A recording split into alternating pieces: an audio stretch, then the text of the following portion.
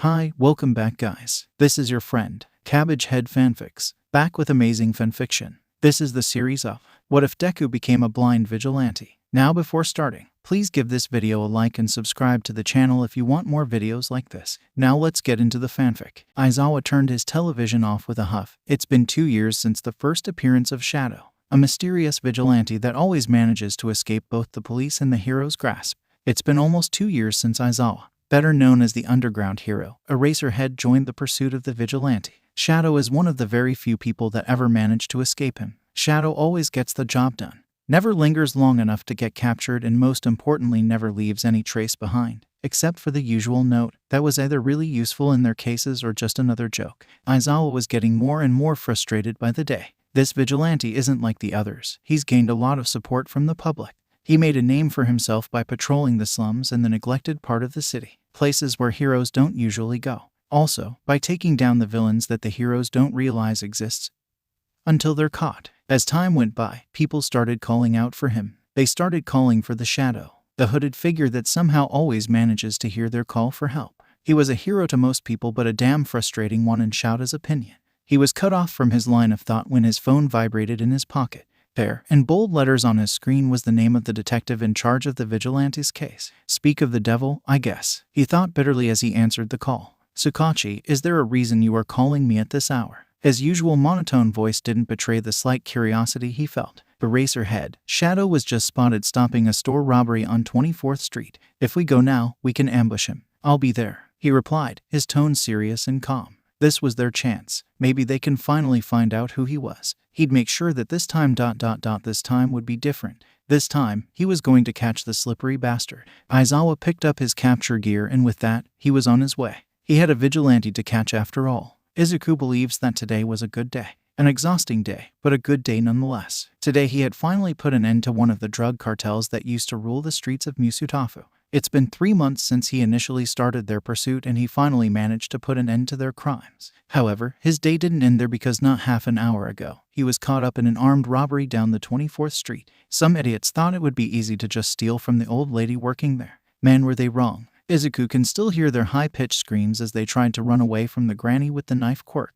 Yet, he couldn't help the bad feeling he was getting. Years of experience made his instincts as sharp as ever. He learned to trust them, and they have never failed him once. He just hoped that whatever was about to happen, he would get through it unscathed. As he ran, jumping from roof to roof, he tried to listen in for any kind of distressing noise. Over the years, he had honed his senses and trained his powers. He was able to hear everything around him. From the news playing in the living room of some civilians a couple of blocks from here, to the heartbeats of the people currently walking in the streets below him. Izuku likes his night patrols. He likes the quiet. He made sure to always be on high alert though. If someone needed help, he'd be there. It's been 2 years since he started hitting the streets as Shadow, a hooded vigilante. His training and hard work had paid off, enabling him to finally make a difference and help people, even though it was illegal. He didn't really have any other choice though, did he? He jumped down an empty alley, deciding that he was done for the day. However, whatever plans he had were shot out the window as soon as he felt a slight change of wind behind him. He could hear the all-too-familiar heartbeat of the Underground Hero himself. Eraserhead, ducking to the ground and rolling, he easily avoided the capture weapon that was being thrown his way. He could hear a huff coming from the man that was now standing in front of him. It's over, Shadow, give yourself up. The police are surrounding the place, a hero said, his voice neutral, tone calm. However, Izuku could hear the slight alteration in his heartbeat, betraying his calm demeanor. Yet, it indicated no sign of lying. Izuku stayed silent. This was the first time the hero managed to get this close to him. Now, you may be wondering how a 14-year-old teenager ended up being an infamous vigilante. They say that it takes losing everything you love to realize what they truly mean to you. This is the story of how Izuku Midoriya lost everything he ever loved. The blazing sun beats down on the concrete floor of the neighborhood sidewalk. Izuku Midoriya limps home, his posture stiff, shoulder hunched and head down as his mind goes through the events of the past few hours. Today was a particularly bad day for the green-haired boy. Bakugo, or as he liked to call him, Kaken, was a little more aggressive than usual. The 10-year-old in question was playing in the school playground with his other classmates while Izuku gingerly wrote in his notebook with colored crayons. The greenette hummed under his breath the familiar tune of All Might's theme song as he analyzed one of the latest up-and-coming pro heroes that had just recently debuted. However, his concentration was interrupted as shouting was heard coming from the swings. Izuku, having grown accustomed to the blonde boy's behavior, immediately got up to deal with whatever the explosive boy was up to. Despite their young age, kids could be cruel. Bakugo was towering over a small kid, explosions going off in his palms as he laughed maniacally. Kaken's quirk was a powerful one. He had the ability to create explosions by detonating his own sweat. The explosions, albeit small at the moment, would cause great damage in the future if trained properly. It was the perfect quirk for heroes, and the blonde sure as hell knew that. In this day, and in our society, quirks defined a person and thus determined their fate. People with powerful quirks were bound to take positions of power, their place forever amongst the most respected and feared individuals. They would take up jobs in the government or become heroes, living and relishing in the spotlight. However, people with weak quirks were destined to be at the service of those with powers. In this society, Izuku found himself at the bottom of the food chain, destined to be shunned and looked down upon by society's worst individuals. He did not have a strong quirk. In fact, he did not have one at all. Izuku looked at the scene before him. The kid was trembling under Bakugo's glare. His eyes were cast down. Tears rolled freely down his bruised cheeks as he apologized for whatever he had done to piss the 10-year-old off. The blonde wasn't having any of it though. Bakugo's palm started to crackle, small explosions slowly making their way towards the vulnerable boy. The latter seemed to be frozen from fear as he prepared himself for the impending pain. Before he thought better of it, Izuku was already running towards them, his small body instantly blocking the path of the explosive boy.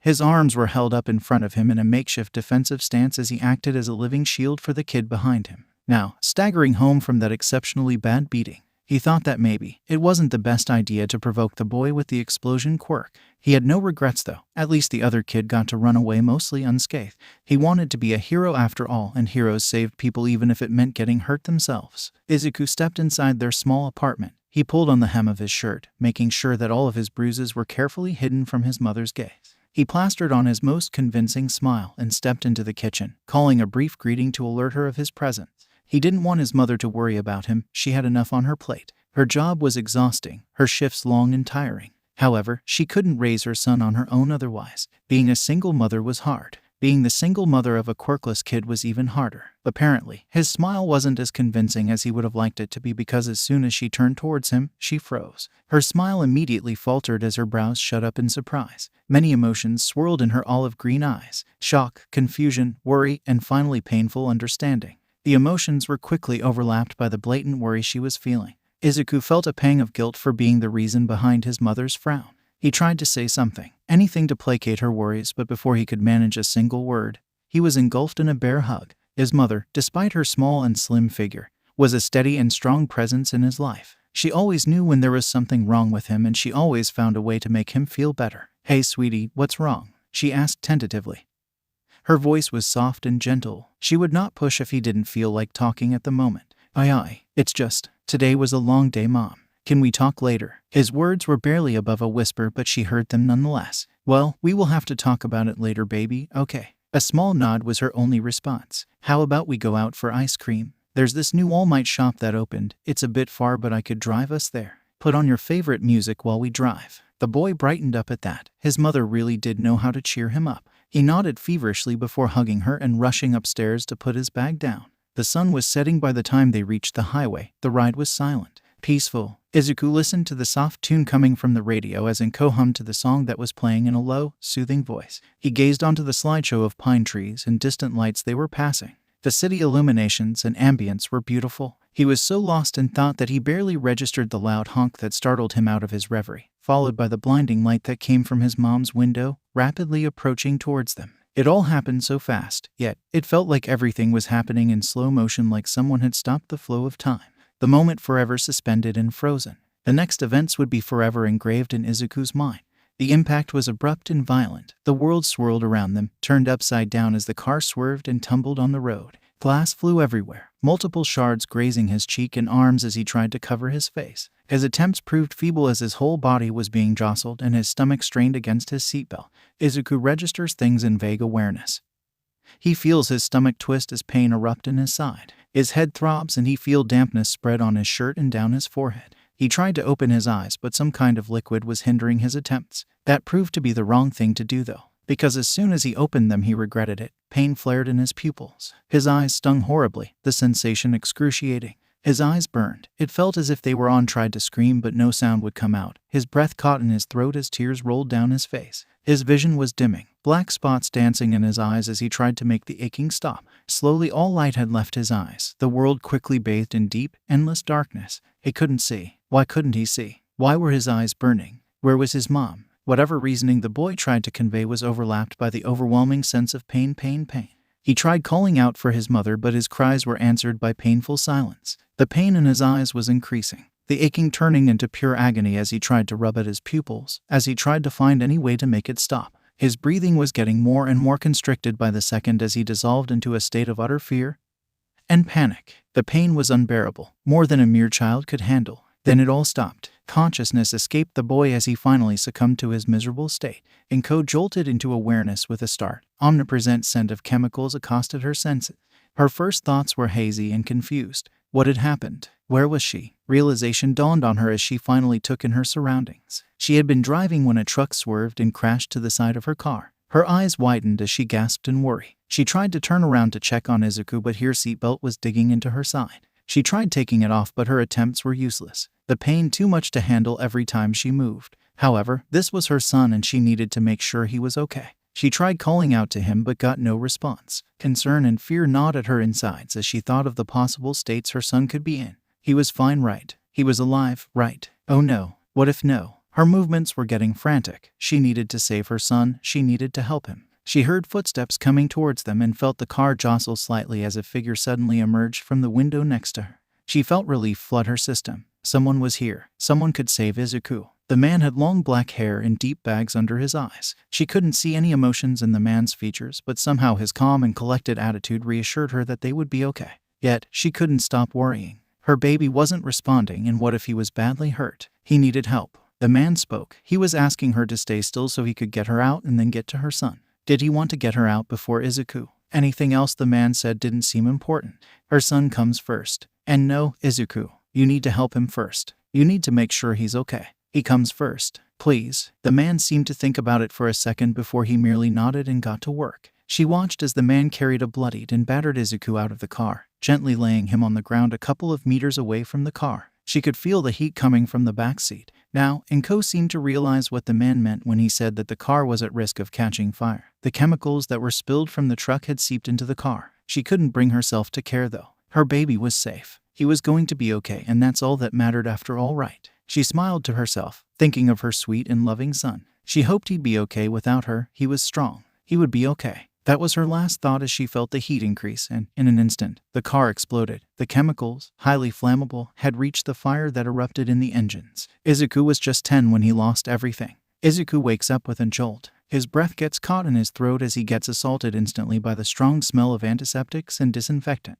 It's dark. He can't see. Why can't he see? There's something on his face. His arms lift up to cup his head and he can feel bandages wrapped around his eyes. Everything around him feels amplified. The sheets between his fingers scrape against his skin uncomfortably and he's painfully aware of every little thing that's happening around him. There's a loud dripping sound near him. He flinches as every drop is just too loud. Everything feels too loud. He holds his hands up to cover his ears. He just can't take it anymore. His head throbs with the onslaught of information he's retaining all at once. Complete darkness, beyond black, surrounds him. He can feel the vibration of everything around him. The way the heart monitors beeps and buzzes, the sound rhythmic and grounding. He feels the electric current going through the walls and the lights, even though he doesn't see them. He slowly glances around and he's startled to actually see something. It's still dark. It's still agonizingly empty, but he sees it. He sees the sound waves that echo all around him. The dripping sound is coming from the IV drip next to him. It seems that he's in a hospital room. Every drip gives him a clearer image of the room. Why was he in a hospital? His heart rate picks up, the monitor quickly becoming overbearingly loud. He remembers the car ride. He remembers his mother's voice, soothing and soft as she hummed to his favorite song. He remembers white and the world spinning all around them. Mom, where was she? Was she okay? He tries to get up, but a searing pain from his side sends him tumbling to the floor with a thud. He wheezes and clutches his abdomen as he tries to ride out the pain. He can't see. Why can't he see? He feels dampness on his face as tears start rolling from his eyes. He just wanted his mom. Where was she? Why wasn't she here? He can feel vibrations coming from outside the room, people approaching, coming and going. He hears a loud beating sound. He's too focused on the rhythmic beating that he doesn't notice when a figure enters his room. A hand on his shoulder startles him. The scare sends him scurrying away from the contact. He realizes with a jolt that the beating sound is the person's heartbeat. The sound echoes through the room and he can vaguely see the person's silhouette. The shape is feminine. He can see the slight curve of her figure. The woman's voice confirms his doubts. Midoriya-kun, you're awake. I'm Nurse Yuri. You need to lay down. You are still recovering, and moving around will only make it worse. Her voice is firm and her touch is gentle as she slowly guides him towards the bed. Where's my mom? I want my mom, he asks quietly, his voice barely above a whisper. The doctor's heart clenches at the sight before her. The boy is wrapping his arms around himself as if trying to hide, to make himself as small as possible. Midoriya-kun, your mom didn't make it. I'm sorry. The hero that rescued you did everything he could. Do you remember what happened before? She asks carefully, not wanting to overwhelm the boy. No, mom can't be gone. She can't. We were going for ice cream. My mom wanted to cheer me up, so she took me for a ride in the car. We went out because of me. We were driving when something came crashing into us and everything was white and I couldn't see anymore and it burned and mom wasn't answering me and I kept shouting for her but she wouldn't respond and I can't see. Why can't I see? Izuku was hyperventilating by now, his breathing coming out as short gasps, his words getting louder and faster as he remembered the horrible events he went through. It's all my fault. No, mom's gone and it's my fault, he wailed, his head rocketing back and forth as he dissolved into a hysterical mess. Everything was just too loud. He couldn't believe his mother was gone. She was everything he had. The doctor crouched in front of him and held him by the shoulders. Her grip was solid but light, the contact anchoring Izuku back to reality as she helped him breathe. Midoriya-kun, you need to breathe with me. 1, 2, 3. Come on, deep breathe. You're fine. You're safe. It's not your fault. Your mom loved you. It wasn't your fault. She spoke softly as she held him in her arms, gently rubbing circles down his back. Izuku doesn't know how much time they passed as the nurse slowly worked him out of his panic attack. He'd gotten lost in her beating heartbeat as he tried to steady his breathing and follow the rhythm of the loud thumb against her chest. When he was calm enough, she gently pushed the exhausted boy back onto the bed, making sure to make him as comfortable as possible. Sleep overtook him as bone-deep exhaustion set in his entire being. Her heart ached at the thought of what this child still had to face. He appeared so small, in that big hospital bed. So vulnerable. Life could be cruel. The next time Izuku woke up, the sounds around him felt more subsided. He felt as if he had more control over his senses. Although, everything was still too loud. He took in a deep breath and tried to focus. Slowly but surely the things around him were starting to take form. He focused on the things happening in his room only and it was working. His head didn't hurt as hard as before and his mind didn't feel overwhelmed. Izuku was just so tired. His mother was the only person that truly loved him and cared about him. The only person that truly mattered to him, and she was gone. Dead. It just felt so unreal, like this was just some horrible nightmare that he'd wake up from. He hoped he could just wake up and go looking for his mother. He'd hug her, he'd never let her go. Alas, this was not a nightmare. Not like the ones you wake up from at least. This kind of nightmare was the one that stayed with you, the one that never ended, the ones you'd never wake up from. A couple of minutes passed, as he sat there, in complete silence and darkness, alone. Was this what life was going to be for him from now on? Was he permanently blind? Why weren't the doctors saying anything to him? Did they think he'd break? As soon as he finished his train of thought, a knock on the door pulled him out of his reverie. The door opened and a tall man walked in. Izuku could tell from the shape of the figure, the way the sound waves resounded from his every movement. The beating of his heart was steady, the rhythm maintaining some kind of coolness in his composure. Hello, young Midoriya. My name is Dr. Hiro. You came in here with some pretty serious injuries. I must say, it's a miracle we managed to get to you in time. However, I may have some bad news. His only response was a soft grunt. Dull green eyes continued to stare at the ceiling, unseeing. The doctor took it as his cue to continue. First of all, as you may have already noticed, the accident had damaged your retinas beyond repair. I'm afraid you are permanently blind. His blunt statement didn't get any reaction either, since Izuku had already known that much. The truck that hit your mother's vehicle was carrying toxic chemical substances. At the moment of impact, the driver had unconsciously used his quark atom reconstruction and changed the chemical structure of the liquid. We don't know what he did specifically, but it seems the toxins were rendered to a higher level of toxicity. Some of the liquid had seeped into your vehicle, effectively getting into both your eyes and your system. Izuku shifted slightly at the new information. Was this the reason behind his newfound senses? Did the combination of both the driver's quirk and the chemicals alter his DNA? My system, he asked quietly. Izuku had an idea of what it meant, but he had to be sure. Yes, I'm afraid that you were exposed to the chemicals long enough for it to get into your system. The chemicals, being of a new and unheard of construction, made it impossible for us to properly extract it from your body to test out or alter. When Izuku made a confused sound, the doctor seemed to realize that he was indeed speaking to a 10-year-old. What I mean to say, Midoriya-kun, is that the toxins have found their way into your bloodstream and into your organs. The chemicals in your system are slowly destroying your cells. Now, with the help of our medical staffs and a couple of healing quirks, we've managed to slow down the process as much as we could. We estimate about 8 years before your organs begin to shut down permanently, Midoriya. Hiro knew he was being harsh, telling a 10-year-old kid that he had roughly 8 years left to live. However, it was necessary. The kid didn't have any other living relative and seemed aware enough to comprehend the seriousness of the situation, at least this way.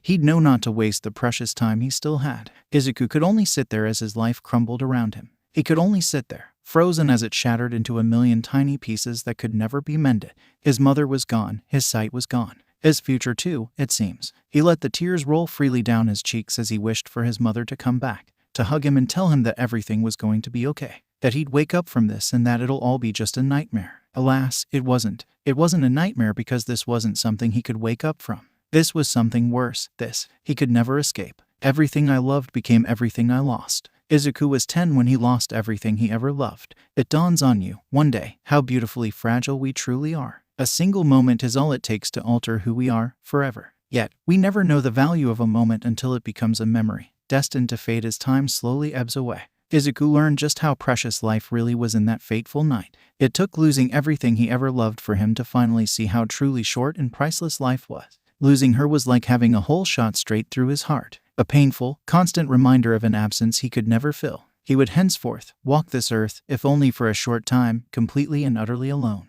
This beautiful and stunning world, which he will never be able to see again, will go on without him. He will not be able to watch the sunset as his mother hums to her favorite song on the radio. He will never be able to see the mountaintops, the pine trees, the world. It's been 2 weeks since the incident. Nurses are starting to give up on interacting with him. This boy, once full of vibrant life, was nothing more than a husk of the person he once was. Izuku had completely shut himself off. He'd only respond if addressed directly. His answers were short and straight to the point. His voice quiet, tone icy as dull green eyes stared into complete darkness. His now milky green eyes held an emptiness that no kid should ever have. His gaze spoke of sadness and loneliness, but also of pure and blatant anger. Anger at the world who took everything away from him. The world that took his mother, his sight, and his dreams away. His lifelong dream of becoming a hero before the accident felt attainable. Hard but not impossible. No one believed a quirkless kid could ever be a hero, but he was going to show them how wrong they were. However, now, sitting here, in his hospital bed, blind and alone with only about 8 years to live, that dream seemed so far out of his reach. The social worker came in yesterday, informing him that given the fact that he had no other known family members and they couldn't get a hold of his father, he'd be sent to the local orphanage as soon as he was fully recovered. She assured him that they'd give him whatever he needed to cope with his blindness. The hospital had already provided for him a proper walking stick.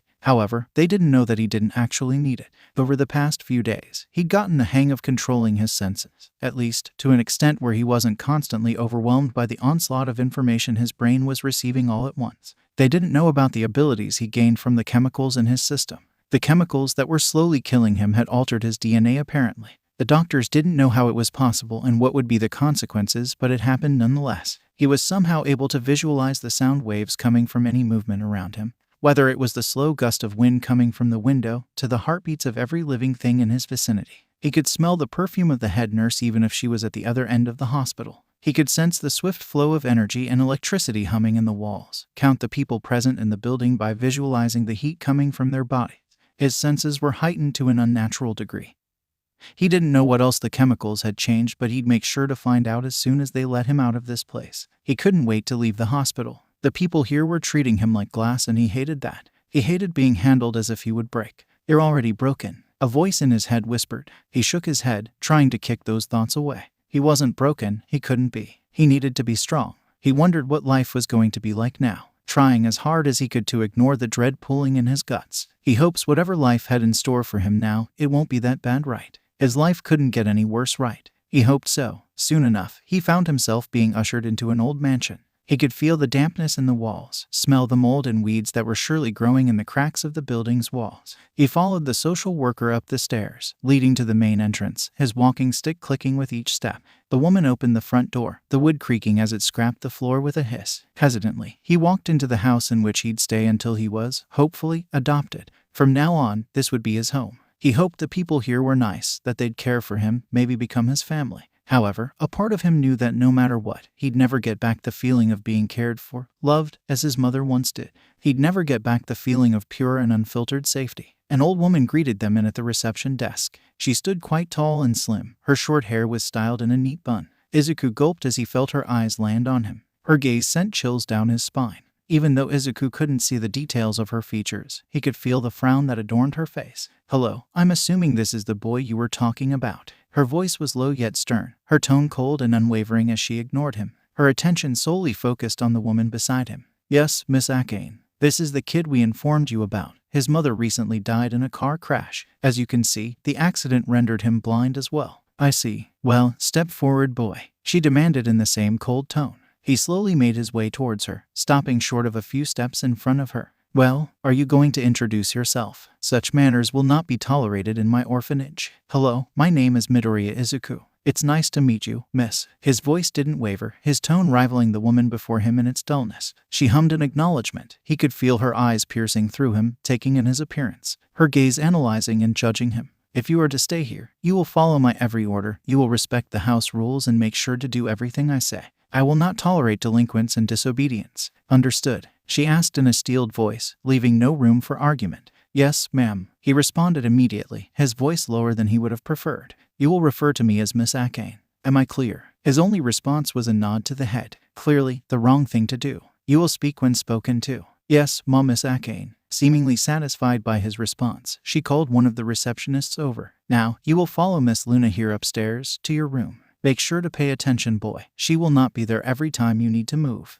Your blindness is no excuse for incompetence." With that, she walked away. He stood there, now noticing the absence of the social worker she must have left earlier. The receptionist, Miss Luna, her voice was soft. "Hello there, Midoriya. Don't mind Miss Akane, she's just a little strict. Now, follow me. Your room is upstairs, but I'm guessing you'd want to explore a little?" Taking a hold of her hand, they slowly made their way upstairs. He could tell the woman was uncomfortable. Her breathing was slightly different. She led him to his room, his senses taking in his surroundings, making sure he memorized everything around him. He was going to live here, after all. As they walked through the wall, he could feel the lingering gazes of the people around them. Kids, smaller and older than him, would stop and watch them with curious glances as they passed. They probably thought he couldn't see them. Once they entered, she herded him towards a small bed in the corner. The room was small, but he didn't really care. With one last huff, she retreated back to the hallway, leaving him to settle on his own. Days turned to weeks, as he slowly but surely got used to his new home. By now, he could navigate the building with little to no hindrance, his senses and awareness increasing by the day.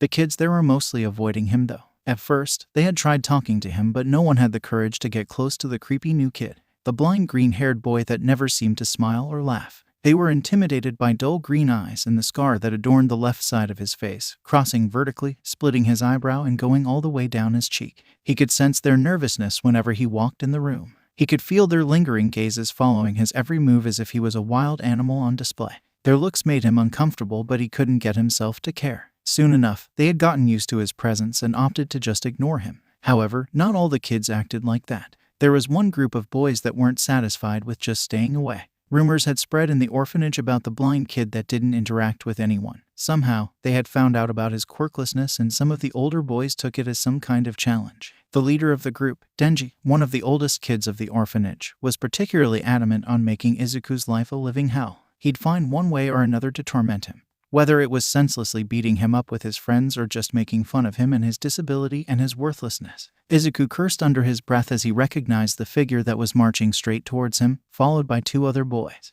"Oh, look who we have here, fellas. It's none other than Midoriya himself," he announced proudly as he shoved Izuku with his shoulder. "You need to look where you're going. Can't you see I'm walking there, you idiot?" The boy scuffed, earning a couple of snickers from his followers. Wanting to avoid any problems, Izuku elected to walk away, keeping his head low as he hoped that this would be the end of the encounter. Life wasn't that easy, though. "Where are you going, rat? Are you seriously ignoring me, you worthless idiot?" Frustration and anger were apparent in the older boy's tone, but Izuku kept walking. He didn't have the patience for this. However, this was the wrong move, because just as he was taking a step forward, Denji used his quirk to attract his metal stick towards him, tripping Izuku in the process. Denji had a moderately powerful electromagnetic quirk. He could attract any metal object towards him. This particular power allowed him to intimidate and basically lead the kids here. lifting himself off the floor. Izuku ignored the burning from the newly acquired scrapes on his knees. However, before he could steady himself, Denji had closed the space between them, using Izuku's own stick to hit his back. Pain flared down his spine. As the metal connected with his back at full force, he wheezed as the breath was knocked out of him. Yet, before he could regain his bearings, another blow to the stomach sent him tumbling to the ground again, his glasses falling to the ground. In the process, "Stay down, rat," the boy huffed, throwing the walking stick at him before he walked away. His two friends, each one taking a turn in kicking him and crushing his glasses before following the boy's lead and leaving. Izuku doesn't know how much time passed as he stayed there, sprawled on the floor. His sense of time was non-existent with his current state. Slowly, he got up, wincing as pain erupted from his newly formed bruises. Picking up his skewed glasses and his walking stick, he made his way back to his room. He could hear the commotion downstairs, signaling the beginning of dinner. Oh well, no one would care if he didn't show up either way. Weeks turned to months and it was getting harder and harder for Izuku. Every day, he would lose a little bit more of himself. Like the memories of his old life, the kind memories of his mother were slowly fading away. His thoughts plagued by the things he lost, good and fun moments replaced with more and more suffering. The only highlight of his days now were the times where he was allowed to hang out in the orphanage's courtyard. Going outside, smelling the fresh air made it easier for him to relax, to ignore the constant flow of information that accosted his brain. He could focus on the beautiful scent of the flowers and plants that surrounded him. He would sit there for hours, listening to the soft flow of the water coming from what he assumed to be a fountain in the middle of the courtyard, drinking in the radiating heat coming from the sun and enjoying the peaceful silence. Izuku had found the perfect spot, concealed by the bushes around him. He would sit alone away from the playing and laughing children, away from the world that surrounded him. He wished he could see the flowers again. He wished he could see the grass and the trees. He wished he could see the world again. He was beginning to doze off when suddenly he felt movement next to him, stiffening on instinct. He waited with bated breath for the figure to say something. The man was tall, his silhouette outlined in a way that hinted and gave away a well-toned body. Izuku opened his mouth to speak, but the man beat him to it. "Hey kid, mind if I sit here?" The disembodied voice was gruff. It gave off an impression of an older man. Sure. Izuku didn't know what to feel about this. The man sat next to him, close but keeping a proper distance between them. He knows everyone here. Their silhouettes had long since been etched into his mind.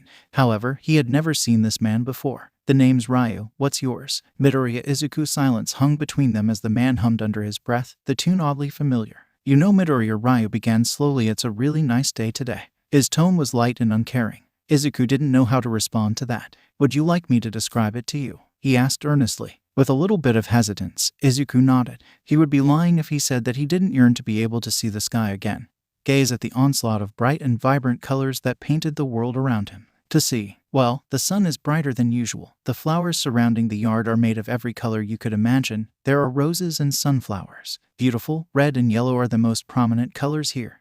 There's a small fountain in front of us. The sun hits the statue just right, making it shine and shimmer in the heat. The sky is a perfectly clear blue. No clouds in the vicinity. Izuku can't help the pit that forms in his stomach at the thought that he'd never be able to see the beauty this man was describing. At least it's how I imagine it to be, kid. This, however, makes him pause. Imagine. What do you mean? I can't actually see it, kid. Yet, there's nothing stopping me from imagining it, is there? He replies with a huff. The slight change in his breathing makes Izuku think that the man is smirking. Are you blind? The last word comes out as barely a whisper, the confusion and shock obvious in the boy's tone as his expression twists in disbelief. Been blind for years. Ryu's heartbeat is steady through the whole interaction. This man wasn't lying. How can he imagine something so vividly and beautifully if he's never seen it? You know, kid, I've heard a lot about you. I've been here for a few days and the people here sure as hell talk a lot. He chuckles lowly. You've been through and lost so much in such a short time. But believe me when I say that I understand what you are going through. I lost my sight in a fire on one of my missions. It was hard, at first, but my friends and family were there for me when I needed them, and believe me when I say that it does get better. You may feel alone right now, like the world is against you, but a little hope, some kind of determination to be better, to do better will go a long way. The words hit Izuku hard, knocking the breath out of him as his mind went a mile a minute. He wanted to scream at the man for thinking he understood what he was feeling, but he couldn't. Could he? Ryuu, this blind man sitting next to him, understood. He had survived an accident just like Izuku, even ended up blind. If anyone comprehended him, it was this man, right? Can he hope to get better? Is he not too far gone? Too broken to be able to get back up? What could Izuku say to something like that? A lump formed in his throat as the dam finally broke. weeks of pent-up emotions breaking and rushing to the surface. Izuku cried that day. He cried for his mother, the most loving and caring woman he ever knew, the woman that gave up everything for him. He cried for a world he would never be able to see again, if only in his dreams. And finally, he cried in relief settling in his chest as a tiny ray of hope shimmered to life. Maybe he wasn't broken beyond repair. He doesn't know how much time passed as he held onto this man. His hands shook with every sob that racked his body, knuckles white as he clenched the fabric of the man's shirt like a lifeline. This man, this stranger, had managed to break through the walls he'd put up around himself with just a few words. Ryuu kept whispering comforting words to him, rubbing circles on his back as he slowly calmed down. Time went by as Izuku recovered. He'd talk more and react more. The light in his eyes was ever so slowly returning. The blankness in his expression was fading away with every stroll he'd taken the courtyard with Ryuu. Their outing had become a daily occurrence. The bond between them was growing with every passing second. This man managed to get through the boy's thick walls and was slowly saving Izuku from drowning in his own bitterness and sadness. These past few weeks, they had learned a lot about each other. Izuku learned that Ryuu used to be an underground hero before he retired. He lost his sight a long time ago, while he was on one of his patrols. A fire had erupted in one of the apartment complexes on his route. However, the incident didn't stop him from being a hero. He worked hard and trained and learned to adapt, and he managed to save so many people because of his determination and hard work. He later retired when his age was no longer suited for hero work. However, Ryuu couldn't stay forever and tried to see Izuku whenever he could. Yet, in the short time they spent together, the man had lit a fire in Izuku. His dream didn't seem too far from his reach anymore. The man promised Izuku that he would train him. He would help him hone his sense, and he would teach him how to fight and defend himself. The man would help Izuku learn that his blindness wasn't something that would hinder him. He would learn how to use it in his favor. It will require a lot of work, but Izuku was prepared to do anything to accomplish his dreams. Life was short. Izuku knew that all too well. He was going to make a difference and save as many people as he could. Even if it took all of his time and energy, he would become a hero. Time went by as Izuku recovered. He talks and reacts more. The light in his eyes is ever so slowly returning. The blankness in his expression was fading away with every stroll he'd taken the courtyard with Ryuu. Their outings have become a daily occurrence. The bond between them was growing with every passing second. This man managed to get through the boy's thick walls and was slowly saving Izuku from drowning in his own bitterness and sadness. These past few weeks, they learned a lot about each other. Izuku learned that Ryuu used to be an underground hero before his retirement. He lost his sight a long time ago, while he was on one of his patrols. A fire had erupted in one of the apartment complexes on his route. However, the incident didn't stop him from staying a hero. He worked hard, trained, learned to adapt, and he managed to save so many people because of his determination and hard work. He later retired when his age was no longer suited for hero work. However, Ryuu couldn't stay forever and tried to see Izuku whenever he could. Yet, in the short time they spent together, the man lit a fire in Izuku. His dream didn't seem too far from his reach anymore. The man promised Izuku to train him. He will help him hone his senses and teach him how to fight and defend himself. Ryuu will help Izuku see that his blindness isn't something that may hinder him. He will learn how to use it in his favor. It will require a lot of hard work, but Izuku is prepared to do anything to accomplish his dreams. Life was short. Izuku knew that all too well. He was going to make a difference and save as many people as he could. Even if it took all of his time and energy, he will become a hero. The training was going relatively well. Miss Luna granted him permission to go out every day before noon. He would wake up early and go for a run. One day, he stumbles onto Dagaba Municipal Beach. He remembers going there as a child with his mother. It was beautiful there. A great contrast from the garbage-filled beach it is now. Mountains upon mountains of trash were scattered everywhere. That day, he decided that part of his training would consist of cleaning it. He couldn't see the beach's beauty anymore, but maybe, just maybe, he could grant the others this opportunity. His mother would have loved it. Soon enough, it became something of a routine for him. On the weekdays, he will go through his usual exercises and training while cleaning the beach, and on weekends, Ryuu would give him martial art lessons along with other weapons and self-defense training. Those self-defense exercises consisted of intense sessions where he'd have to focus all of his senses on his reflexes and his awareness. They'd train for hours on end. At the end of the day, he came back to the orphanage half dead. However, with the bone-deep exhaustion came a satisfaction he wouldn't trade for the world. He finally has something to live for, to work hard and fight for. As the days passed by, he realized just how much his powers had changed him. His reflexes were enhanced. His senses were extremely amplified along with his flexibility and balance. One day, while doing parkour training with Ryuu, he realized just how easy, how right, it felt to jump from roof to roof, to scale the buildings of Musutafu as if they were his own little jungle gym. The city quickly became his playground. Yet, training his enhanced senses didn't always lead to good things, because training made his range expand. Every night, he'd lay in bed, sleep foregone entirely as he tried to shut off his brain, to make them stop. The screams, the endless calls for help, afraid and desperate for anyone to save them. He could hear their pleas, their dying screams, their wishes for a hero to save them. Unfortunately, heroes never came to their rescue. Izuku learned at a young age that heroes didn't always save the day. They couldn't save everyone, it was so painfully true. His mother's death was living proof of that, after all. Izuku swore then and there that he will become a hero that would save the people that were left behind, the people that heroes couldn't get to. He will do it no matter what. After a few months of training, Izuku mustered up the courage to finally tell his mentor about his plans. At first, when Izuku brought up his plans of becoming a vigilante, Ryuu immediately shut him down. He was a hero, after all. He wasn't going to encourage going against the law. Why would you want to do that? It's illegal, Midoriya. You'd be no better than a villain. You don't understand. I want to be a hero. I need to be a hero. But I can't. I just... What do you mean you can't? Of course, you can. You're the smartest and kindest person I know. And with the training we're doing, you'll be ready for whatever the hero course has in store for you. Why do you want to resort to crime? His exclaims were cut off by Izuku's shouting. The boy had never risen his voice before. I am dying, okay? I can't be a hero. I'd be dead by the time I graduate and it will be all for nothing.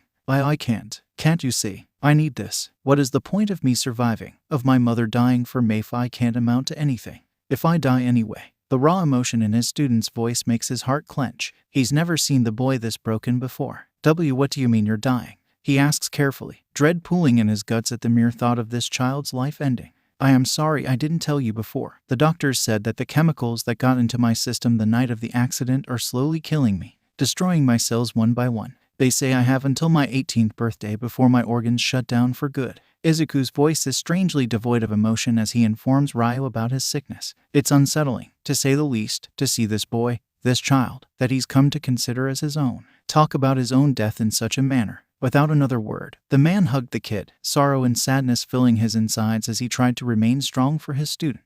Okay, he finally said, voice firm and steady, despite his inner turmoil. Oh, okay, the boy asked hesitantly. Okay, I'll train you. I'll help you become a vigilante. Ryuu clarified, internally promising to stick by the boy no matter what. His training went on for 2 years. By then, he could take on relatively anyone in a fight, thanks to his analyses and his fighting abilities. Ryuu trained him with many weapons, but one of his favorites was eskrima rods. He learned long ago how to use his blindness to his advantage. He focused all his senses on his opponent, focusing on every detail he could get, quickly analyzing their quirk, along with their weaknesses, even as to predict their movement by the slightest change of posture or demeanor. On his 12th birthday, Ryuu gifted him a new walking stick. What was so special about that, you may ask? That particular walking stick consisted of detachable and reachable eskrima rods, armed with a mechanism that can turn it into a sword if needed and charged with an electrical stun setting. By now, the beach was long since empty of its trash. Izuku's hands suffered from it, but the end result was truly mesmerizing.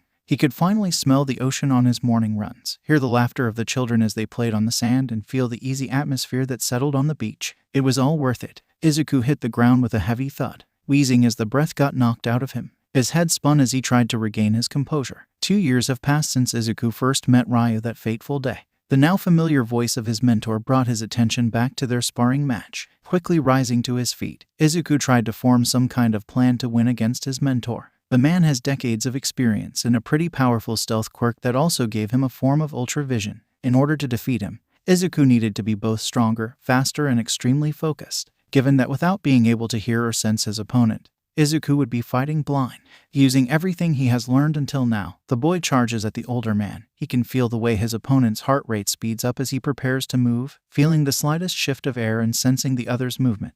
He knows how the man will choose to counter next. He easily ducks under the incoming kick and swipes the man's legs from under him. Ryuu falters but swiftly regains his bearing and goes in for another hit. However, Izuku knew how to counter his hits now. He rushes in, swiftly taking his eskrima rod out. He hits the man in both the stomach and the knee. Using his momentum, the greenette jumps up. His enhanced flexibility and the years of training allowed him to perform a perfect somersault roundhouse kick. All in approximately 2 seconds, and the match was ended. His teacher was overwhelmed by the flurry of hits, gets sent back, tumbling to the ground, his hands rising to clutch at his abused cheek and stomach. However, despite the obvious pain the man is in, Izuku can feel the way his breathing is slightly different.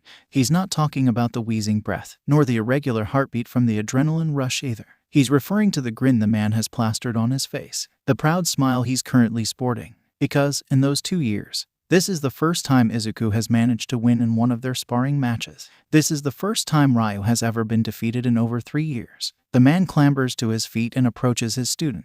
Izuku shifts nervously from foot to foot, too anxious to actually say anything. However, he doesn't have to because the man does it for him. I think you are ready now, kid. Izuku's breath hitches because of these words, albeit short and simple, mean everything to him. Because he's been training for years, putting his all in preparing himself and readying himself to do what he always wanted to do, becoming what he always wanted to be. He can't help the slight shake of his shoulders, nor the tears that trailed down his unseeing eyes as he finally gets to do what he's been yearning to do since that accident.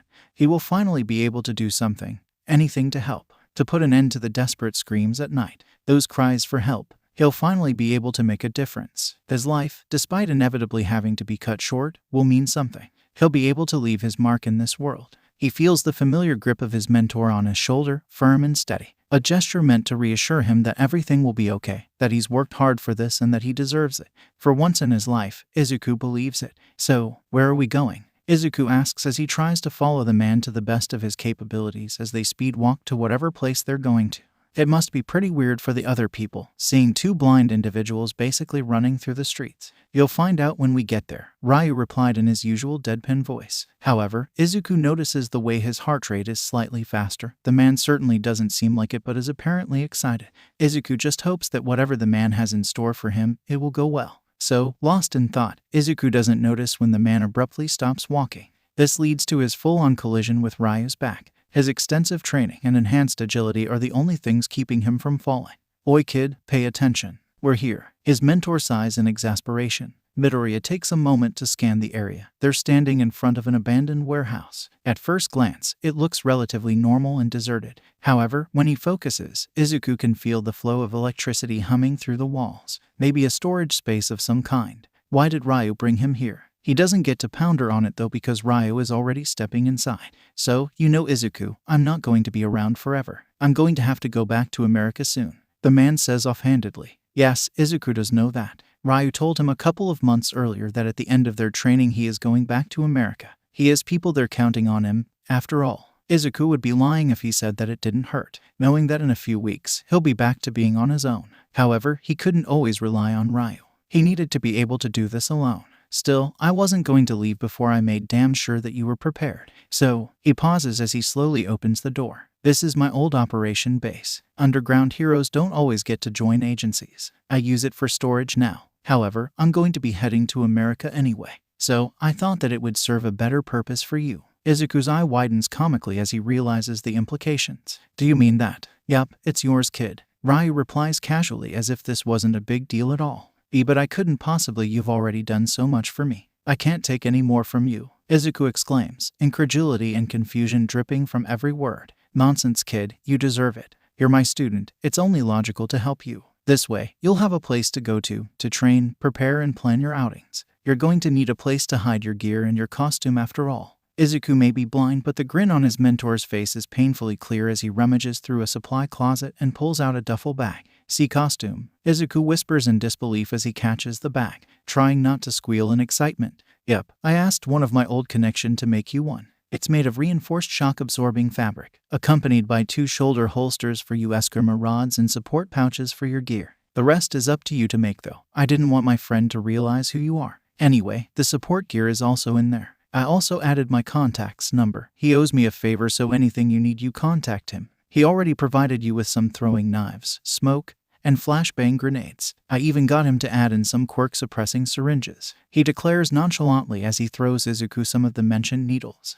Oh my god. Izuku finds himself, once again overwhelmed and speechless, because this man standing before him has done so much for him. He had been there, a light in the darkness. Ryuu stood by him through everything, has been there when nobody else was. He made Izuku believe again, he led him to hope. He even gave his dreams a chance, trained him and wasted so much time on his growth. Now once again, the man outdid himself, giving Izuku a safe place to work and the protection he needs to do so. Thank you, Ryuu. Tears slipping down his face despite his attempts to hold it in. Before he can stop himself, he rushes at his teacher and engulfs him in a bear hug. Crybaby. Izuku hears Ryuu mumbles under his breath. However, the words are filled with such fondness that it makes Izuku cry even harder. Now that he had the right training and the right gear, he was ready. He could do this. Izuku was going to make a difference. It's been a couple of months since Ryuu left, and Izuku found himself sinking back into the ever-present darkness. The loneliness and depressing thoughts are slowly creeping back into his mind.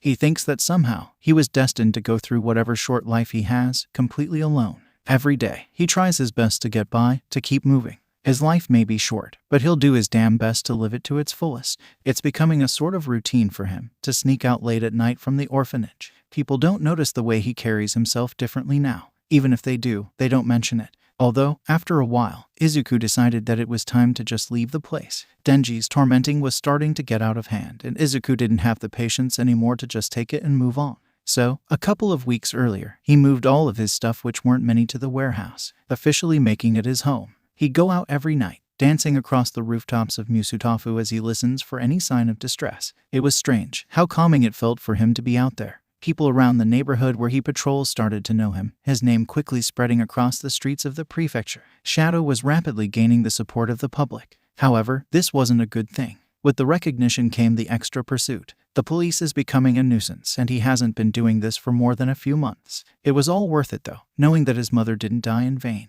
He knew he could handle anything the police threw at him. Ryuu had taught him the beautiful art of evasion after all. Izuku started to treat it like a game of cat and mouse, albeit an unbelievably hard, it was fun nonetheless. The police department was getting more and more frustrated each time he got away. Still, he was getting better at it, every time. The head detective in charge of his arrest was a well-known officer. Tsukauchi Naomosa is a simple man, respected for his efficiency and dedication. He even came to like the man after a while. The detective wouldn't admit it, but Izuku could tell that the man was having fun too. After all, Izuku wasn't harming anyone. He wasn't even really breaking the law, since the definition of a vigilante is someone who uses their quirk illegally to fight crime. Izuku technically wasn't using a quirk. He didn't know what his powers were, but they definitely weren't a quirk. He got used to leaving notes for the detective to find. Whether it was clues on cases, leads on some criminals, or just some honest-to-God awful puns, that made him laugh every time as he pictured the detective getting them. Of course, he couldn't really write them on his own, so he'd usually print them beforehand.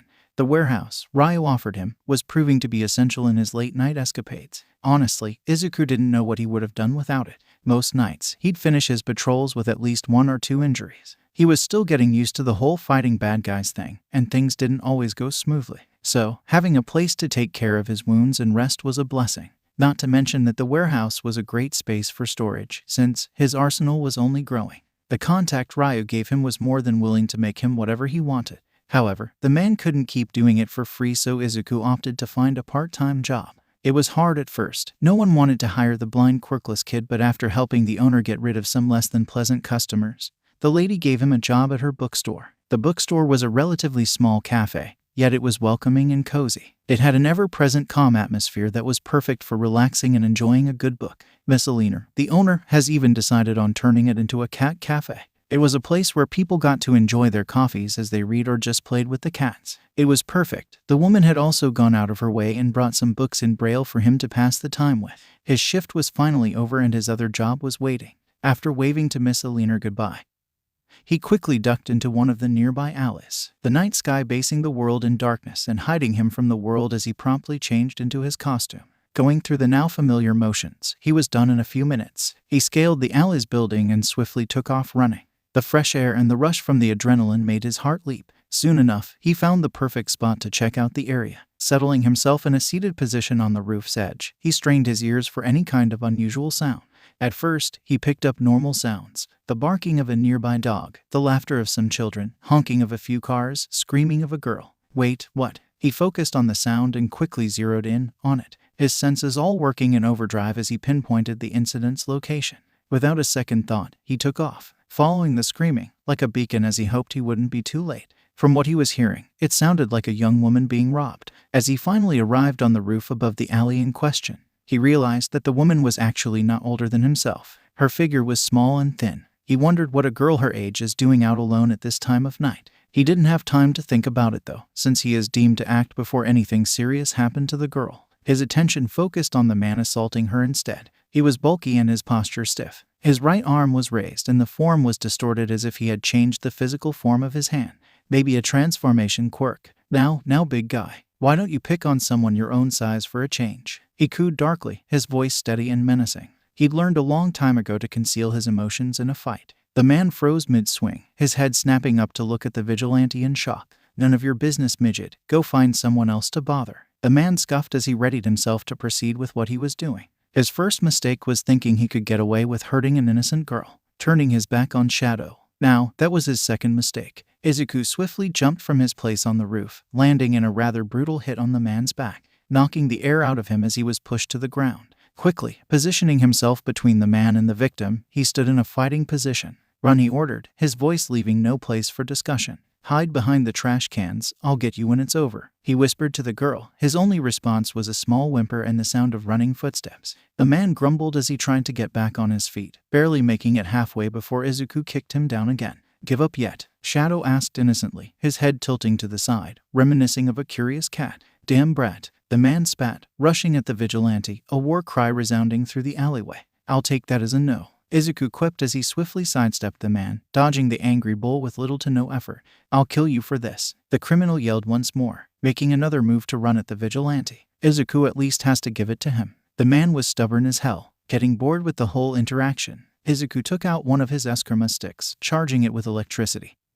He waited for just the right moment before hitting the man in the thigh. The man wheezed in pain for a moment before he crumpled to the floor in a motionless heap, doing quick work of tying the man up and leaving his usual note to the detective, explaining what the man has done. He made his way to the shaking figure peeking from behind the trash cans. "Hey, it's okay now. You can come out," Izuku said tentatively, the steel and venom in his voice gone as his protective instincts took over. The girl got up from her crouched position on shaky legs, swaying a little before steadying herself. "Okay, so, first of all, what's your name?" Her body racked with tremors as she tried to speak. "Uraraka," she answered weakly. "Okay, I'm Shadow. Now, I need you to breathe with me, Uraraka." He emphasized his request by inhaling and exhaling out loud, waiting for the girl to follow his motions. "Does anything hurt? Did he injure you in any way? Was I too late?" he asked, worry laced in every word he said. "And no, I'm okay. He didn't hurt me." The girl mumbled quietly, "Thank you for saving me." Her voice wavered at the beginning but eventually settled in a steely tone. Although he couldn't see her eyes, he could practically feel the determination burning in them. "Oh, don't worry about it." Izuku waved his hands nonchalantly, dismissing the girl's thanks. He wasn't doing it for that. He heard someone calling for help and he came.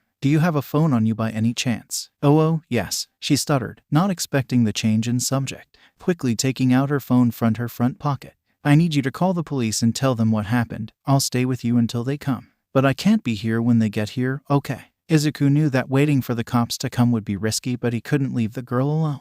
"That reminds him." He looked at the girl as she finished talking with the officer. "Why were you out here anyway? Don't you know it's dangerous to be out here at night?" he asked slowly, trying to sound as calm as possible. I got lost on my way home from the store." She whimpers as she explains, and Izuku feels a pang of guilt for reprimanding her. "It's okay, it wasn't your fault. Your parents shouldn't have left you to come home alone anyway," he replied quickly, trying to appease the situation. After all these years, he can take down people stronger and bigger than him in a fight, but he can't deal with people his age. He was really pathetic. He was almost 13, damn it. Why couldn't he control himself? His train of thought was cut off as sirens resounded from a distance. Quickly waving at the girl and making his exit, he scaled the building and ran back home. This was an interesting day. Now, standing in front of the pro hero Eraserhead, Izuku thinks he did well. It's been 2 years since Ryuu left and Izuku managed to make a name for himself as the mysterious vigilante Shadow. However, this didn't mean he was going to give up that easily. Raising his hand in a gesture of mock surrender,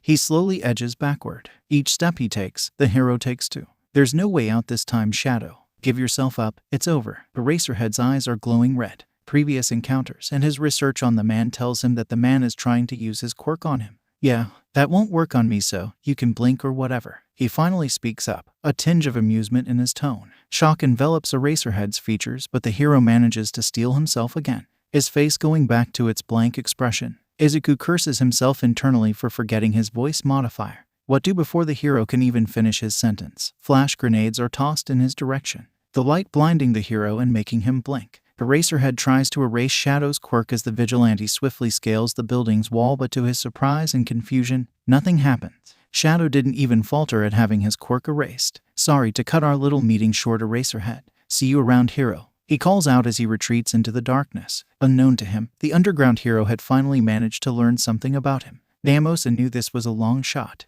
apprehending this man wasn't going to be easy. He had managed to escape their grasps for 2 years after all. So, he isn't that shocked when he doesn't receive the signal from Eraserhead, nor when he sees the vague silhouette of the vigilante running off in the distance. He sighs as he finally gives his attention to the man sitting in front of him. There in his office, the hero is giving him the report on tonight's events. So, did he speak to you? Did he tell you anything important? Neomosa asks curiously, because in 2 years, they never heard the man's voice except when it was through a voice modifier of some sort. Tsukauchi, I think Shadow is a kid. Aizawa still can't erase that voice from his mind. It was so small, soft. This wasn't the voice of a grown man. This was a kid's voice. Are you saying that the man we've been chasing for 2 years, who fought and took down countless villains, is just a child? And this is the turning point, isn't it? This kid, he's seen and done so much. No kid should be put through that. Are you sure about this? His voice. Yes, I'm certain. Oh my god. This opens up a whole new set of questions. This changes everything actually. Why would a kid put himself in these kinds of situations? I've seen him fight. He's better than most pros in the way he carries himself. It doesn't make sense. He told me not to bother using my quirk on him, said it wouldn't work. Aizawa ponders for a moment. It didn't. I didn't feel the tug I usually do when I erase someone's quirk. Even mutant types send off some kind of signal. Do you mean, is he quirkless? Shock and disbelief are edged in the detective's voice. I honestly don't know. His movements and his reflexes. Do you think that his abilities are natural? Neomosa squeezes his eyes shut. He can already feel the headache this kid is creating. Shadow proves to be a bigger mystery than previously expected. Izuku walks to his 2 o'clock shift at the cafe. He sips absent-mindedly at his newly acquired hot chocolate. He would have brought a coffee, but he had a sudden craving for chocolate. Oh, well, who could blame him? He smiles sadly as he remembers the movie nights he'd spend with his mom. She would make the best hot chocolate. She'd always put at least 2 marshmallows in it too. He shakes himself out of his stupor and his mind wanders to last night's events. Eraserhead had almost caught him. It was too close for comfort. One mistake and all of his work would have been for nothing. He needs to be more careful when choosing his patrol routes. It has been almost a year since the underground hero started pursuing him. His life has been harder every passing day. Eraserhead sure is stubborn. However, he can't deny the fun he has every time he runs into the tired-looking man. His ears pick up on a strange sound. It sounds like a fight is going on in one of the alleys nearby. He's so caught up in his train of thought, his mind focusing on the commotion, that he runs straight into a person. He curses under his breath as his balances tips and he falls flat on his butt. He hears the telling sound of splattering liquid as his cup slips from his grasp. And he thinks he smells coffee beans. Apparently, he has cost the person their drink too. Speaking of, the figure who he now realizes must be a teenager, maybe his age. He can't be sure, turns towards him sharply. Hey, watch where you're going. His words die in his throat as he seems to finally notice Izuku's cane and tinted glasses. Oh, Shinso watches as the boy that just ran into him gets to his feet, dusting himself off. Thankfully, none of the drinks had spilled on any of them. However, his newly acquired cup of coffee was sadly wasted to the ground.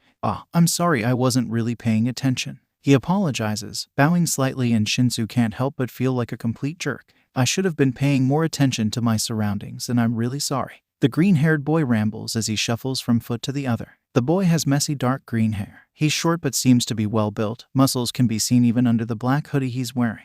The kid holds a red walking stick in his hand, and Shinso thinks he can see a scar that slits the boy's left eye vertically. It's okay, he sighs loudly.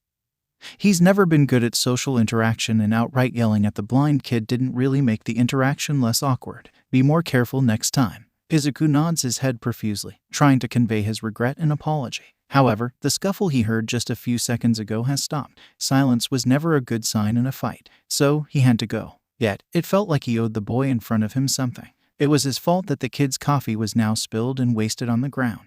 So, before he can even talk himself out of it, he speaks up. Hey, I'm sorry again for the coffee, and speaking of, he shifts his walking stick between his hands, a nervous gesture he'd come to acquire over the years. I work at a shop nearby, and if you'd let me, I'd like to make it up to you. It's on the house, and the coffee is just a few blocks from here. He senses the shift in the guy's demeanor, signaling some kind of shocked response. He decides to push on. I get out at 6 today. Why don't you drop by? Silence is his only answer, and if not for his enhanced senses and the guy's heartbeat, he would have thought that the kid was gone. I'll consider it. The kid mumbles and promptly walks away. Izuku notes that the guy's heartbeat is steady. He waits a couple of seconds before dashing off. He has a fight to investigate and stop after all. It's 4:30 p.m. and Izuku thinks that the stranger he literally ran into earlier isn't coming. However, it's not 5 minutes later that he's proven wrong. He hears the now familiar chime of the door's small bell, and the same scent of coffee and lavender accosts his senses. The figure goes in and sits on one of the small couches. He's barely in his seat and two cats have already taken a liking to him.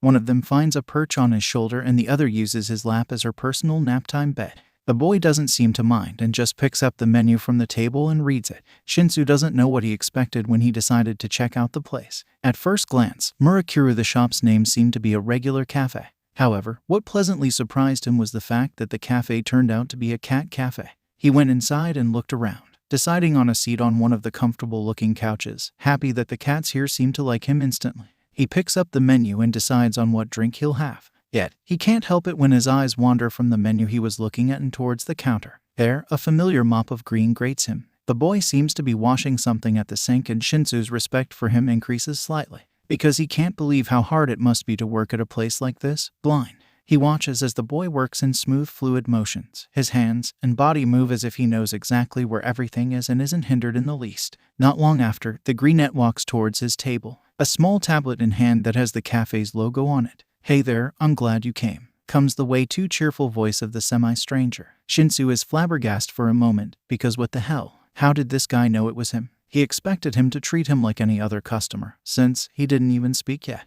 Was the guy really blind? "Yes, I am blind if you are wondering. The name's Midoriya Izuku. What's yours? I don't want to keep calling you the coffee guy in my head." He mumbles the last part bashfully, his hand instantly coming up to rub the back of his head in a nervous motion. How did this guy know what he was thinking? Shinso Itoshi. He introduces himself in a monotone voice, proud of the way he succeeds in masking his shock. "Well, Shinso, it's nice to officially meet you. What would you like to drink? It's on the house. I can pay. You don't have to and I'll take a medium frappuccino." "Nonsense. I told you to come so I could make it up for running into you and wasting your drink." Midoriya is silent for a moment. He seems thoughtful and a brief expression of guilt flashes through his features. "I'd like to apologize again for earlier. I don't usually get distracted like that." He says that and somehow Shinso believes him, given the way he was moving earlier. Midoriya seems to always be focused. "Hey, don't worry about it. It's okay. I should have been looking where I was going too. Well, anyway, I'll be right back with your drink." The afternoon passes smoothly and eventually, it becomes a habit for Shinso to come here for his coffee in the afternoons. A day's weeks pass. Shinso walks into the now familiar setting of Murakuru.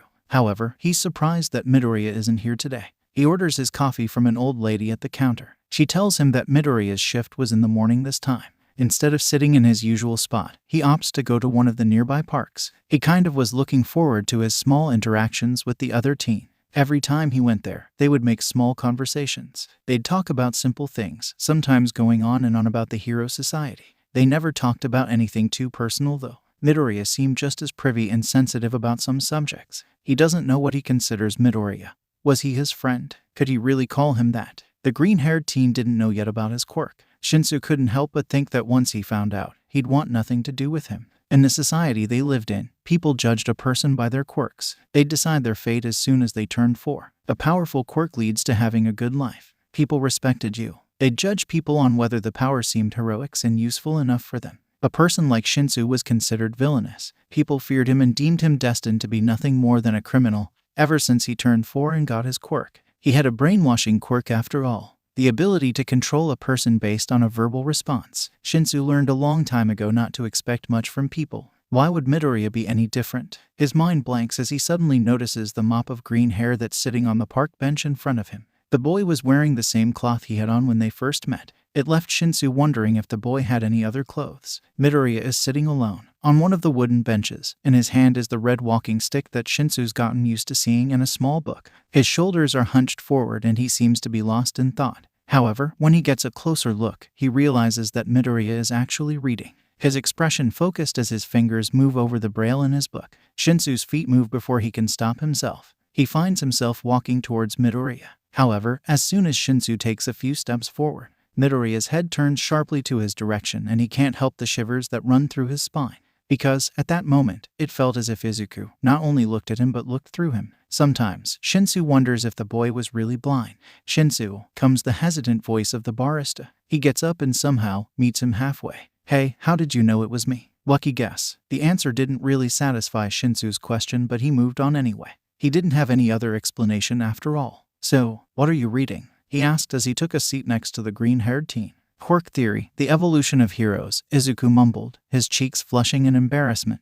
I'm kind of a huge nerd when it comes to this stuff. You like heroes a lot, don't you? Everyone liked heroes. They were the pillars of their society. Yeah, I wanted to be one for so long.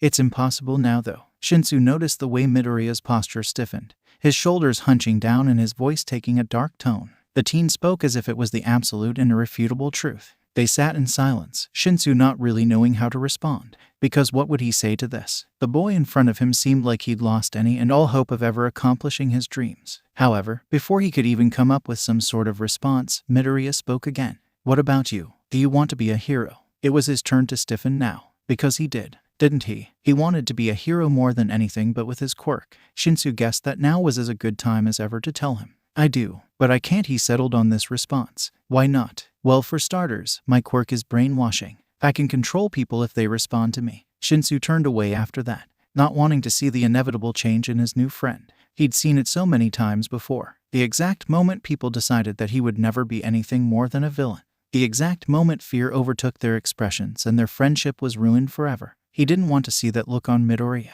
So cool, the other exclaimed excitedly, startling Shinso, his head whipping towards him in disbelief. Your quirk would be so useful in hero work. Just imagine the hostage situation you could stop with only a couple of words, the villains you'd stop without even resorting to violence. Why would you even doubt yourself? With your quirk and your kindness, you'd be a great hero, Shinso-kun. The earnest and honest response coupled with the sheer sincerity of Midoriya's words made his breath catch in his throat. This was the first time anyone ever believed in him, believed that he could be a hero. Midoriya didn't even hesitate to talk to him, even after he learned about the nature of his quirk. It left Shinso speechless. He realized after a moment that Izuku was still rambling about the possibilities regarding his quirk. He couldn't help but ask the thing he's been yearning to ask ever since he got his quirk. Do you really think that my quirk isn't villainous? Do you think that I can be a hero? His voice was barely above a whisper, his nerves getting the better of him as for once in his life he had hoped for the answer he always wanted to hear. Shinso, no quirk is villainous. It's the user's choices and intentions that make that decision. I don't think you can become a hero. He paused, removing his glasses, and for the first time, Shinso saw the boy's emerald eyes. They were a dull shade of green, but they seemed to carry the light of the world in them as the boy finished his sentence. No trace of hesitation or doubt in his tone. I know so. Shinso for the life of him couldn't keep it in anymore. He tried to keep his expression neutral, his face blank, he really did. But, at that moment, he didn't care to keep up his facade anymore. He cried, tears flowing freely from his eyes as he felt all of the emotions he tried to suppress rise to the surface. It felt like a dam had broken and it wasn't going to be fixed anytime soon. Izuku, throughout his breakdown, just held on to him, a silent yet steady comfort, a promise of support and friendship through it all. Shinso was glad for whatever higher force made them run into each other that day. Izuku walked back from his afternoon shift at Murakuru. He was honestly beat. The cafe was packed today, and the amount of focus he had to put in just to do simple tasks was frankly exhausting. Luckily, Miss Alina seemed to pick up on his discomfort and gave him the rest of the day off. Sometimes he felt like the woman could see right through him. He was passing under one of the road's bridges when all of his senses seemed to flare up, his instincts screaming at him to dodge, to move, to run. He leaped out of the way just as a huge body of slime emerged from the manhole cover that leads to the sewers below. The monster screamed as he lunged in his direction. A size M invisibility cloak. Just my luck. The slime villain cooed darkly as he approached the teen. In one swift motion, Izuku disconnected his walking stick into his two Eskrima sticks, swinging one of them in his hand menacingly. He looked straight at the sludge villain, daring him to come any closer. The monster seemed taken aback slightly by the teen's behavior, but didn't seem to think much of it as he proceeded to lunge forward. Izuku took in every detail he could get. The vibrations around them informed him about the villain's physical mutation. The man in front of him was made solely of sludge, except there was one point of weakness. Taking in the information and acting on it, Shadow leaped at the monster, twisting in midair and landing right on top of him. His Eskrima rod pierced something more solid than the sludge, yet not quite. His mind providing that he had just pierced the man's eye. The villain screeched in agony, his howls and pleads going on deaf ears. Izuku was about to deal the man with a finishing blow when another manhole cover blew up. Do not fear, I am here. The booming voice of the number one hero resounded through the dark walls of the tunnel, vibrating the structure they were standing on. Izuku couldn't help the flinch that overtook him. The man was just so loud. He watched as the hero apprehended the villain with swift and fast moves, quickly encasing the sludge villain in a couple of stray bottles he had found. Once upon a time, Izuku would be a stuttering mess by now. His childhood idol was standing right in front of him after all. However, his fanboy attitude had mellowed out over the years. Nevertheless, this didn't mean his respect for the number one hero lessened. On the contrary, his respect and admiration for the hero had only increased as he got acquainted with the difficulties that came with saving lives. Done with his villain takedown, All Might finally turned towards him. "I saw what you did, young man, and may I say that the way you handled yourself was exemplary. You managed to find the villain's weakness and you took advantage of it, all while making sure he didn't get to you," the hero praised. Each word he uttered would vibrate the strings in Izuku's heart. "Oh, no, I only did what I thought was right to survive," he mumbled quietly, making sure that his Eskrima rods were safely turned back to his red walking stick. He couldn't help but feel in a daze. Here he was, standing in front of the symbol of peace, and he was actually getting praised. "Well, may I ask you a question, young?" The hero paused. It took Izuku a second to realize what was the man asking for. "Midoriya, Izuku Midoriya," he replied quickly, red already engulfing his face as he blushed in embarrassment. "Well, young Midoriya, are you by any chance blind?" the hero asked, nothing but curiosity in his tone. "Yes, I am." Izuku waited for the laugh, the mocking of any kind. It never came. Even more impressive, All Might exclaim his surprise, earning himself a gasp from the teen. "With your skills, young Midoriya, I have no doubt that you'd make a great hero." That was everything Izuku wanted to hear, wasn't it? Yet, it filled him with nothing but dread. His idol believed in him, thought he'd make a great hero. However, Izuku could never be a hero. Could he? It was a dream he'd let die years ago. Along with any hope of ever having a normal life, his dreams shattered the day his mother died, the day he turned blind and he learned about his inevitable death. Hearing someone tell him he could be a hero was like giving him hope only to rip it away a moment later. The air in his lungs seemed to be sucked out abruptly, his heart drumming in his ribcage, making him think that it will burst out at any second.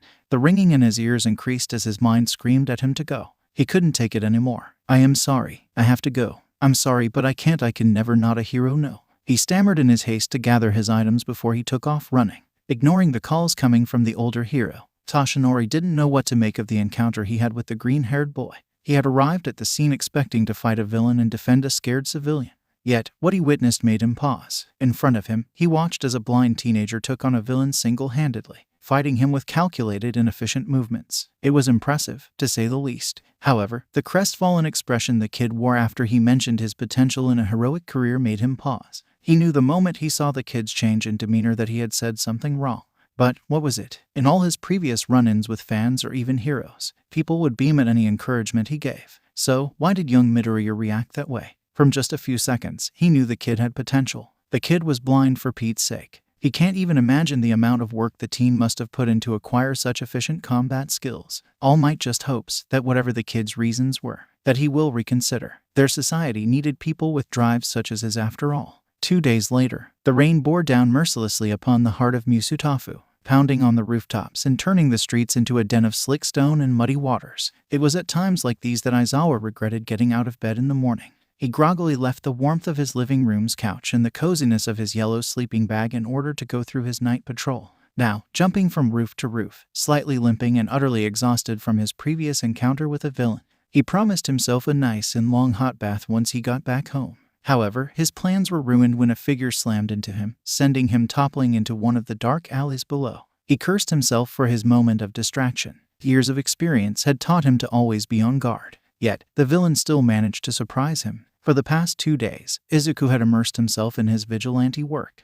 not even getting any rest as he tried to get his mind off of his encounter with the number one hero. It was days like these, though, that he enjoyed going out. It was pouring and the cold made the hair on his back stand on end, but he didn't care. It was there, under the rain, that his world seemed to be the clearest. The vibrations coming off from each and every raindrop made his image that much sharper, giving him the semblance of sight. The cold he would surely get afterward was worth it. Hearing some kind of scuffle coming from one of the nearby alleys he was passing, he expected to find some kind of robbery or mugging. What he didn't expect, however, was to find a man towering over an oddly familiar form. The figure's heartbeat belonged to none other than the man that has been chasing after him for about a year now. Blaring alarms shot in his mind as he registered the slow and dimmed heartbeat, followed by the shallow breathing of the hero. The villain raised his hand. Izuku could make out some kind of mutation.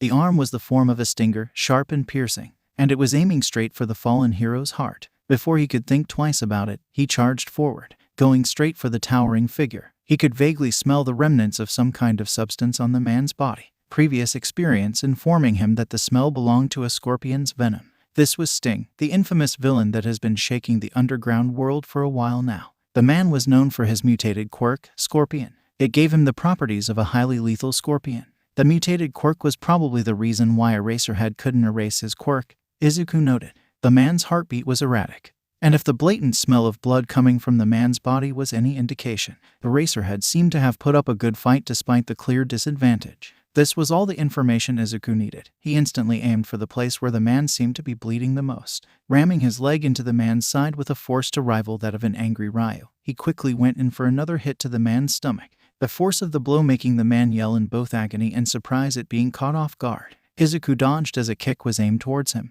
They kept it up for who knows how long. The villain was stubborn, Izuku would give him that. They were both getting tired. The man swiped at Izuku's arm. He hissed in pain as he felt the stinger pierce his skin. Sting seemed to have run out of venom, his senses catching no trace of the substance, which was a huge relief for the Vigilante. This, however, did not lessen the pain that flared in his abused appendage. At first, when he was still learning to control his powers, a cut like that would be enough to make him drop to his knees. His senses were so heightened that even his pain receptors were working on overload. Even the slightest brush of fabric against his skin would hurt like he was being pricked by 1,000 needles. Luckily, Ryuu had trained him to control his senses and prevent himself from getting too overwhelmed.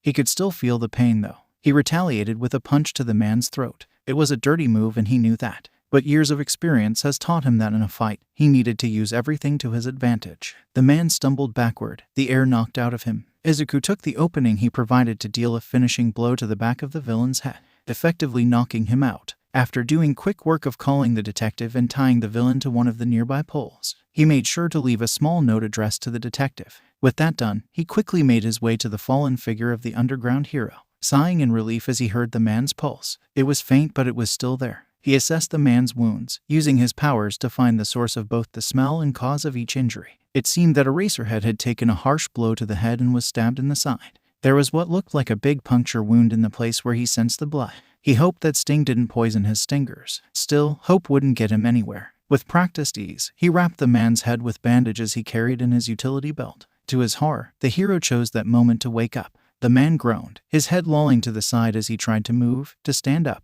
to fight. Izuku realized, "It's okay, Eraser, it's okay, you're safe. You need to stop moving. You're hurt," Izuku reassured softly. Even heroes needed saving sometimes. "What shadow?" the hero asked in disbelief. His features were scrunched up in pain as he was fighting a losing battle with consciousness. "Look, I need you to stay with me, okay? The medics will be here soon." Making sure to put pressure on the man's side, he easily lifted him up. Taking care of being as gentle as he could, he carried the man bridal style. Eraserhead groaned in protest, trying and failing to move out of Izuku's grip. "You need to trust me. I think that you were stabbed by stinger that was poison.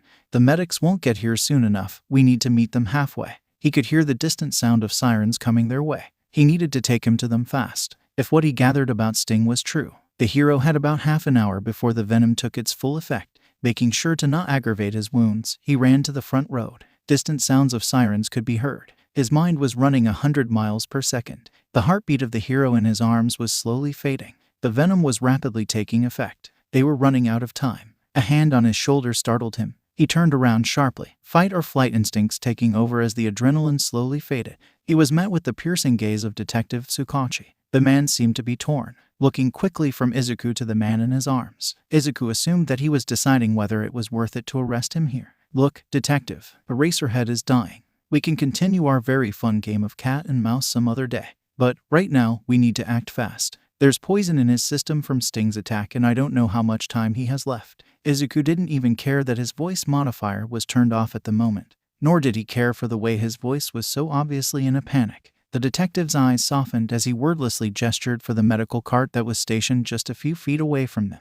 Izuku quickly handed the limp body of the hero to the EMTs, relief flooding his system as he saw the hero finally getting the medical attention he needed. He turned to leave, but his path was cut off by the detective. He cursed himself for believing that he'd get a free pass. Tsukauchi seemed to mull something over, however. What he said next made his heart stutter in shock. "Thank you, Shadow," the man said sincerely. They were simple words, but to Izuku, who's been fighting and trying his best for years while being heavily criticized and pursued because of it, it meant the world. Masking his shock with a huff, he winked at the detective, the motion earning him a scuff. He quickly made his exit, running back into the alley and into the cover of the darkness of the night. What he didn't notice, though, was the shocked expression coming from the EMT that had made contact with him. Tsukauchi wasn't having the best night. His day started with his usual routine. Boring paperwork and the usual back and forth at the precinct. However, that all changed when he got a sudden phone call. On the other end of the call, he could hear heavy breathing. The person seemed distressed yet strangely focused and professional. His worry skyrocketed when the individual asked for a couple of officers and an ambulance. He quickly informed him about the incident, giving little to no details yet setting blaring alarms in Tsukauchi's mind.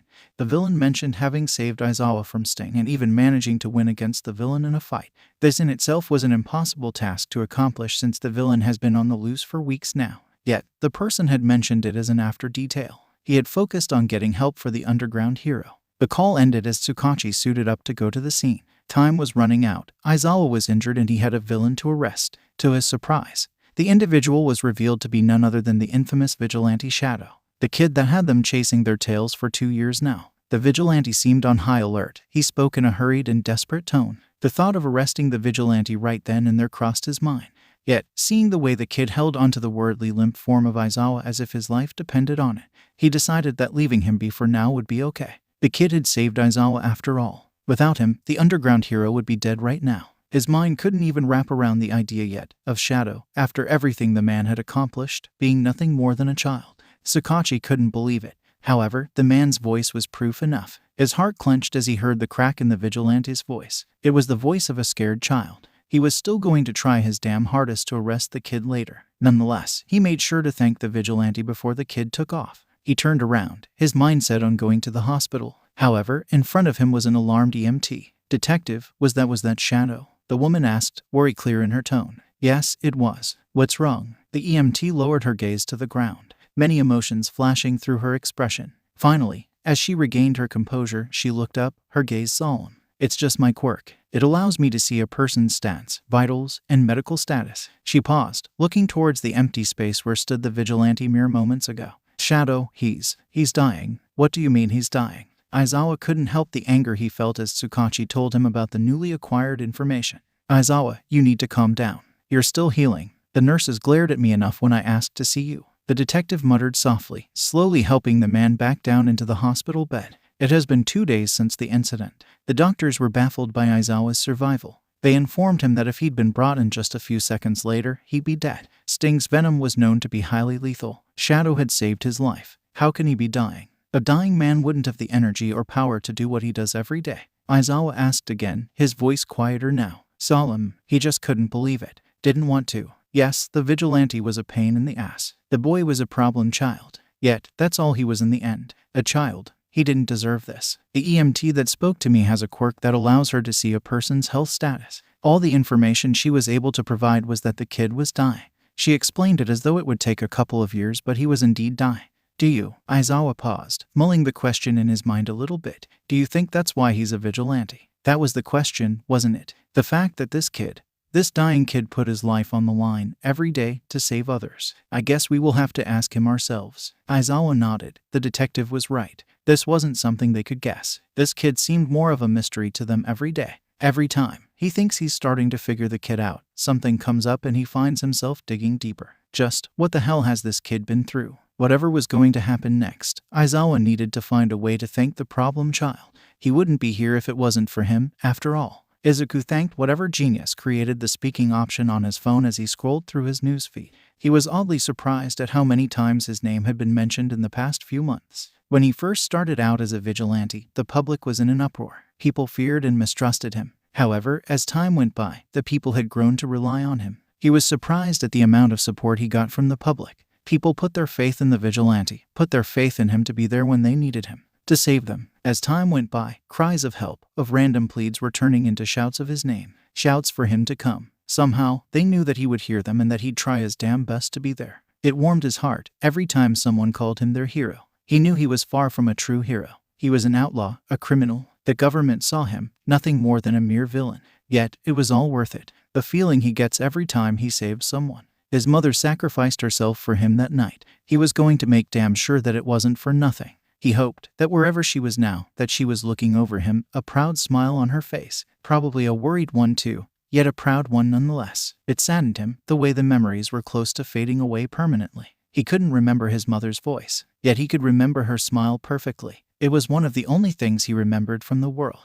From the days before his world was completely plunged into darkness, he didn't mean to space out again. It felt like life wasn't on his side these days. When was it ever anyways? He sighed as he realized that he had probably taken a wrong turn on his way to work. Asking for quick direction from passerbys, he walked towards the coffee shop, hoping that today wouldn't be a busy day.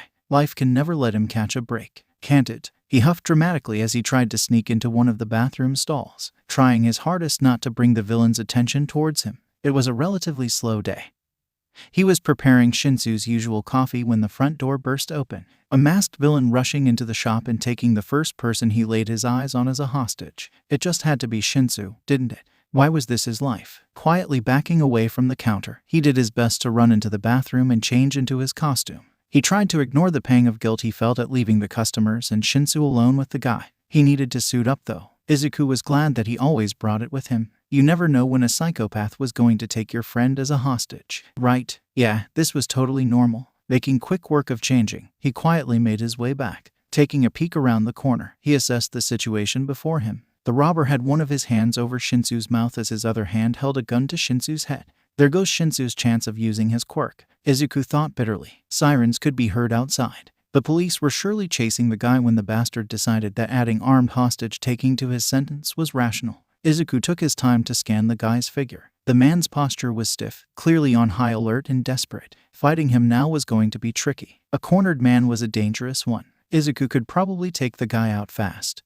But Shinso's life was on the line and he wasn't going to rush in without thinking it through. Izuku swallowed down his anxiety at the thought of his friend's situation. The guy before him didn't seem to have any physical quirk. If his choice of weapon and lack of mutation was any indication, the guy probably had some kind of mental or passive ability. His questions were answered when the door of the store seemed to rattle slightly, only to swing open a couple of seconds later. So, some kind of telekinesis. It seemed like the guy was getting ready to take off. Having acquired a hostage, all he needed to do was walking out. All Izuku needed to do was wait for the right moment and ambush him. However, Shinso appeared to have a death wish as he suddenly kicked the guy's knee. The villain howled in pain as he cursed loudly, panic and anger overriding his features as he aimed the gun at Shinso. Izuku could practically feel the moment Shinso realized his mistake. Before he could think better of it, his feet were moving, quickly dashing towards the pair. He tackled the villain to the ground, not even noticing the sound of the gun as it went off, too busy pinning the villain down and restraining him to see the look of horror that was etched on Shinso's face. Not that he could see it anyway. Getting back up to his feet and admiring his work, the villain was strangely easy to take down. He didn't even realize that he was moving until he was on him. Yet, he couldn't help but feel like he was forgetting something.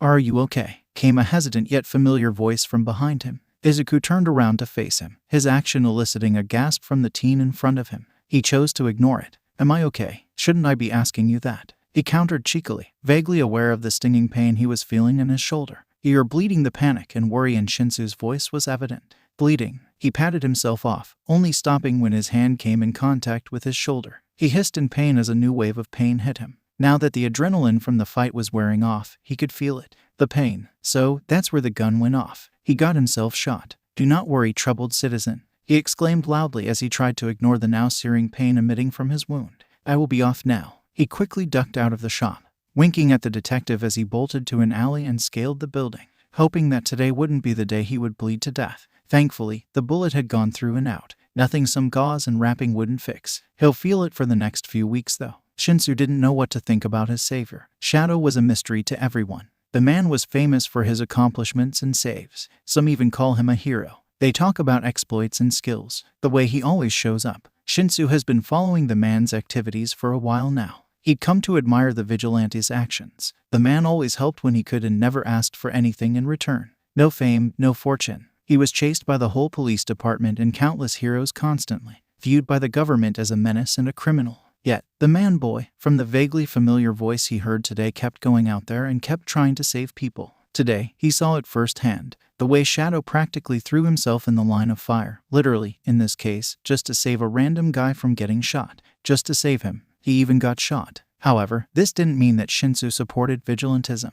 Logically, if every person who wanted to help decided to randomly go out there and put themselves in danger, the world would resolve to chaos. The law against public quirk usage was there for a reason, and a good reason at that. He hopes that Shadow wasn't hurt too badly. It was concerning to see the man bleed from a gunshot wound and not even notice it. Shadow spoke to him today, albeit it was a short conversation. The boy's voice sounded so familiar to him. It made him wonder if he had met the man before. He didn't think much of it though, because what would be the odds of actually knowing the man behind the mask? It wasn't until the next morning that he found out just how probable those chance really was. He couldn't help but gape at the blood stain that was currently spreading on Midoriya's shoulder as he poured Shinso's usual cup of coffee. He kept a close eye on his friend that day. Watched the way the boy would wince every time he lifted his hand too much or held something particularly heavy. His mind was quick to form conspiracy theories, each one having a perfectly logical explanation for Midoriya being injured on the exact place Shadow was shot. Yet, nothing seemed to really explain why.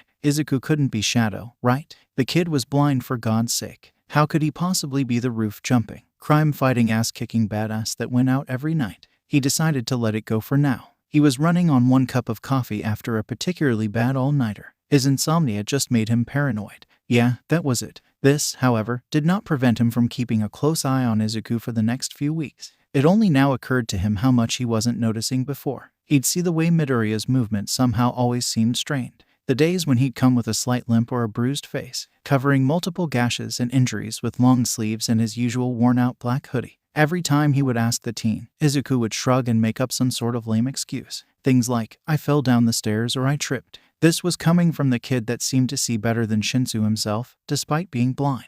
He also realized how he knew little to absolutely nothing about the green-haired barista. The boy in question never talked about his own private life. It made Shinso feel like their friendship was really one-sided. He had poured his heart out to the boy not long after meeting him. Curiosity got the best of him. 3 weeks later, when he saw Midoriya leave for the end of his shift, as quietly as he could, he followed the greenette out of the store and down a couple of alleys. However, he wasn't as stealthy as he hoped he was. If the way Midoriya suddenly stopped and turned around to face him was any indication. So, can I at least ask why you're following me? Shinso could only stand there, shocked and speechless as the greenette continued. Shinso, how do you do that? He asked before he could stop himself. Do what? Izuku seemed genuinely confused. Do this, all of this. How could you possibly know that it was me, or that anyone was following you? Izuku was quiet for a moment, a thoughtful expression flashing over his features as he seemed to decide on something.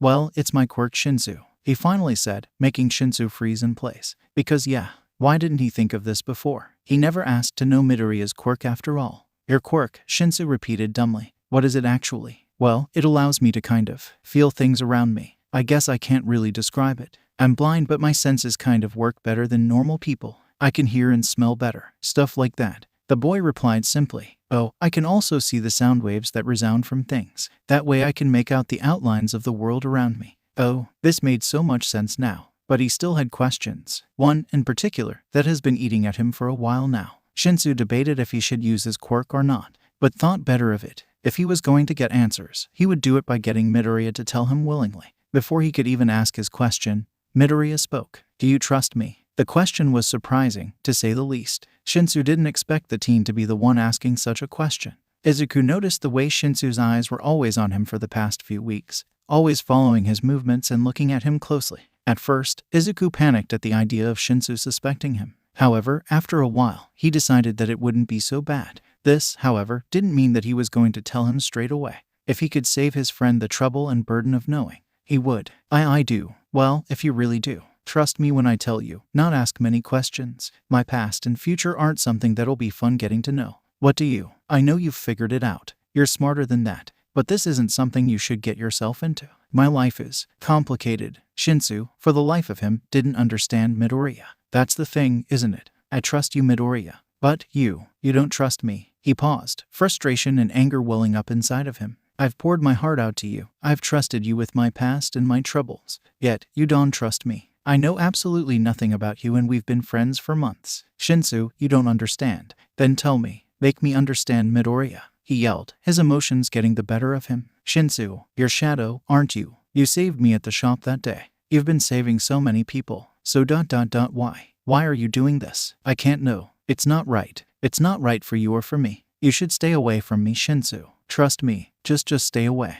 What are you talking about? You were my first friend. The first person to ever look at me and see more than just a villain. How do you expect me to just walk away? Because it's too hard. Okay. It's the smaller boy broke into sobs as he failed to compose himself. What's hard? Explain to me, Midoriya. Midoriya removed his glasses, his milky emerald eyes looking straight at Shinso, seemingly staring right through him. He could see the way the boy seemed to compose himself, his demeanor doing a 180. His emotions disappearing from his features and leaving a blank expression in its stead. Use your quirk on me, Hitoshi. The uses of his first name only served to make the request that much more serious. And my quirk? Why, just do it. Ask me whatever you want. His voice was devoid of any emotion. It felt like he was talking to a puppet. Are you sure? He couldn't help but ask. Yes, just like that. He watched as Izuku's eyes glazed over, giving his already blank stare an even emptier look. Hesitantly, he asked his first question. Are you Shadow? The nod he got in response only confirmed what he had already asked, so he tried another question.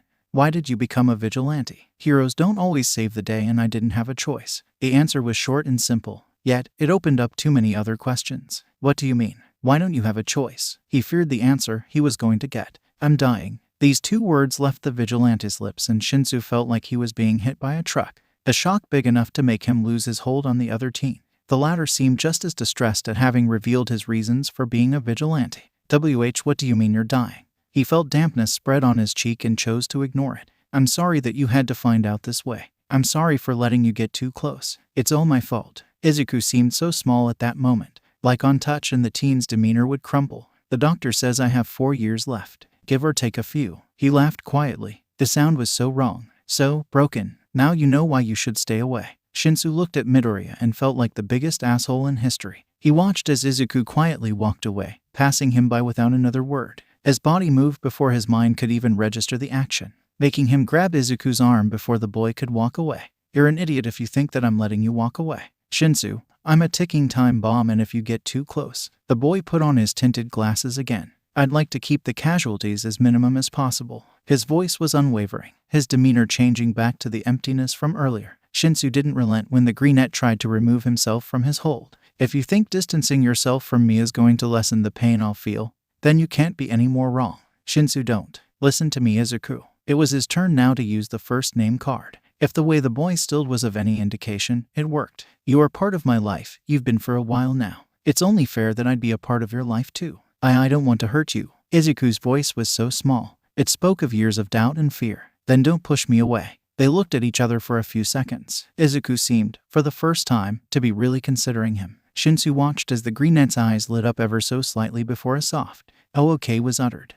Again, this time make sure to put your weight behind it. It won't be as effective otherwise. Izuku lectured as he helped his friend get back on his feet. For the past few months, Izuku trained Shinso. After all, UAS entrance exam was just around the corner, the purple-haired teen having dreamt of being a hero since a very young age. However, just as Izuku previously pointed out, Shinso couldn't solely rely on his quirk, knowing that the exam was heavily dependent on physical quirks. The UA entrance exam takes place in 4 days. Izuku trained Shinso as best as he could in the short time they had. Up until now, they'd made great progress. Shinso's stamina and strengths improved greatly. His fighting style had developed too, since he could last more than 2 minutes while sparring with Izuku now. Shinso still had a lot of improving to do, but Izuku was confident that he'd be able to pass the entrance exam at least. He still had a long way to go, but he was definitely on the right track. They continued sparring for a few minutes and finally took a much-needed break, both of them dropping on the soft sand. Shinso considerably sweatier than the greenette, the latter barely having broken a sweat yet. After all, they had years of experience setting them apart. Izuku gaining the vigilante's attention, Shinso continued, "Why don't you come to UA with me?" The teen in question huffed in response, dropping his back onto the ground, milky green eyes looking straight into the sky. Despite the blackness in his vision, Shinso, Midoriya started slowly, knowing that his friend was serious about this. People go to high school to prepare for their futures. I am already doing hero work. There's no point in going to UA if I don't even have a future. The answer hurt more than Shinso thought it would. Even after all these months, Shinso still has a hard time wrapping his mind around the situation. The all-too-real sadness that engulfed his heart with sorrow every time he was reminded of their time limit together. Every time he watched his friend. Every laugh, every joke, every move. He'd try to enjoy the little things, the little moments they shared. It still wasn't enough though. It will never be enough. The greenette wasn't finished talking. Besides, I can't go to any school. Legally, I mean, I'm a runaway. If I wanted to get into a school, I'd have to be in the system. They'd just make me stay with some foster family. Knowing that he ran away from the orphanage the first time, they wouldn't risk sending him back there. Would that be so bad? Shinso spoke up again, trying to convey his worry to his friend. He just wanted Izuku to connect with people again. Stop pushing everyone away. These past few months, they'd gotten closer. However, it still felt like there was this wall separating them. Izuku was still shutting him out, subconsciously or not. Izuku needed people to rely on.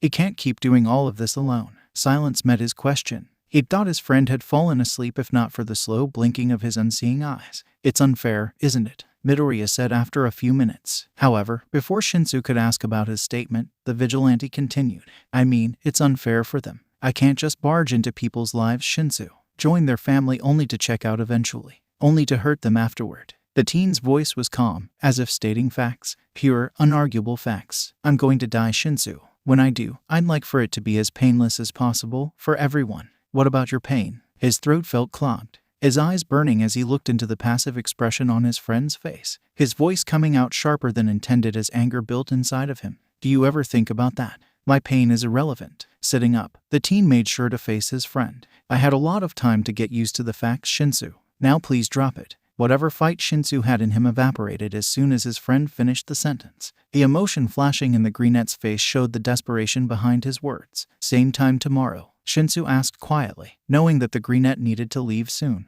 They had established a schedule in the past few months. They'd go out on a run in the morning, spar and train afterward. Izuku would work at the coffee shop in the evenings and then go out on his night patrols. Shinso felt guilty for taking so much time from the greenette's time, but the latter would reassure him that he wanted to train in the morning either way. Yeah, but make sure to study some more for the written exam too. See you tomorrow. The teen waved as he opened his cane with a click. My shift starts soon. With that, they parted ways. Izuku needed to get himself semi-presentable for his day job. That process consisted of a slightly unpleasant trip to the gas station, getting himself refreshed, or more accurately, as refreshed as someone could get from public showers. He'd gotten used to it though, getting by and working with what he had. He was grateful for the things he did have. The warehouse was God-sent. Ryuu wasn't even here, and he still was the reason Izuku had a roof over his head. Although food, water, and every other necessity he needed to work for. He sometimes wonders if it was the right decision to leave the orphanage. Those thoughts would slither into the forefront of his mind. Every time his stomach grumbled on days where he couldn't afford to buy himself enough food. Every winter spent huddled up against one of the warmer corners of the warehouse. Every time he's had to scavenge the dumpsters for new clothes, and every hour he spent working to get enough money to survive. He doubts anyone actually went looking for him though. No one cares about the runaways. They were considered delinquents, troublemakers. Like many others before him, he slipped between the cracks in the system. He'd been forgotten. The bell above the door rings as he walks into the coffee shop. Ah, Midoriya, right on time. Miss Alina called out as soon as he stepped in. He had work to do. 3 hours later, Izuku found himself exiting the coffee shop and going into an alley. This was when his real job started. Making quick work of checking for any witnesses and changing into his suit, he made his way to the building's rooftop. The night, like many Monday night before, was quiet. Still, he did stop a few robberies here and there. Most of the time, they were small-time villains trying their luck. Normally, a quiet night was a good night. However, as time went by, Shadow couldn't help but feel as if he was being watched, hearing an additional heartbeat wherever he went. It started some time after his second rescue of the night. Someone was following him, holding his escrima rods tighter in his hands. He ducked into an empty alley. A dead end. Stretching his senses, he detected a man crouched behind the wall leading into said alley. Look, whoever you are, I know you're following me, so you can stop now. Tell me what you want, he demanded calmly, taking advantage of his anonymity to seem older. After a few seconds, footsteps could be heard coming his way. Impressive. I'm usually harder to notice. The approaching figure spoke, the man's voice gruff, holding a certain tone to it. A predator zeroing in on its prey. I heard a lot of things about you, Shadow. Well, Mr. Stranger, I can't say it's mutual. He could tell he caught the guy off guard, the man shifting his position at his words. Izuku didn't like the aura he was getting from the stranger. His heat signature was off too. Somehow, most of the heat was centered in his hands. Maybe a touch-based quirk. Don't try to be clever, brat. The man hissed under his breath, before gaining his composure back. I came here with an offer. You'd be smart to hear me out. I'm a very dangerous person after all. A villain then. You've been making a riot in the underground world, Shadow. Both heroes and villains are after you. You've been at it, what, 2 years? And still no one seems to be able to get their hands on you. What can I say? I'm playing hard to get. Ignoring his comment, the villain continued. My name is Shigaraki. I'm the leader of the League of Villains. I want you to join us. Every word was punctuated with a step closer. Izuku slowly, undetectably getting into a fighting stance at the same time. You have skills, and from what I've seen you can hold your own against the heroes. Yet, you don't seem to actually harm any of them. I'm confused as to whose side you're on. Join me. We can tear this society down once and for all. Join the winning side. Look dude, no hard feelings and all that, I'm flattered really. But I'm going to have to decline. He laughed it off, hoping that this would be the end of that. If we're done here, I'm going to go on my way now. Oblivious to the mounting rage on Shigaraki's features, Izuku sidestepped the man, speed walking to the Alice exit, already taking out his burner phone, wanting to inform Tsukauchi. You're a fool, Shigaraki hissed threateningly, his hand latching into Izuku's arm before he had a chance to dodge. 4 fingers squeezing hard into his flesh, only the pinky was lifted. You think you can just walk away from me, you brat? Pain erupted in his arm, his nerves flaring as his flesh got disintegrated. It only lasted a few seconds though, the villain quickly retracting his hand before any real damage could be dealt. This is a warning, Shadow. You might want to rethink your loyalties. The next time I won't be as forgiving. With that, a dark swirl of something Izuku couldn't quite say what it was, popped out of thin air, taking the maniac away with it. Anger bubbled in Izuku's guts, both at the villain and himself. He should have acted, should have taken the guy out. He didn't have proof though, any indication of criminal activity. No one would believe the word of a vigilante, even if the guy basically confessed to being the leader of an illicit villain organization. The pain in his arm only served to anger him even more. He couldn't tell just how bad it was. However, from the slowly dulling pain, he guessed it was only a flesh wound. Puffing out an annoyed breath, he made his way back to the rooftop. He needed a quiet place to patch himself up. So, he sat there, perched on one of the ledges looking down on the city below, slowly wrapping his arm in bandages. He always packed some in his utility belt, knowing that he'd use them eventually. If not for himself, then for the victims he saved. However, just as he felt himself starting to calm down, he sensed the presence of another person coming closer to his position. His day just kept getting better, didn't it? Shadow, a familiar voice spoke up. Look, if you're here to arrest me, I'm not in the mood right now. So, if you don't mind, I'm just going to walk away. All right, he called out before the figure could get too close, getting up from his seated position, ready to bolt at any moment. Wait, don't. I'm not here for that. Aizawa responded in a hurry, his voice wavering in the beginning, crossing his arm, making sure that despite his mask, the man knew that he didn't really believe him.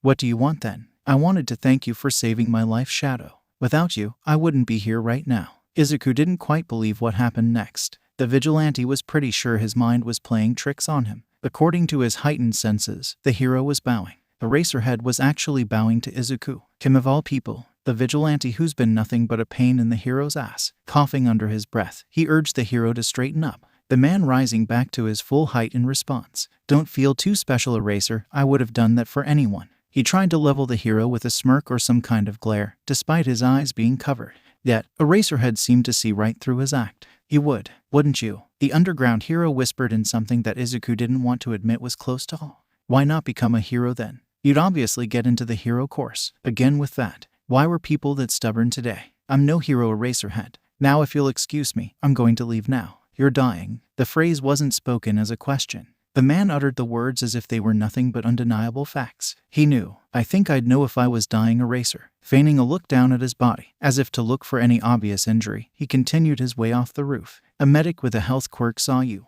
You don't have to lie to me. The man's words were calm, but Izuku could hear his frantic heartbeat. If you come with me, maybe we can help you. We'll find a way. Why couldn't people just leave him alone? Help me. A sharp laugh erupted from his throat without his consent. No humor behind the sound. No one can help me, Eraserhead. His tone was serious, leaving no space for arguing. With that, he took off, jumping from the roof onto the fire escape, making a quick exit out of the hero's sight. He didn't have time to waste. After all, his time was precious. These words never had a darker meaning to them before. The bell at the storefront rings as a new customer enters the coffee shop. A wisp of cold air enters the room, disturbing the cozy atmosphere held inside. Izuku instantly knows who is the person rapidly approaching the counter he was currently cleaning.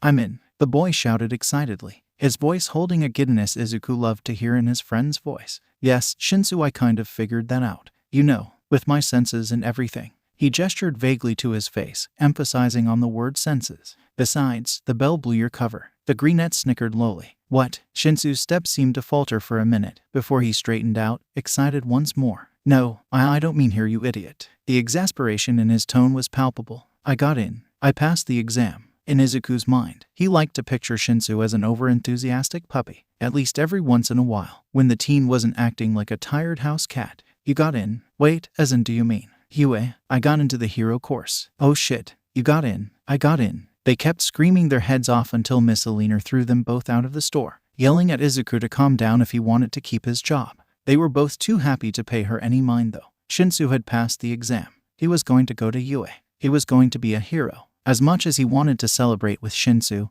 Izuku had work to do. He couldn't help the happiness that overwhelmed him for the next few days, though. His best friend got what he always wanted, what Izuku himself had yearned for so long. He was one step closer to his dream, and Izuku couldn't be prouder. This, however, meant that they didn't get to spend a lot of time together anymore. Shinso had school in the mornings, and Izuku couldn't hang out at night, his other occupations taking up most of his time. Shinso was currently at school anyway, a field trip or something like that. Izuku didn't push for information, Shinso only telling him that it was somewhere on campus. At least one of them was getting the whole high school experience. It didn't matter though, he had a job to do, after all. So, that's where Izuku was now, following a lead he got from one of his underground informants. The League of Villains were up to something. Word on the street was that they were planning an attack, something big and soon. Where and how? That's what Shadow was currently trying to find out. The last time a man of Shigaraki's description was spotted was when he was entering a bar. Therefore, Izuku opted to keep an eye on the area for the last couple of days. When starting his little impromptu stakeout, Izuku expected, at most, to spot a couple of villains,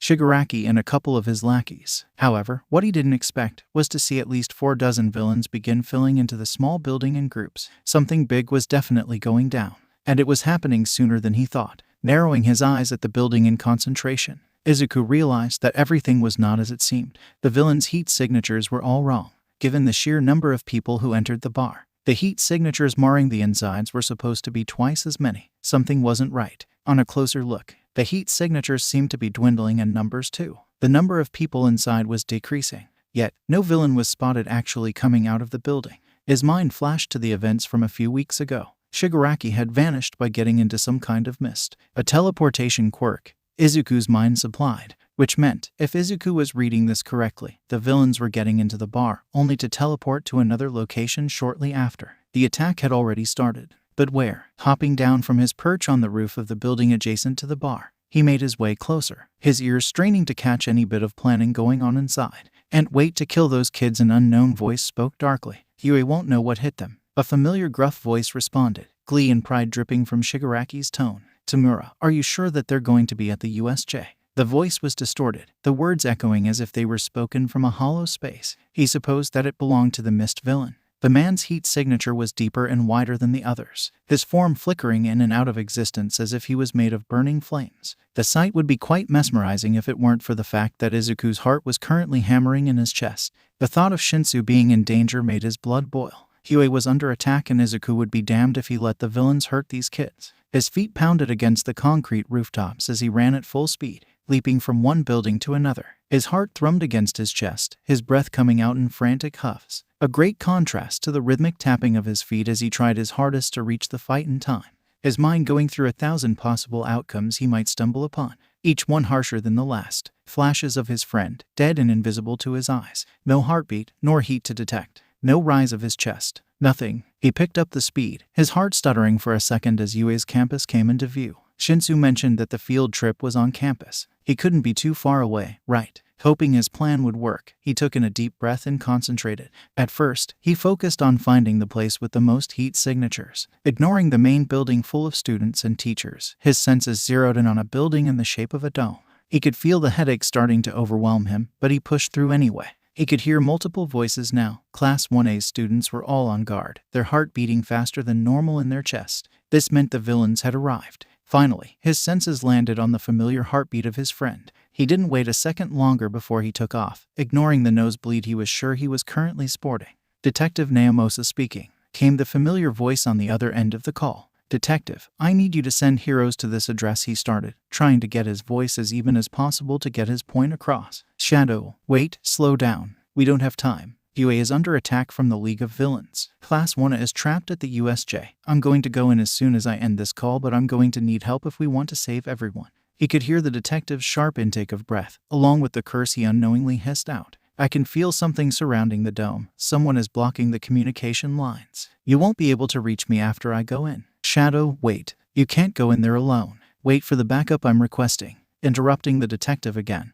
Izuku continued, "There are children in there, outnumbered and afraid. I'm not going to just stand here and wait." With that, he stuffed his phone back into his utility pouch. Without further delay, He crashed into the USJ's dome, glass shattering around him as he landed in a roll, instantly back on his feet. A couple of students were standing to his left. At their feet laid a prone figure, injured but alive. The students, 2 girls and a boy, startled at his violent entrance but seemed to recognize him as an ally, relief evident in their posture. I called for help. They won't be long now. Get out through the hole I made and wait for the police, he shouted over his shoulder, ignoring their shouts of protest as he ran down, his vision instantly zeroing on Shigaraki's figure. The man was fighting Eraserhead, his hand latching onto the hero's elbow. Aizawa's skin was already starting to disintegrate under the villain's touch. With a shout of anger, he kicked the villain away. Enjoying the yell the man let out as he was pushed to the ground unceremoniously. Eraser, help is on the way. We just have to hold out until then. He could feel the man's shoulder lose some of their stiffness, although he was still on guard. Other villains were closing in on them, surrounding them. Shadow, you shouldn't be here, Aizawa gritted out as he dodged an attack from one of the villains surrounding them. I think a lot of the people that are here shouldn't be right now, Eraser, he quipped back as he knocked out one of the thugs charging at him. Besides, you need all the backup you can get. Aizawa didn't bother with a response, instead opting to huff as he kicked back another villain. They were standing back to back now, dodging and fighting in a way that spoke volumes of the trust they had garnered between them. In the meantime, Shigaraki had managed to get back to his feet. His anger was palpable even from here. You brat, how dare you interrupt my plans? The villain bellowed, his hands scratching at his neck in frustration, the movements becoming borderline hysterical. The thugs surrounding them were almost all taken care of. Only a couple were left, easy enough for Aizawa to deal with. Shigaraki, give it up. The heroes are on their way. You can't win this. Let them come. The symbol of peace will go down today. And if it takes killing a couple of brats in the process, all the better. The man screamed. I'm going to have fun turning you into dust, Shadow. Shigaraki charged at him at a nearly inhuman speed, his hands outstretched, quirk at the ready. Shadow wasn't going to make it that easy for him though. Diving out of the way, he reached for his eskrima sticks, the weapons coming up just in time to block the villain's next attack. Shigaraki's attacks were getting sloppier with each movement, the man's frustration growing with every dodge and every attack Izuku responded with. Izuku would have smirked if the situation wasn't so dire. He still hadn't seen Shinso. Sliding under a roundhouse kick, he swiped at the man's foot out from under him, effectively knocking him down. Aizawa had joined him then, the man standing to his left, having already disposed of Shigaraki's lackeys. You're going to regret this, the man hissed as he staggered back to his feet. Namu. Before he could even question what a Namu was, a creature stepped out of a portal, its muscular body hulking over them menacingly. Oh, was all that he could get out. His gaze concentrated on the new threat. Shadow Shigaraki spoke lowly. Meet our most prized creation. Namu, the grin he was sporting was evident in his tone. How about a demonstration of its powers? Shigaraki's words were punctuated by a hand gesture. In a flash, the Namu was on them. Before Izuku could register what was happening, he was being pushed out of the way. His breath was knocked out of him, his world blurring for a second. However, he couldn't miss what happened next. A guttural scream resounded in his ears, a sound that he knew would haunt his dreams for a long time. Aizawa's hand was being twisted by the Namu at an unnatural angle. The Namu barely put any effort into snapping the hero's arm. Bile rose in his throat, the smell of blood and gore reaching his nose. Aizawa had pushed him out of the way. He saved him and put himself in danger instead. This was all his fault. He needed to do something. Don't worry, little vigilante. I'm done with your friend. For now, Shigaraki cooed darkly. However, it seems we have new players joining the party. It would be rude not to include them. That's when he sensed it, felt it. At the opposite side of his position stood Shinso and another student, both of them crouched low on the ground, trying to sneak past the two villains. His stomach dropped at the implication, his mind flashing back to the dead body of his friend. Although, now he could imagine the Namu smashing his friend's skull into the ground. He wouldn't let that happen. He ran before Shigaraki even got to give the order. He was already halfway there when he felt the ground vibrate at his side. Giving it everything he had, he leaped at his friends, effectively putting himself between the Namu and the two kids, his body acting as a shield against the hulking creature set on killing them. Pain, unlike anything he felt before, enveloped him, overtaking all his senses at once. His whole world reduced to nothing but one excruciating feeling. He could feel his ribs cracking under the power of the Namu's fist, bile spilling from his mouth, his stomach unable to hold it in. His head cracked against the ground hard, his senses blurring together as he tried to focus on the world around him. Focus on anything other than the agony that was overwhelming him. I hoped you'd do that, Shigaraki called out, enjoying the havoc he was wreaking. Although, I hate to break it to you, little Shadow, but your friends are going to die anyway. With every last bit of strength he had left, he tried to sense what Shigaraki meant. Vaguely he could see Shigaraki's form approaching the two stunned students on the ground. hands outstretched towards the girl's face, a predator approaching his prey. Izuku has never felt more helpless, useless to the world. 5 fingers made contact with her face. A beat, nothing. Eraser. You're so cool, Eraserhead. Shigaraki retracted his hand right as the entrance to the dome burst open in a storm of dust and debris. All Might, followed by a dozen heroes, strode into the dome, all of them surrounded by an aura of anger and fury. Izuku let his spinning head fall back to the ground in relief. His call to Tsukauchi worked. Backup was here. The events that happened next were lost to the Vigilante. His concentration preoccupied with the need to stay awake. Keep breathing. His powers weren't cooperating anymore. Vaguely, he could feel someone talking to him. The voice gruff and familiar, yet the identity of the person just out of his reach. "You okay?" the voice asked. "Why un decent why a whack?" Another set of hands came to rest on his shoulders. He tried to struggle, to push them away. His attempts were futile. "It's me, calm down." The voice was closer than the last, tone wavering. "Was that worry? It's me, Shinso. Aizawa says we have to get you to the ambulance." The relief that came with the fact that Shinso was alive and unharmed quickly vanished as soon as he remembered just where he was. "See, can't." His voice felt like gravel against his throat, a taste of iron coming to rest on his tongue.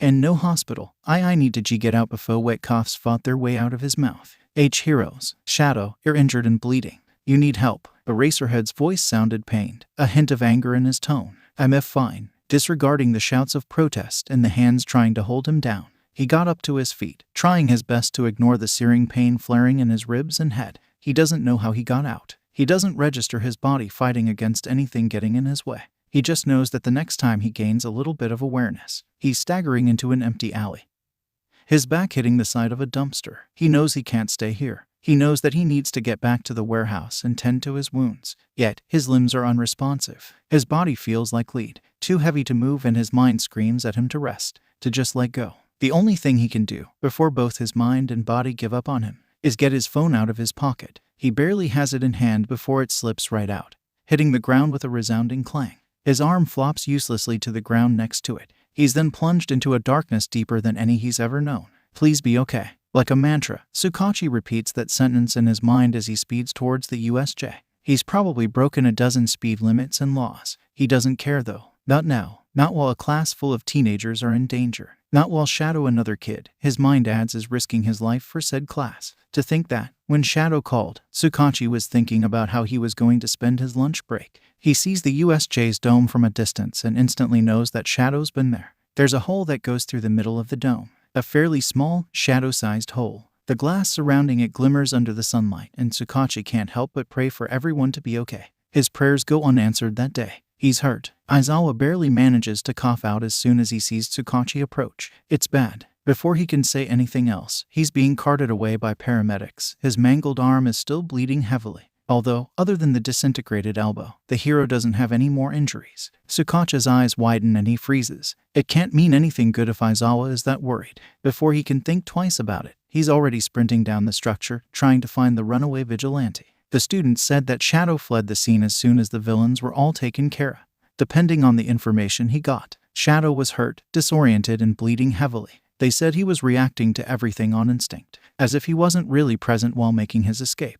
Tsukauchi's stomach churns at the thought. Images of the kid, bleeding out somewhere, injured and alone. The blood trail he finds leads him to an outside fence. It doesn't help his worrying. Each step he takes is faster than the other. Something heavy settles on his shoulders, a weight crashing down on him. The bigger the blood trail gets, something stirs inside of him as he imagines himself finding the kid's body. A husk of the teen he once was. He shakes his head, his jog turning into a full-on sprint as he finally reaches an alleyway. Except, he doesn't find the body of an injured vigilante. Instead, he finds it empty. The only evidence of any past encounter is the small puddle of blood that's gathered near a dumpster. He doesn't know if he should be relieved or even more worried. In the end, he just hopes that the Shadow is okay. Consciousness comes to him in the form of a piercing headache. The blackness in his eyes seems even darker, if that's possible. He just barely registers that he's not in that alleyway anymore. Instead, on a quick inspection around him, he notices two things. 1, it seems he's at the warehouse. 2, he's not alone. He tries to get up but quickly regrets it. An agonizing jolt makes itself known in his ribs, pain going through his whole body in waves. It takes him a few moments to recover enough to be able to get a word out of his mouth. "Hey Shinso, thanks for the save." He tries to keep his voice light, despite the pain he's in. Silence follows his words, although he's sure Shinso heard him, if the shift in the tension in his shoulders indicates anything. Can I have some aspirin please? He tries again. His attempt this time is thankfully answered. You sure you don't want an X-ray instead? Maybe a psych eval? The teen hisses out in response, his voice gruff and tone angry. In fact, he's never heard his friend this angry before. It's not like I wanted to get injured or anything. Izuku can't help but mutter under his breath. His words are heard nonetheless. Are you that stupid or just crazy? Before Izuku can even think of a response, the teen begins shouting. You literally threw yourself at it. Do you want to die that badly? Is that it? Do you want to just throw your life away? For what? For me. The intensity in his words hit Izuku harder than the Namu's punches. Shinso's breath hitches like he's crying. It makes his heart clench and stomach curl in on itself. Because if you're just going to kill yourself for me, I don't want it. I don't need this. Do you know how worried I was? How scared I was when I found you in that alley? I thought you were dead. Do you even know what that's like? To stand there and watch as someone you care about sacrifices themselves. The teen seems to realize what he said after a second. The tension in his body breaks and he seems to slump in on himself. As if broken by a spell, the anger in his voice is gone, replaced by a low murmur. Izuku, I'm sorry I didn't mean why your mom I'm. Nah, you're right. I wasn't thinking. I couldn't watch someone I cared about get hurt. I couldn't let that happen. The nod again is left unsaid but is heard loud and clear. I'm sorry too. Here, I'll bring you some aspirin. Just don't move. Your injuries aren't healed yet. Shinso gets up to bring the pills and just like that, they're back to an easygoing atmosphere. Neither of them keen on staying mad at each other, especially after everything they've been through. Shinso gets back a few moments later with a glass of water and a couple of pills. Izuku doesn't waste time in donning the medicine down. His stomach growls and he can feel the heat reaching his face. Figures you'd be hungry. You've been asleep for 3 days, after all. Shinso chuckles lowly. I'm going to go buy some stuff from the store round the corner. You need to get some supplies here, dude. Once again, he's left alone. After what seems like an eternity, but couldn't be more than 5 minutes, he decides to try his luck and try to reach for the cup of water across the table. However, as soon as he gets up, a striking pain erupts in his head. His entire world spins around him and darkens as he tries to make sense of his surroundings somehow. Everything is louder, more pronounced, as if the word's sensations have all been intensified and put on full range. He feels the bandages around his wounded ribs scrape against his skin, the feeling amplified and agonizingly painful. Every shift of the fabric feels like he's being dragged across a rough concrete floor. His ears ring with a booming sound. It thumps against his head rhythmically. He vaguely registers that he's hearing his own heartbeat as if on stereo. His hands shake and he unceremoniously drops the cup onto the floor. He braces himself for the inevitable cacophony of shattering glass, the tormenting shriek that follows. Yet, it never comes. Instead, he finds himself in complete silence, as if he's been plunged into the water headfirst and his mind feels like it's filled with cotton. He tries to speak but he can't hear a word. His throat aches after a while from the screaming. His world is dark and oh so scary. For once in his life, he's brought back to that fateful day at the hospital. The very first time he found his world plunged into absolute darkness, before he used his powers, before he was able to see again. Now, completely blind and deaf to the world, he feels his life shatter all over again. He realizes with a jolt that he's never felt so alone, so scared before in his life. Not even when he was lying there, near the dumpster in that alleyway, bleeding and dying. He curls in on himself, trying to find some comfort in the isolation, the total nothingness he's been subjected to. His relief comes in the form of blissful unconsciousness. Shinso expects to find a lot of things when he gets back, mainly Izuku, being the reckless and doing something stupid again. Although, what he doesn't expect is to find the teen folded in on himself, as if to protect himself from the world around him. He's sleeping unconscious. However, Shinso can see him shake, tremors running through his body. Carefully, he places a hand on the boy, steadying him and grounding him. After a few gentle shakes, the boy, thankfully, wakes up again. Hey, you okay? What's wrong? He tries to make his voice sound as calm as possible. He internally cheers when Izuku seems to come out of his shell. I am fine, however, his relief is short-lived when Izuku freezes mid-sentence, a surprised expression overtaking his features. I can hear you. It's said in a questioning tone despite the obvious reply. Why weren't you able to hear before? Familiar worry and fear gnaw at his stomach once again. Red flags flaring in his mind as he regrets not bringing the greenette to the hospital when he had the chance. Shinso, I think something's wrong. What do you mean your powers are gone? The panic in Shinso's voice would be comical if Izuku wasn't occupied with his own racing thoughts at the moment. I can't see like I used to, it's gone. Everything is black. I am blind, Shinso. Fully. They can't be gone just like that. Izuku heard rustling. He guessed that Shinso was pacing. Maybe it's because of the hit you took to your head. Maybe you just need time to recover. The desperation in his friend's voice was palpable even without his powers. I hope so. They stayed quiet for a few minutes, both of them trying to wrap their minds around this new development.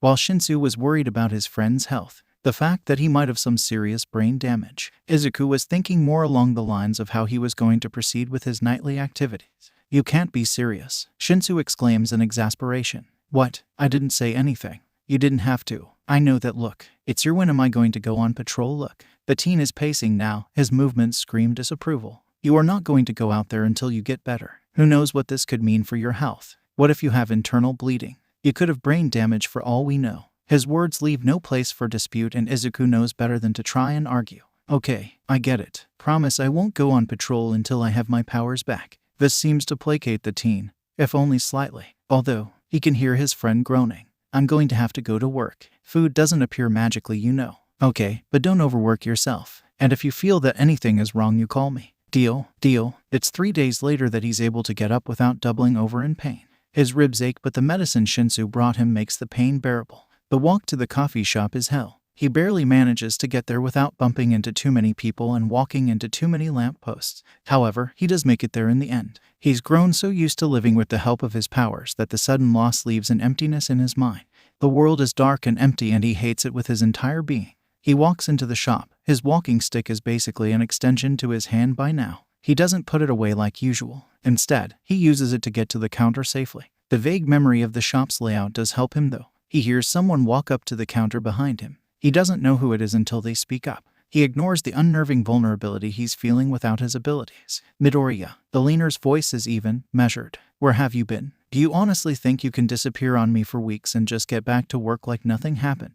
Ah, there it is. He forgot about that. Although, in his defense, his day job wasn't his priority while he was dying. He thinks she says something about responsibility, but whatever she said next is a blur in his memory. His mind too focused on one particular word that stood out during her speech. "You're fired," she says with a hint of anger, her composure never swaying throughout her speech. "Finish your shift today and then you're done." Oh, fired. This was bad. The rest of his shift goes by in a blur, his mind going a mile a minute with his current predicament. He needs his job. He needs the money to survive. If it weren't for Ryu's warehouse, he'd be homeless right now. Not to mention his need for support items and food. He checked his supplies before going out today. He's almost out. He was relying on his weekly salary to be able to get by. This was really bad. He's making what he thinks is an iced coffee when the mug accidentally slips between his fingers. It crashes onto the ground with a resounding clang. Shards of glass shatter on the floor with a cacophony of chimes. He doesn't register the flash of pain he gets when the scorching liquid makes contact with his hands. The stinging in his fingers when he accidentally cuts them on the broken shards. He's too lost in thought to actually realize what he's doing. The coffee shop has gone strangely quiet, some murmurs going through the room. A hand on his shoulder surprises him. He barely manages to suppress a flinch when the unknown figure tries to usher him away. Tentative hands guiding him away from the fallen pieces. Izuku takes a couple of steps back, his body unconsciously reacting to the unknown entity. Flight instincts taking over, although he doesn't get far before he's bumping into another person. His stomach drops when he hears who it is. "Enough, Midoriya. Just get out of here." The leaner's voice is cold. He thinks it's a great contrast to the kind women who gave him this job all these months ago.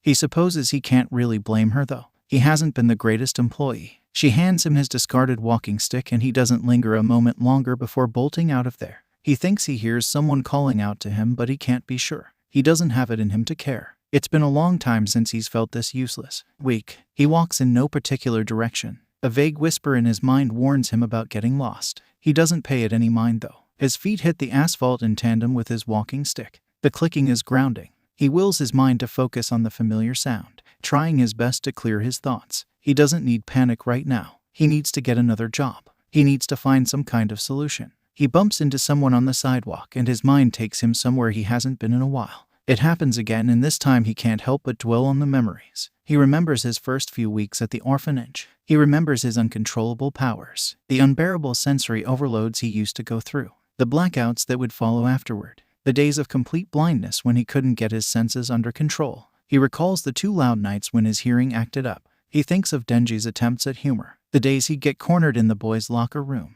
One particular event stands out more than the rest though. That day he decided to work harder than ever to control his powers. He remembers the promise he made himself that day, the promise to never feel so vulnerable and helpless ever again. Denji and his lackeys had snuck up behind him in the locker room. They'd kept quiet and waited. They watched as Izuku got ready for his shower. His powers weren't cooperating with him back then. He'd just gone through a particularly bad sensory overload. The result was an even longer blackout. He was completely blind that day. He remembers thinking he was alone. He also remembers the sudden noises that would go through the lockers, metal creaking from every direction. The fear that shot through him with every clang was the most prominent in his memories, every unknown sound making his hair stand on end. He remembers himself calling out for them to stop, to just leave him alone. The only response he'd get was louder noises from unexpected directions. The next thing he remembers is cowering into the room's corner, his hands buried in his hair, fingers digging into his skull. As he cried out for them to just stop, laughter was their response, cruel and loud. That's how the head of the house found him that night, curled up on the cold tiles of the locker room floor. He got a month of cleaning duties for skipping dinner. He's broken out of his spiral down memory lane by the sounds of screeching tires and people shouting. He figures he's breaking that promise right about now. Gray carpeted the sky as Todoroki walked on the sidewalk, his head held back, eyes gazing onto the onslaught of clouds forming in the vicinity. The gloomy weather mirrored his own emotions and threatened the world with a rainy night to come. It spoke volumes that Todoroki would rather walk out into this weather than stay at home with his father. To other people, Todoroki would seem to be a normal teenager, if only a little peculiar with his mismatched red and white hair. Although if you looked close enough, you'd notice the way he favored his left leg, the stiffness in every step he took and the tension held in his shoulders as if he bore the weight of the world. After the attack on the USJ, his father took it upon himself to intensify his training. The number 2 hero wanting his son to get stronger, so that, in the man's exact words, he'd crush the villains who dared attack him next time. He hated his father with a burning passion, hated everything about the so-called hero. So, when Endeavor got a phone call, he took it as an opportunity to bolt right out of there. He needed to clear his mind, and for the first time, Todoroki found himself walking into a cat cafe. Murakure's seemed like a normal coffee shop, if only for the cats that lounged around the place lazily. The owner seemed to be busy talking to a boy when he walked in, so he took it upon himself to find a seat. However, he couldn't help but watch the interaction between the two. Although, from a closer look, it seemed it was more of a one-sided speech. The old lady hadn't even noticed that her words were going on deaf ears. He watched, attention rapt, as the boy walked to the counter as if on autopilot, his movements stiff and uncertain, his walking stick clicking against the tiled floor with every step, feeling a little creepy. He decided to stop staring at the kid. His blindness wasn't an invitation to stare after all. The calmness and coziness of the shop eased some of the anger he was feeling, the tension in his body subsiding with every cat that huddled near his left side. His quirk was a perfect haven for the small creatures. However, the calm atmosphere was abruptly broken by the sound of shattering glass, the noise effectively startling him out of his reverie. Looking towards the source of the noise, he couldn't help the unease he felt. The green-haired boy from earlier was crouched on the floor, hands patting the space around him as if searching for the falling shards of glass. His fingers were red, bleeding from various cuts. Not that he seemed to notice. Not wanting the boy to hurt himself further, he got up and tried to usher him away, although that seemed to be the wrong move, if the way the boy flinched and backed away was of any indication. The boy then promptly ran into the lady from earlier. The woman didn't even pay his distress any mind. Ignoring the injured employee's needs, she opted to kick him out on the spot. The boy Midoriya, as she called him, took off right after that, not even stopping when Todoroki tried to make sure he was okay. Every bone in his body told him to follow the teen, run after him, do anything to help. However, he had a bill to pay, and by the time he made it out of the store, the teen was already long gone. Todoroki chose to walk for a while, if only to clear his mind from the events he just witnessed. He'd been walking for a few minutes when he saw him. The same blind teen who was at the coffee shop was now right in front of him, walking at a faster pace, carelessly bumping into people left and right as he made his way through the busy street. His walking stick was clenched tightly in his hand. He didn't even seem to know where he was going. However, what worried him the most was the fact that the greenette was currently walking right into traffic. His body moved before his mind could even catch up, his hand outstretched, reaching for the boy just as a car swerved. A loud honking sound resounded in his ears, but he paid it no mind. His mind too focused on his goal. He had to get this kid out of the way. Time seemed to slow to a stop, his movements practically going in slow motion as his hand gripped Midoriya's shirt.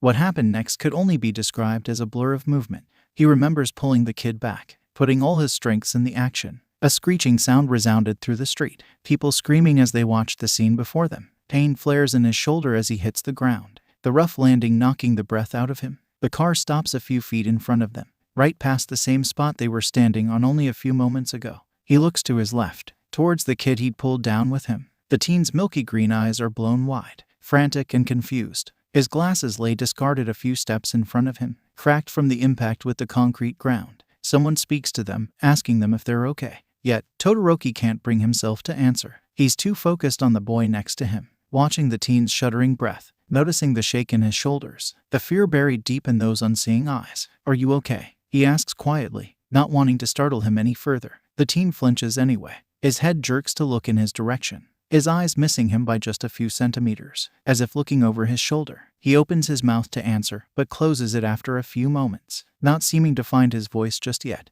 Instead, he nods his head. "Thanks," he says after a few minutes. I wasn't paying attention." His voice is soft, breathless. Todoroki nods his acknowledgement, but feels incredibly stupid when he realizes his mistake. "Oh yes, it's okay. Just be more careful." He doesn't intend for it to come off as a scolding, but with his tone, he can't help it. "I mean, you could have gotten hurt. Or worse," he mumbles. "Oh, yes, I will." The teen gets back up with surprising ease. The tremor in his body, Todoroki notices, is gone now. It's as if nothing happened, as if he hadn't just nearly died. "I'm just not having the best day." His voice comes out low and soft. Suddenly, he seems really tired. "Anyway, thanks again for the save." His tone seems cheerful, but the tightness in his eyes is telling a different story. "What's your name, Hiro?" "Yeah, I know, I saw you back at the coffee shop." Midoriya looks sheepish at that. "And I'm not a hero." "Not yet. He's barely a first year at UA, after all." "I'm a UA student." Todoroki shouto. "Ah, so you saw that, huh?" He chuckles. The sound comes out wrong,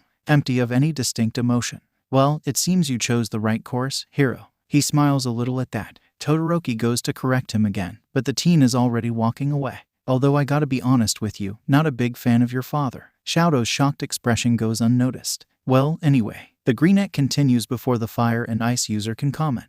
"I got to go now, see you around, Todoroki." Izuku doesn't really get what happened, doesn't understand it. He thought he was going to get hit by a car, but instead he finds himself being shoved to the ground. Voices and sounds muddle together, his senses flaring all at once. It's only for a few seconds, but they were back. His powers were there, that is, until they weren't again. He hits the ground hard. Pain flares in multiple parts of his body. He doesn't really feel it though. His senses too focused on the thumping sound next to him. Frantic and fast, probably his savior's heartbeat. For a few seconds, the world is clear. He sees the outlines of people gathered in front of them on the street, sees the form of the vehicle that nearly killed him. However, his powers are gone before he can even begin to realize that they were back. It's something though, a spark of hope. Hope that his powers aren't gone forever. He feels it throughout his conversation with the teen student that saved him, probably one of Shinso's classmates. He feels it in the way his hearing intensifies in spades during the whole interaction. Senses it in the way echoes flashes in the darkness of his vision. Small, random outbursts of vibration echoing around him. It's blurry, distant, but it's there, and it's something, bidding the teen goodbye, even going as far as to tease him about the save and commenting on his father. He takes off. He wants to call Shinso, tell him what happened. He needs to clear his mind. He needs someone to help him keep his thoughts at bay. He needs his best friend to help him find some kind of way out of this mess he calls his life. His phone luckily survived the fall, more than he can say about his glasses though. Therefore, he sends the boy a voicemail and a location, telling him to come pick him up. He doesn't want to admit it, but he's completely lost. He figures that's what happens when he walks around without paying attention. He hates it, feeling this vulnerable, this dependent on people. He doesn't let his mind wander this time though. He doesn't want a repeat of the events from earlier. He couldn't take it, having to relive everything all over again. Shinso tells him that he'll be there in a few minutes, and once again, Izuku can't help but feel grateful. He doesn't know what he would have done without him in his life. His walking stick hits something and he feels some sort of bench. He opts to rest on it while waiting. Wind picks up around him. The cool air hits his face, ruffling his already untamable curls. It's probably going to rain soon. Sitting there, it hits him, all at once. Everything just crashes into him like a wave. A deep-rooted weariness settles in his shoulders, a weight too heavy for his body to bear. He just feels so tired. His body aches all over from both his newly acquired injuries and his old ones. The cuts on his fingers sting, reminding him of the impending dilemma he's going to have to face eventually. His head throbs from both the fall he took and the rising sensitivity in his mind.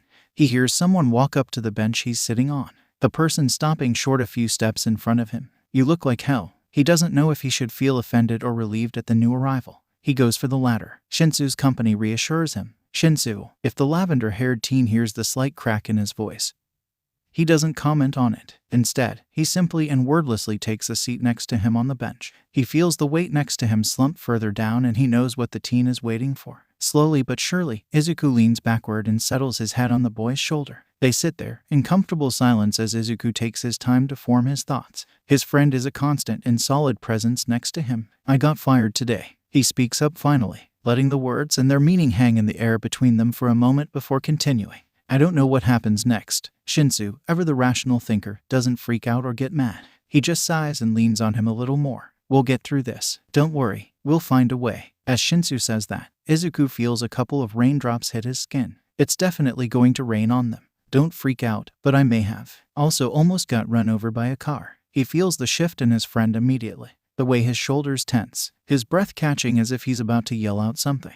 "Don't worry though, someone saved me. I even think he's in your class." Todoroki shouto. He said he was in the Hiro course. If only slightly, Shinso relaxes again, although he can feel the piercing gaze next to him, scanning his body for any severe injury. "I'll have to thank him later then," Shinso mutters finally. "Did you get hurt again?" The disinterest in his voice barely hides his concern. "No, in fact, I think it even helped me a little. Only you would think getting almost run over by a car would help." Shinso chuckles. The exasperation in his tone is palpable. "It's not like that. It's just for a moment there, I felt my powers come back. Even now, I can feel them, as if my senses are slowly heightening again. At least one good thing came out of this. The drops of water are now multiplying. Slowly but surely it begins to pour around them. The rain washes over them, soaking their clothes in an instant. Droplets of water kiss their skin and traces patterns across their bodies. It becomes a living fabric, something Izuku can reach his hand through and feel. The water shifts under his touch, and it's as if a switch has been clicked. His eyes widen as he feels something snap back into place, as if a missing piece of the puzzle has finally been found. Suddenly everything feels right again.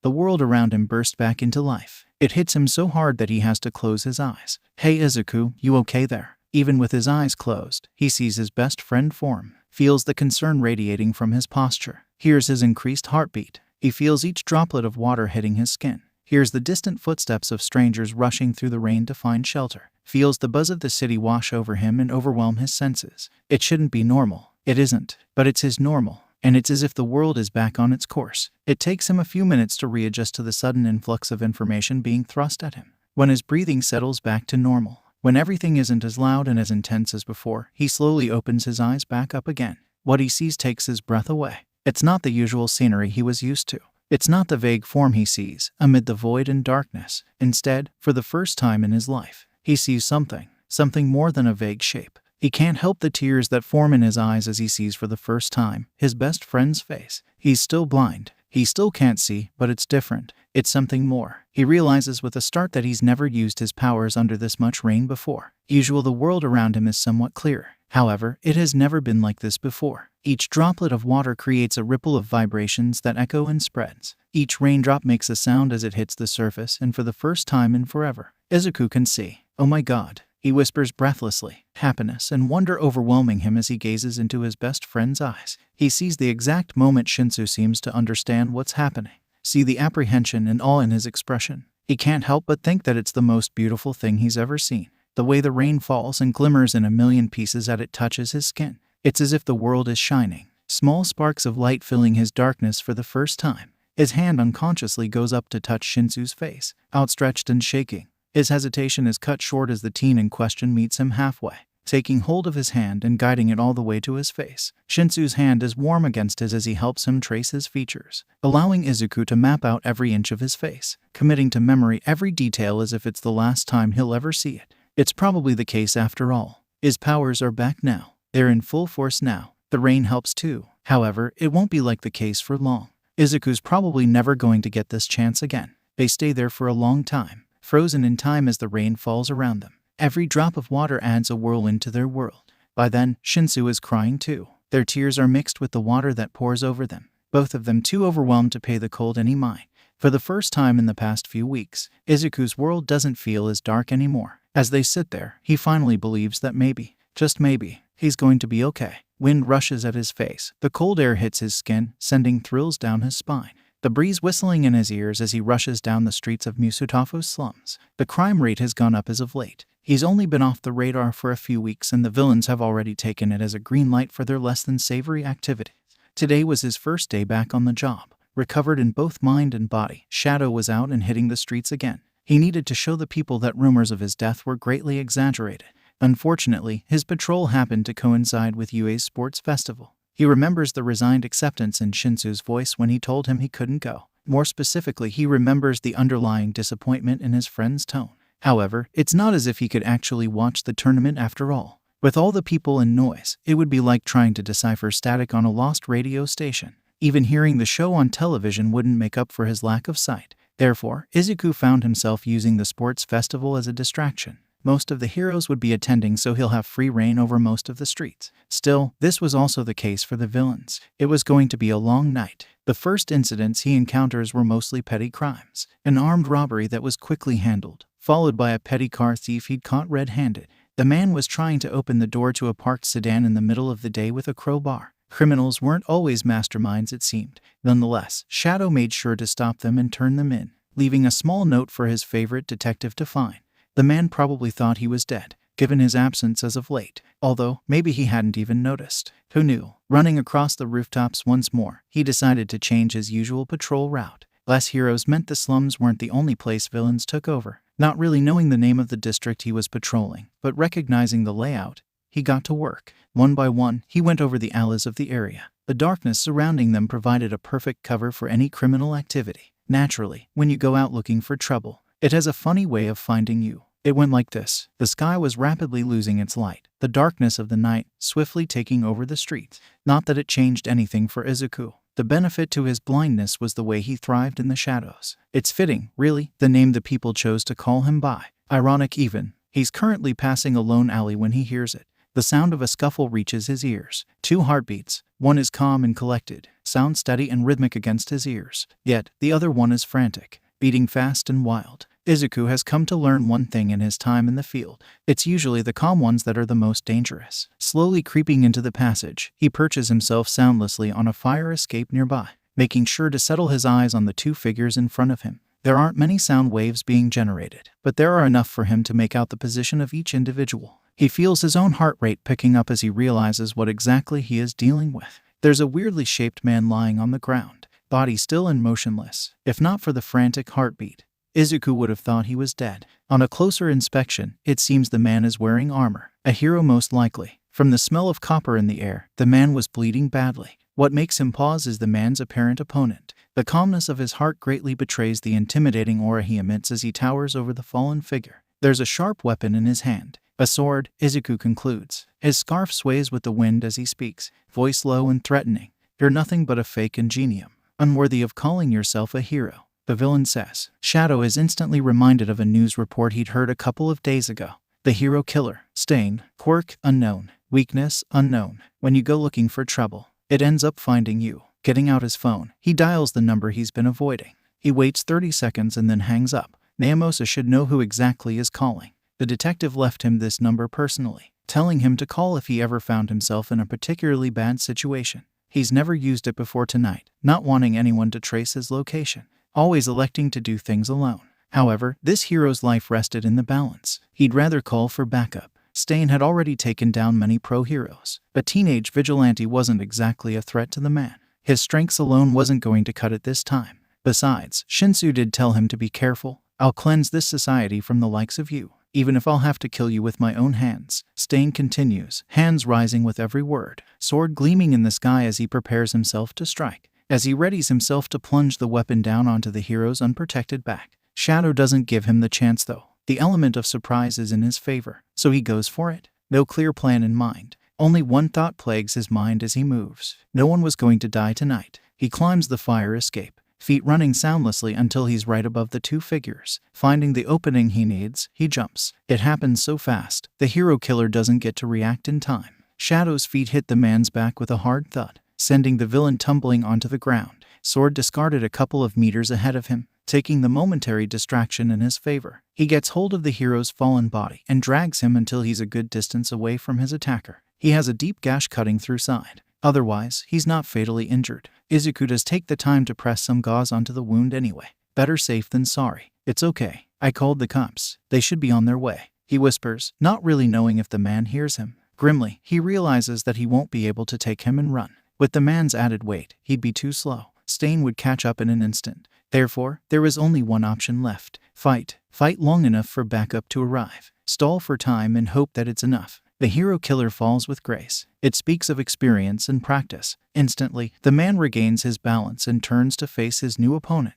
If he's surprised to see him, he masks it well. "Hear that, Vigilante?" he states, eyes scanning the alley as if he was expecting someone else. Probably someone with a hero license. "This doesn't concern you. Just walk away and I won't kill you." His voice is low. A tinge of annoyance coats his every word. "I won't let you do this, Stain." Despite his agitated heart, his voice is steady, unwavering as he continues. "Your killing days are over. I won't let you hurt anyone else. Do you think you can stop me?" The man snarls. "You're not even a hero. What makes you any different than I am? You're just another criminal in their eyes. That's it, isn't it? You keep talking about the fake heroes. You speak about purging our society from all the pretenders. But what you don't realize is one very important thing, hero killer." Izuku doesn't know why he's telling the villain all of this. However, he finds the words spilling from his mouth nonetheless. "I don't need a license to call myself a hero. As long as I do everything in my power to protect people, as long as I give it my all, I will never turn my back to those in need. That's what it means to be a hero." He finds himself shouting,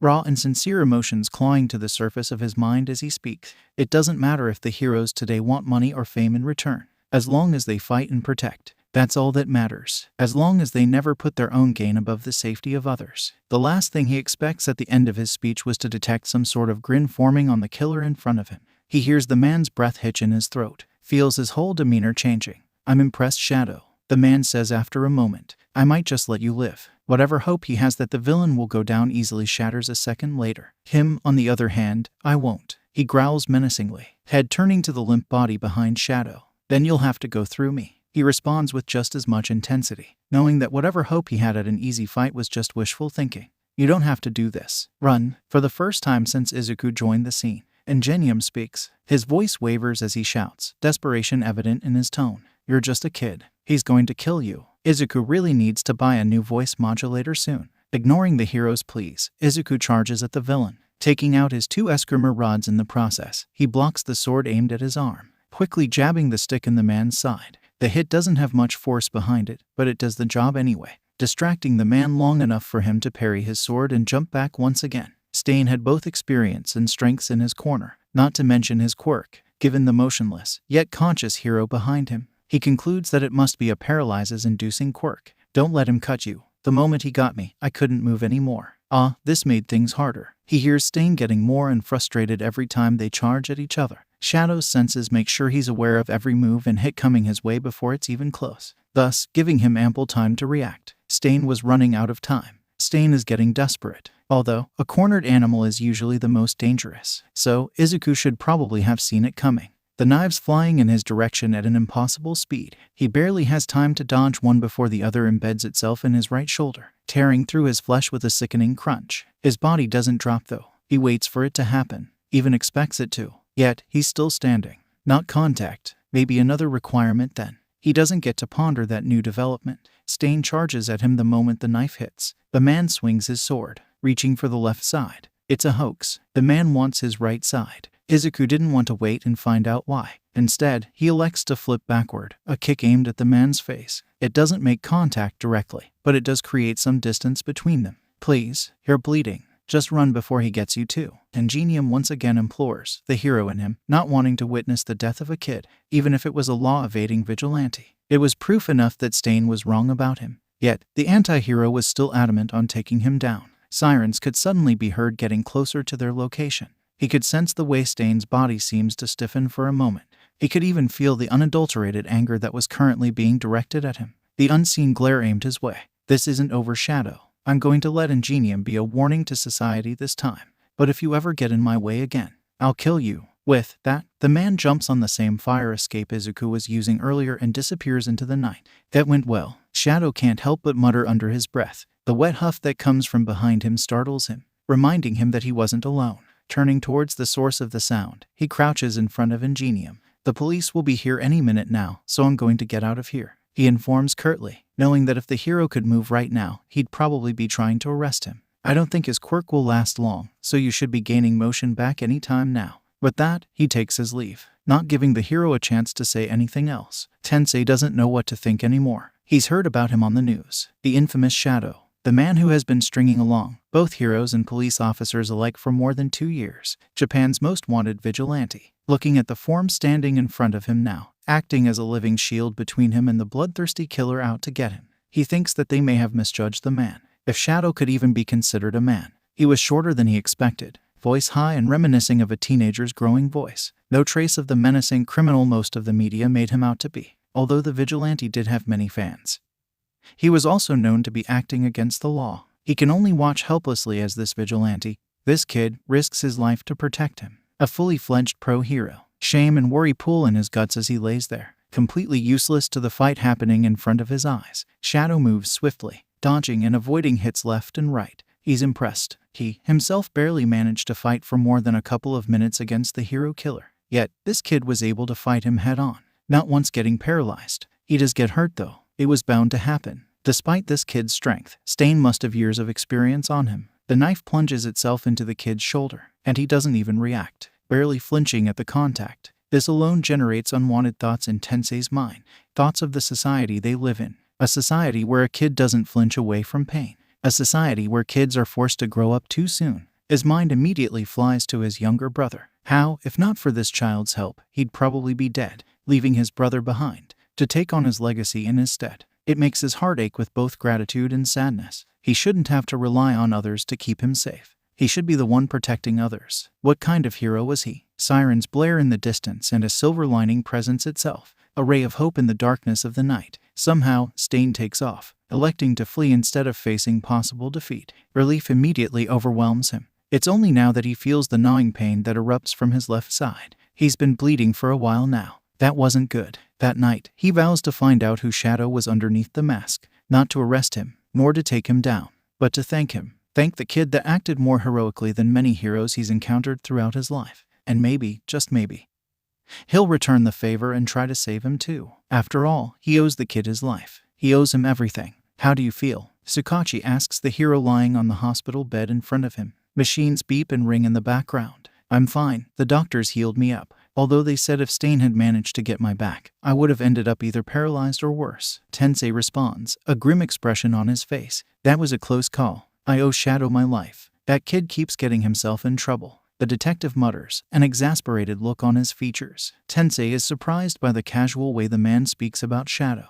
I'm glad you're okay though, he says in a louder voice. Did he seem hurt when you saw him? Tensei is silent for a moment, a thoughtful look crossing his features. Not before the fight, no. But he did get hurt during. He took a knife to the shoulder. The detective curses under his breath, something along the lines of I swear if and he better be. He can't make out all the words though. You seem to care about him. It's more of a statement than an actual question. He already knows the answer, after all. The silence stretches between them and Tensei thinks that maybe the detective was just going to ignore him. He's proven wrong a moment later. I think he just needs someone to help guide him. The man starts slowly. He's not your run-of-the-mill criminal. That, he's not. Tensei agrees seriously. The detective quickly finished taking his statement after that, leaving the room to let his family check on him. Both their thoughts are plagued by a certain masked vigilante. That night, walking through the hospital was like walking down memory lane. His walking stick generates a soft thumping sound that echoes in the quiet. He could hear the loud hum of the electrical current flowing through the walls, slithering through the cracks on the tiled floor, effectively lighting his world on fire. Bright light sewn into the very ground in a web of flowing energy, raw and alive, as if connecting him to the very essence of the hospital. It also brought back unwanted memories. Memories of a time that would haunt him until the very end. The day when he lost a part of himself. When he lost everything, shaking away the resurfacing thoughts. He focuses on the people he could feel around him. Over time, and with great practice, he learned to focus his powers. He'd latch onto the thing he was searching for and would try and concentrate all his senses on that one thing. So, following the rhythmic beating of one particular engine user's heart, he pinpointed his location. Now that he had changed into his normal attire, it was safe to scope out the hero's condition. So, here he was, walking through the hospital's sterilized hallways, the omnipresent scent of antiseptics making his head hurt. He tried to shut it out though. It was also probably due to the aching in his shoulder. He had hastily patched himself up, wanting to see if his effort ended up actually doing some good. Ingenium was a good hero, a great one even. Failing him would be too much. He spots the hero through a slight crack in the door. The man is sitting up on the bed, back braced against the headrest. A woman and a boy sit by his side. Soft murmurs resonate across the room as they talk in hushed voices. Izuku thinks that the boy might be his age. The setting is domestic, almost intimate, and Izuku immediately feels like he's intruding on something that he shouldn't be intruding on. It reminds him of a time long gone, a time when he had someone to come home to, someone to call out for when he crossed the doorway. Memories of quiet Sunday mornings spent with his mother, watching the morning news cuddled up under a blanket and hunched over 2 bowls of cereal. His mom would let him go on and on forever, analyzing and discussing the latest hero fights or debuts. Hospitals really weren't the best place for Izuku to be in these days. Shaking the oppressive feelings of want and longing, he walks away, relief flooding his system as his worries subside. No longer scared for the hero's well-being, he gets the call roughly in the last few matches of the sports festival. It's sudden and vague, but by the end of the call, Ada Tenya is excused from attending the rest of the award ceremony. It's only when the festival comes to a close that he gets to sit down and register just what had occurred. Stain, the hero killer, had gone after Ingenium after encountering him in Hasu City. According to Tsukauchi, the man would be either paralyzed or worse, if not for the intervention of one particularly problematic vigilante. Aizawa knows he should feel angry right now. The kid keeps putting himself in danger, keeps getting into trouble. However, a part of him is glad to hear from the vigilante at all. After the USJ incident, he wasn't sure if the kid was even still alive. He remembers the fear and worry that gnawed at him when Shadow wasn't spotted for the first week. By the time the second week had passed, the despair and grief had started to set in, making it hard to keep his mind off of the problem child. He was glad that both his friend and the kid were okay, although he promised he would berate the kid for his recklessness once he saw him again. However, only after he thanked him for saving his students at the USJ. Despite the disapproval he felt at the kid's actions, he doesn't want to think about what would have happened if he hadn't shown up when he had. He later decides to visit his friend at the hospital. They've been friends for a long time, Tensei, Nimuri, Yamada, and him. He wouldn't admit it in front of them, but Aizawa really did care about them. Aizawa briskly makes his way towards the hospital building, head staring straight ahead as he walks in long strides along the sidewalk. He has patrol later today, so he doesn't have a lot of time. There's a flow of people around him, a steady stream of movements surrounding him. Everyone has a place to go to and they all know where they're heading. It's easy to get lost in the mass. However, there's one person who seems to stand out amongst the others. It's not the person's look that makes Aizawa notice him. It's more the empty space that surrounds the boy, as if the people around him are subconsciously making way for him. He doesn't realize why until he passes right in front of him. The cane and the glasses give it away. The kid's blind. Now, usually, that wouldn't be too strange to see. However, what makes him pause, despite knowing that he should be going on his way if he doesn't want to be late for work, is the boy's shirt.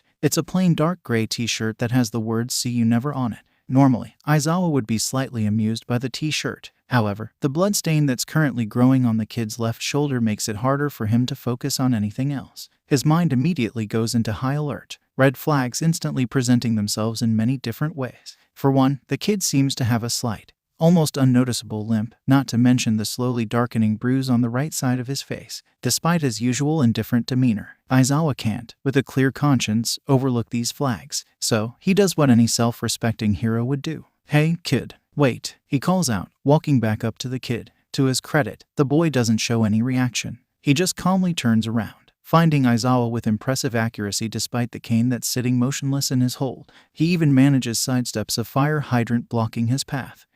Are you talking to me?" The boy seems slightly surprised, a hint of worry in his tone. Getting a closer look at the teen, he realizes that the kid seems familiar to him, as if he's seen him before. He can't remember where though, despite his distinguished green hair. "Yeah, you're bleeding." Okay, so maybe he should have led up to it more. But it seemed like being blunt right now wasn't a bad call. This gets a reaction out of the teen. It's not what he expected though. He expected fear, maybe surprise. What he wasn't ready for was the look of annoyance and resignation that washed over the kid's features. He thinks he hears him say something about his favorite shirt, but he can't be sure with all the noise coming from the crowd around them. He waits for an explanation, but the kid just keeps muttering under his breath. "How did you get hurt?" He tries to be casual about it but fails miserably. He's never been the comforting, reassuring type. Besides, this kid didn't know him. For all he knew, he was just some weird stranger who talked to him on the street. "I tripped earlier. I can be really clumsy sometimes. You don't have to worry." The excuse would have been believable if he hadn't seen the kid avoid perfectly understandable hurdles in his way.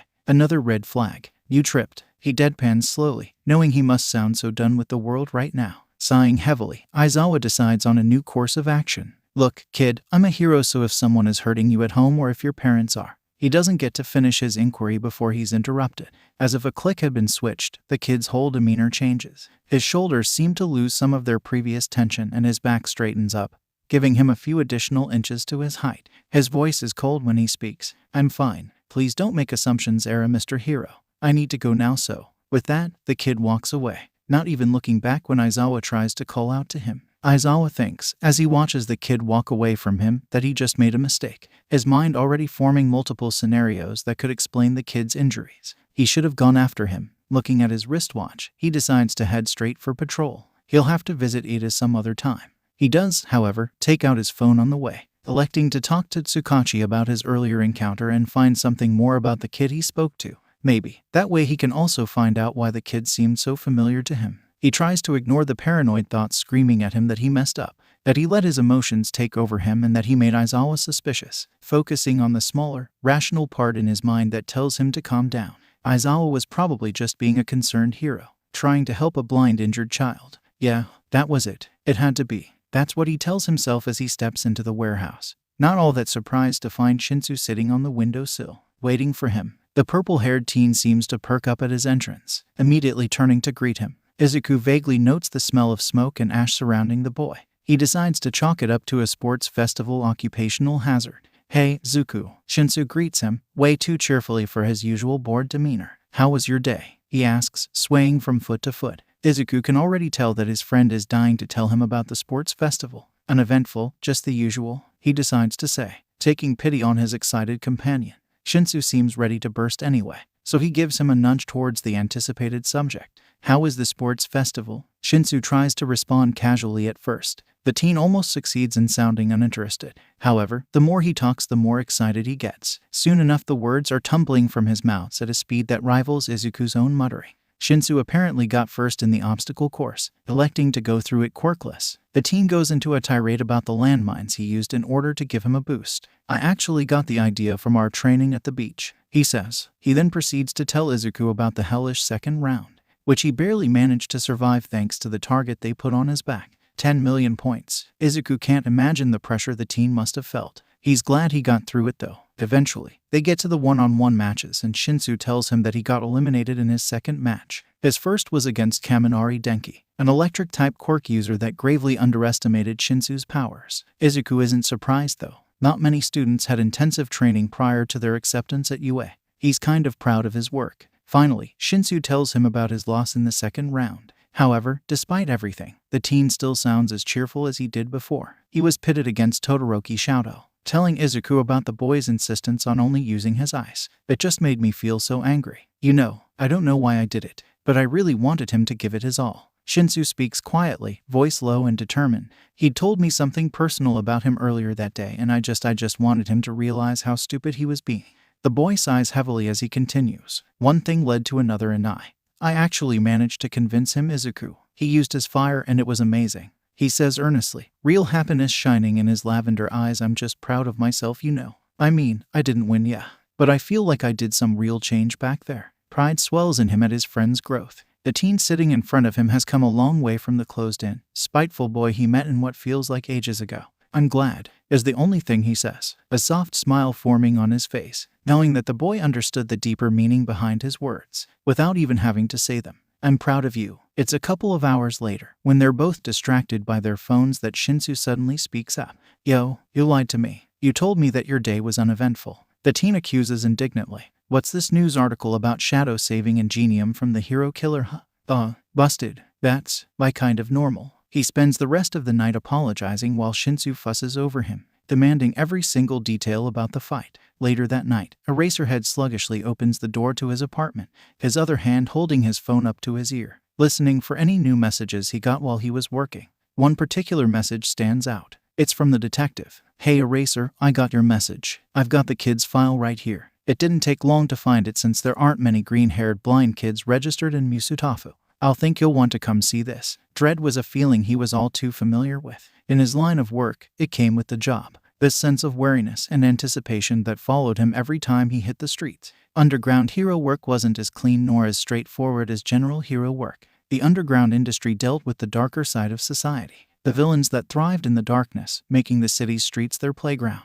It meant that this sense of dread he was feeling while walking into the police station was something he was constantly living with. Yet, it was also something he was never going to get used to. After all, he learned a long time ago how to use his instincts in his favor. Use that sense of anxious anticipation as a warning for whatever was about to come. Whatever was going to jump out of the darkness around him next. He learned to be ready for it, welcome it with open arms and react accordingly. It was the logical thing to do, after all. It didn't help his nerves, though, as he stopped in front of the detective's office, knocking on the door lightly. A soft coming could be heard from the other side. Taking it as his cue to move, he stepped into the room. He's been here many times before. Whether it was to discuss current cases or talk about action plans or simply debrief, he often found himself working with Tsukauchi. The man was good to work with, honest, determined, and ready for the job. This also meant that with time, he'd come to know the different looks Tsukauchi gave, depending on the information he had. The look he was currently giving him didn't promise anything good. "Good morning, Aizawa-san," the man greeted with a smile, although it looked a little forced. "I'm glad you got my message." "Yeah, well, you didn't give me a lot to go on," he mutters lowly, knowing the man knew him well enough to know he didn't like being kept in the dark. "I apologize. I just thought it was better if we spoke about this face to face," the man replied without skipping a beat, his hand moving in a gesture for Aizawa to sit down, himself taking a seat across from him. "So, you found his file?" Aizawa asks when he feels that Tsukauchi wasn't going to speak up first. "I did." There's a serious look in Tsukauchi's eyes now. It makes Aizawa sit up straighter, if only a few more inches. "Do you recognize the name Izuku Midoriya?" The name Midoriya brings up strange feelings in him. He can't exactly identify them yet, but they're there and he doesn't remember why. It makes the dread that pools in his guts intensify. "I don't think so." "Is that the kid's name?" he inquires slowly. "Here, take this." The man hands him a sealed file. Taking it in his careful grasp, he opens it, eyes scanning the content slowly. He doesn't get far before something catches his attention. Name, Izuku Midoriya. Date of birth, July 15, 2134. Father, Hisashi Midoriya. Mother, Inko Midoriya. The name strikes a chord within him. Suddenly, he's brought back 4 years in the past. Flashes of memories flicker in his mind as he wishes that he's wrong. That this isn't who he thinks it is. Any hope he has that he's wrong is shattered as he goes through her death report. Words like crash and explosion spark in his thoughts. Memories he's been working so long to overcome. Memories he's apparently managed to suppress. Aizawa wasn't having the best night. Hisashi had asked him to take over his shift tonight because something had come up. Usually, he would refuse. However, his best friend somehow managed to annoy him to the point where he was forced to accept, if only to get the loud blonde off his back. Everything was going smoothly at first. He stopped a small store robbery and the night was relatively quiet and peaceful. Maybe he could even go home early today. He cursed his wishful thinking as his phone vibrated in his pocket. A car crash had occurred just a couple of blocks away. A collision between a pickup truck and a civilian's car. They needed anyone that was near to go and help out with the injured. The nearest hospital was at least half an hour away and they couldn't wait for the medics to arrive. The casualties weren't determined yet. Aizawa quickly made his way there, his feet pounding against the asphalt as he ran. His quirk was useless in this situation, but he could at least put his field training to work. He'd be damned if he didn't help in any way he could. The scene he witnessed when he arrived was worse than he expected. The call he got mentioned the collision of a truck with another car. However, they failed to mention the chemicals being carried by said truck. Multiple barrels of the liquid were scattered on the road. An omnipresent smell of fuel and chemicals plagued the area. His panic only intensified as he saw the warning sign on one of the barrels. The scene in front of him looked like it came straight out of those action movies Hisashi always made them watch together. The truck was crushed at the front. No amount of work could fix it now. Luckily, the driver didn't seem too banged up. He hurriedly checked him for any major injuries, but the man seemed relatively fine. Unconscious, but mostly unharmed, if not for a slight concussion. The other vehicle, however, was another matter of its own. The car in question was turned on its side, battered and crushed as if it had tumbled multiple times. One of the barrels had ended up spilled on the car, liquid seeping into it and onto the road. His heart raced as he saw the small flicker of flame that flared from the car's engine. He hoped the chemicals weren't flammable. Running towards it, he found himself for the first time praying,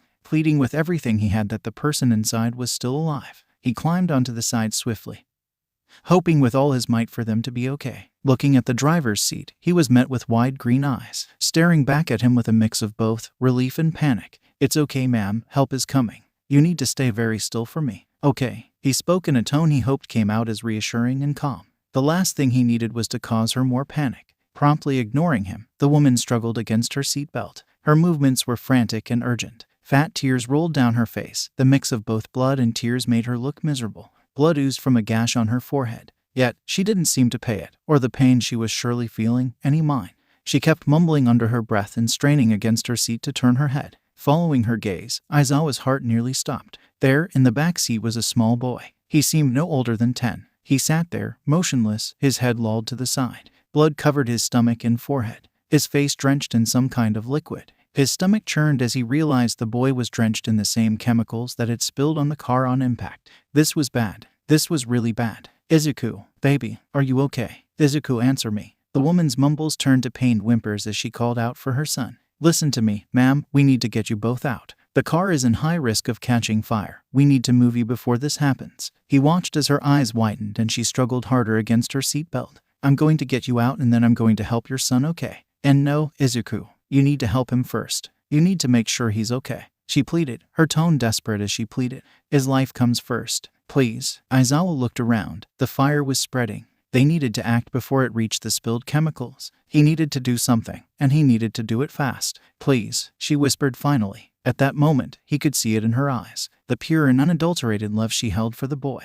The pain and fear of losing him overwhelming her entire being. He could see all of it, right there, in those green-pained eyes. Nodding his head resolutely, he tried to convey his understanding. The kid clearly had the worst injuries. He needed to take care of him and get them both out before it was too late. Without further hesitation, Aizawa got to work, tentatively.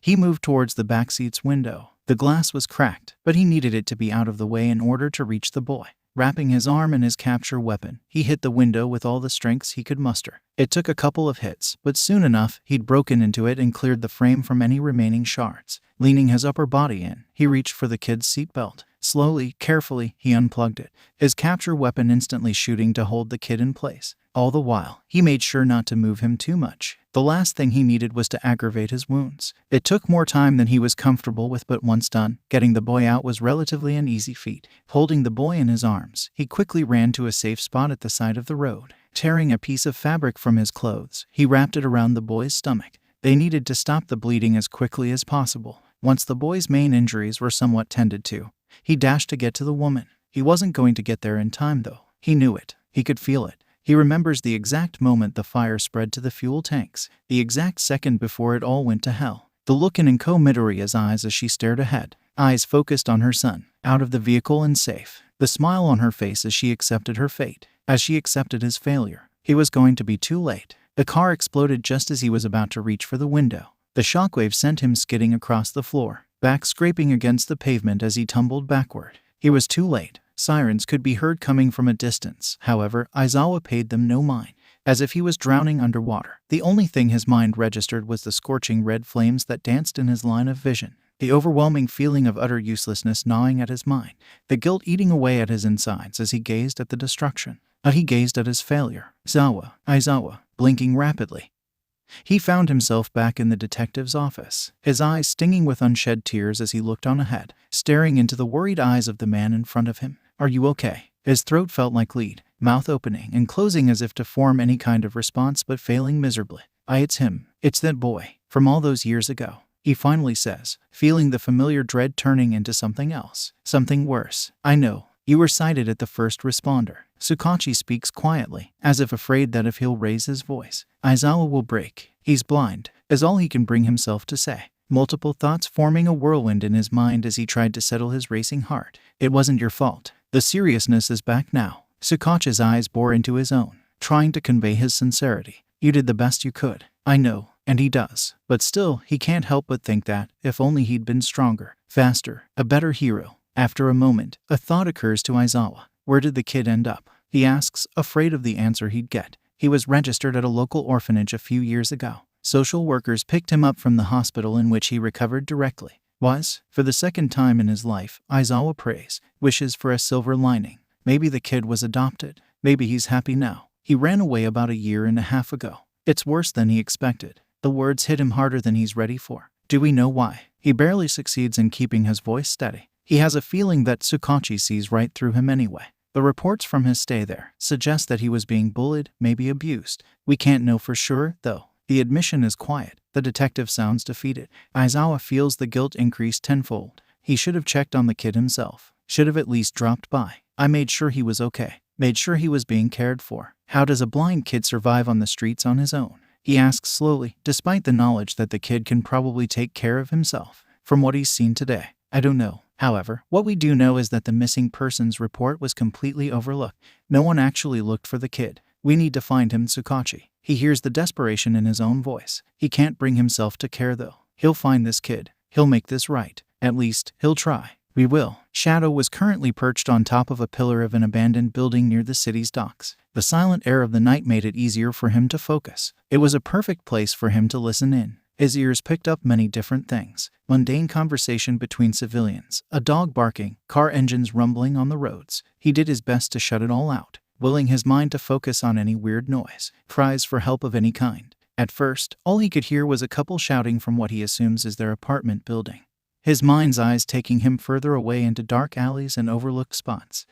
Nothing was good. Great even. It meant people were safe. Still, Izuku couldn't help but feel a little discouraged. He wanted something to get his mind off the growing feeling of hunger, the emptiness that's gnawing at the pit of his stomach. It has been a few days since he'd last eaten a full meal. His savings were almost non-existent and he was trying to ration whatever he did have on medical kits. He'd gotten so used to his old job that he didn't know how much longer he could survive without one. He could go back to the orphanage. However, the mere thought made his stomach churn. He wouldn't subject himself to that kind of treatment ever again. Therefore, he found himself avoiding his problems for the time being, focusing on helping anyone who needed it. Food proved to be unavoidable though, so he did bring a couple of dollars with him. He'll drop by a grocery store on his way back, get a few snacks. He's about to drop down and start his patrol when he hears it. 2, maybe 3 women screaming for help. Zoning in on their voices, he finds their exact location. They're at the docks, surrounded by a dozen containers. Without further delay, he makes his way towards the scene. The scene he's faced with makes him feel sick. He picks up 7 heartbeats. 2 men stand a couple of feet away in front of a container, whispering quietly to each other,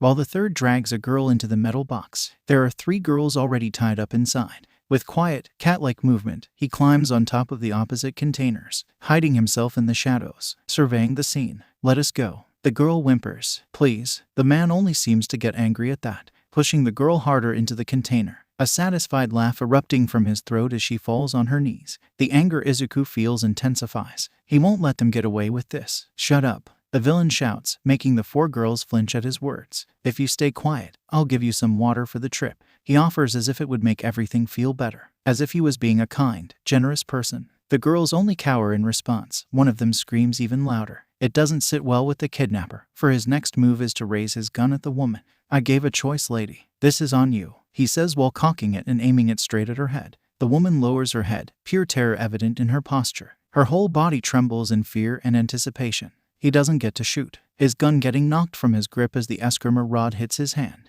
The man lets out a loud hiss as he spins towards the direction it came from. Izuku can hear the girls screaming in the background. Before the villain can react, Shadow is already on him, jumping from his perch and landing straight on him, kicking him into the ground with a resounding thud. Footsteps echo behind him, and he barely manages to dodge the punch aimed at his face, dropping low on the ground and swiping the offender's leg from under him. It's a 2-on-1 fight and Izuku knows he can't afford to pull his punches. These girls' lives rested on his ability to pull through. Electricity crackles in the third villain's clenched fist as he runs at him. They trade blows, Izuku barely evading the electrical charges. Seeing an opening, he grips the man by the forearm and flips him over his shoulder. The villain wheezes as the air gets knocked out of his lungs. He doesn't get to feel satisfied though. The second one is up once again, leg coming up to kick him into the container behind him. The metal groans with the force. It feels like he's been hit by a car. Bile rising in his throat by the sheer force. A strength-type quirk, probably, suppressing the pain. He catches the next kick that's aimed at his side, pulling the man towards him and jabbing him right in the kneecap. The sickening crunch that follows rings in his ears, but he ignores it. Sometimes playing dirty was the only way to survive. The man drops to the ground with a howl of pain, curses spewing from his clenched teeth. Surveying the field, Izuku spots his escrima rod and picks it up. He's about to drop it back into his holster when he hears it. The man with the electricity quirk was standing back up. Sighing loudly, he throws the rod at the villain, satisfied with the loud thud that follows. The man finally falling unconscious, body slumping on the ground in a motionless heap. 2 unconscious, 1 incapacitated. He won. Finally regaining some semblance of calm, he turns to face the girls, tentatively making his way towards them. Hand raised in the universal sign for I mean no harm.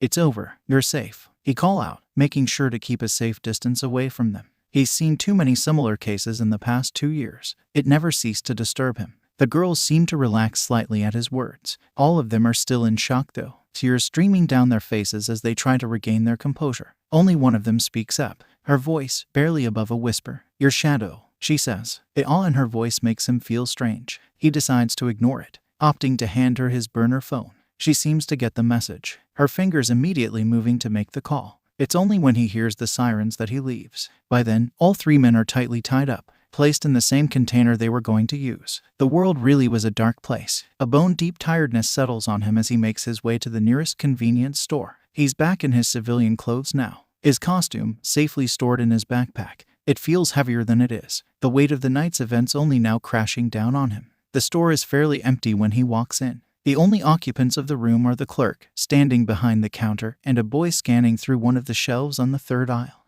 The clerk sends him a glare as soon as he steps inside, only slightly relaxing when he sees his walking stick. It's understandable, though, knowing that Izuku probably looks worse for wear. His face hurts, the bruise was probably even darker now, not to mention that he's currently limping, one arm gripping his injured stomach tightly, the pain flashing with every step he takes. He needed to eat, though. So, here he was, ignoring the nasty look aimed his way.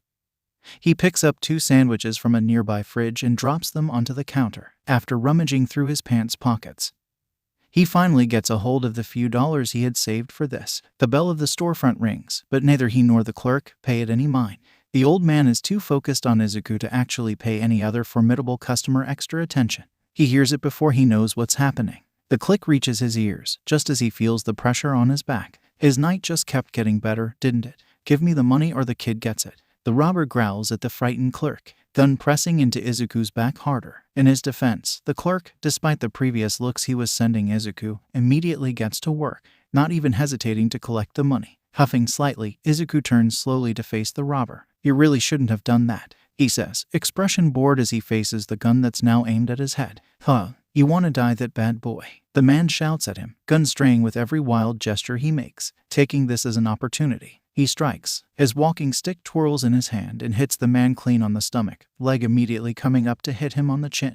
In a flash, the man is down, gun falling from his grip. Izuku immediately kicks it away from him. God, he didn't have the energy for this. The clerk seems to be frozen in place when he turns back to face him, shocked and speechless. It's only when Izuku drops the money on the counter for his sandwich and goes to walk away that he speaks up. "Hey kid, wait," the man calls out hurriedly, making Izuku pause in the doorway. "How can I repay you?" He's about to wave him off when an idea hits him. "You know, I could use a job."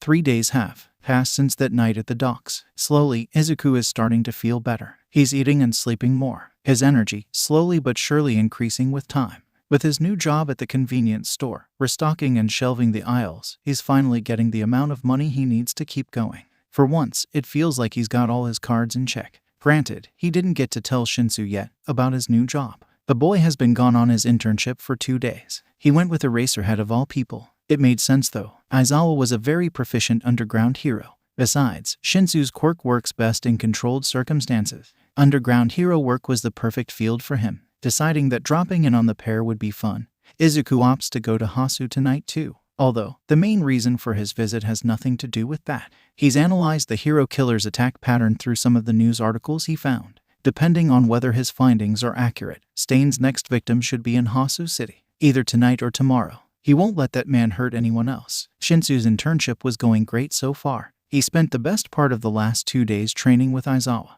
The man was a force to be reckoned with. His training was brutal but efficient. It left Shinso feeling exhausted to the chore, but satisfied nonetheless. Until finally, the man decided to let him tag along his patrol in Hasu City. His teacher wanted him to experience some real street-level fighting. However, what they didn't expect was to find Nomus suddenly appearing out of nowhere. Not 1, but 3. Aizawa immediately ordered him to stay on the sidelines, help evacuate civilians and only fight if necessary. So, Shinso got to work. He directed panicked civilians towards safety shelters that were set up a couple of blocks away, made sure to administer basic first aid to those who were a little banged up. All the while, he kept an eye on his surroundings, not wanting to be caught off guard. Yet, despite his diligent following of Aizawa's orders, he couldn't help but stray a little when he heard shouting coming from a nearby alley. He should have informed Aizawa, should have told someone to go with him. However, at the time, all he could think of was the cry for help he'd heard. His mind immediately flashed back to Izuku. The teen told him once that he could never stand there while people needed help. Shinso wouldn't either. Izuku didn't know what to think when he got Shinso's text message. Suppressing his growing sense of dread, he follows the directions. What he didn't expect, however, was the boy's text to lead him right to the villain he's been looking for all night. The location Shinso sent him pinpointed to a deserted alley in Hasu City. Arriving there, he made sure to scan the area before making himself known. His blood froze as he looked into the narrow clearing. The scene before him was too familiar for comfort. In fact, it was a perfect replica of that night, the night where he saved Ingenium. Except this time, instead of one person, he found three. Shinso was the closest to his position. The teen was slumped on the ground, face facing the concrete. Next to him was another teen. The boy's body emitted both cold and hot temperatures, each coming from different sides of his body. Todoroki, his mind concluded. Stain wasn't paying attention to either of them though. The man was standing over a third person, a hero most likely, sword held up in his signature position, ready to get his task done. Stain, he shouts, knowing that the vigilante would want to deal with him first. His voice instantly attracts their collective attention. He can practically feel Shinso's gaze boring into him. Get away from them. Your fight is with me. The vigilante steps away from the fallen hero with a growl, walking almost casually towards Izuku. I told you, Shadow, that the next time you'd get in my way, I'd kill you. I'd like to see you try, Izuku says before he can stop himself. Are you crazy? He hears Shinso shouting. Don't provoke him. Ah yes, his friend was probably worried about him. Stain ignores the outburst completely, probably already familiar with Shinso's quirk, given that the teen was on the ground and the villain still conscious. You know Shigaraki has a bounty on your head. The information doesn't really come as too much of a surprise to him. He's been expecting some sort of retaliation from the villain. He's been getting in the league's way too many times. Scoffing slightly, he tries to mask the tension in his limbs, willing his mind to calm down. He needed to stay focused on the task at hand. I respect you, Stain hisses menacingly. You would be wise to do the same. You'll have to earn it. He smirks, trying to convey confidence. The last thing he needs is for Stain to realize the amount of anxiety and worry he's feeling right now. The words are barely out of his mouth when two knives come flying at him, slashing through the air at an incredible speed,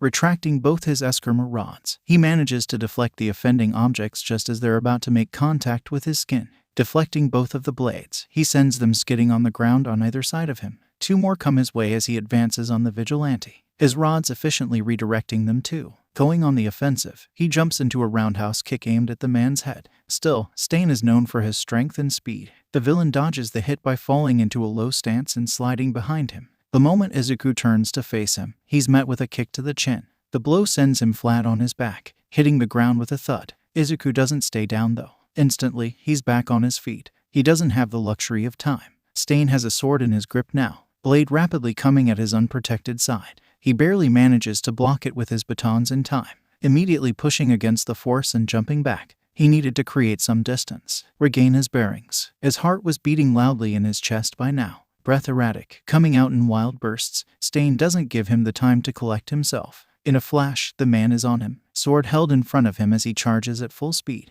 the tip of the blade aiming for his heart. Jumping up, Izuku dodges the attack, flipping his body in a perfect stance in order to get a hit in. His foot immediately going down, hitting the hero killer on the back of the head. The blow makes him lose his footing. Stain stumbles a couple of steps forward, nearly falling in the process. He doesn't though. Instead, the man growls in frustration, straightening back up. The aura radiating from his silhouette seems to change. It sends chill down Izuku's spine. Stain's movements afterward are different. The man isn't aiming to incapacitate anymore. He's aiming to kill. They clash once again, a blur of movements. Both of them are fast and stubborn. However, Stain knows Shadow's weakness. He knows what he has to do to make him let down his guard. Without warning, Stain throws one of his knives. The blade is aimed at Shinso this time. As if the world stops, Izuku drops his guard, his sole focus honing on the glinting metal soaring through the air. Turning his back on Stain, he throws his rod. The weapon hits the knife just in time to veer it off its course. That was his first mistake. He feels the hit coming,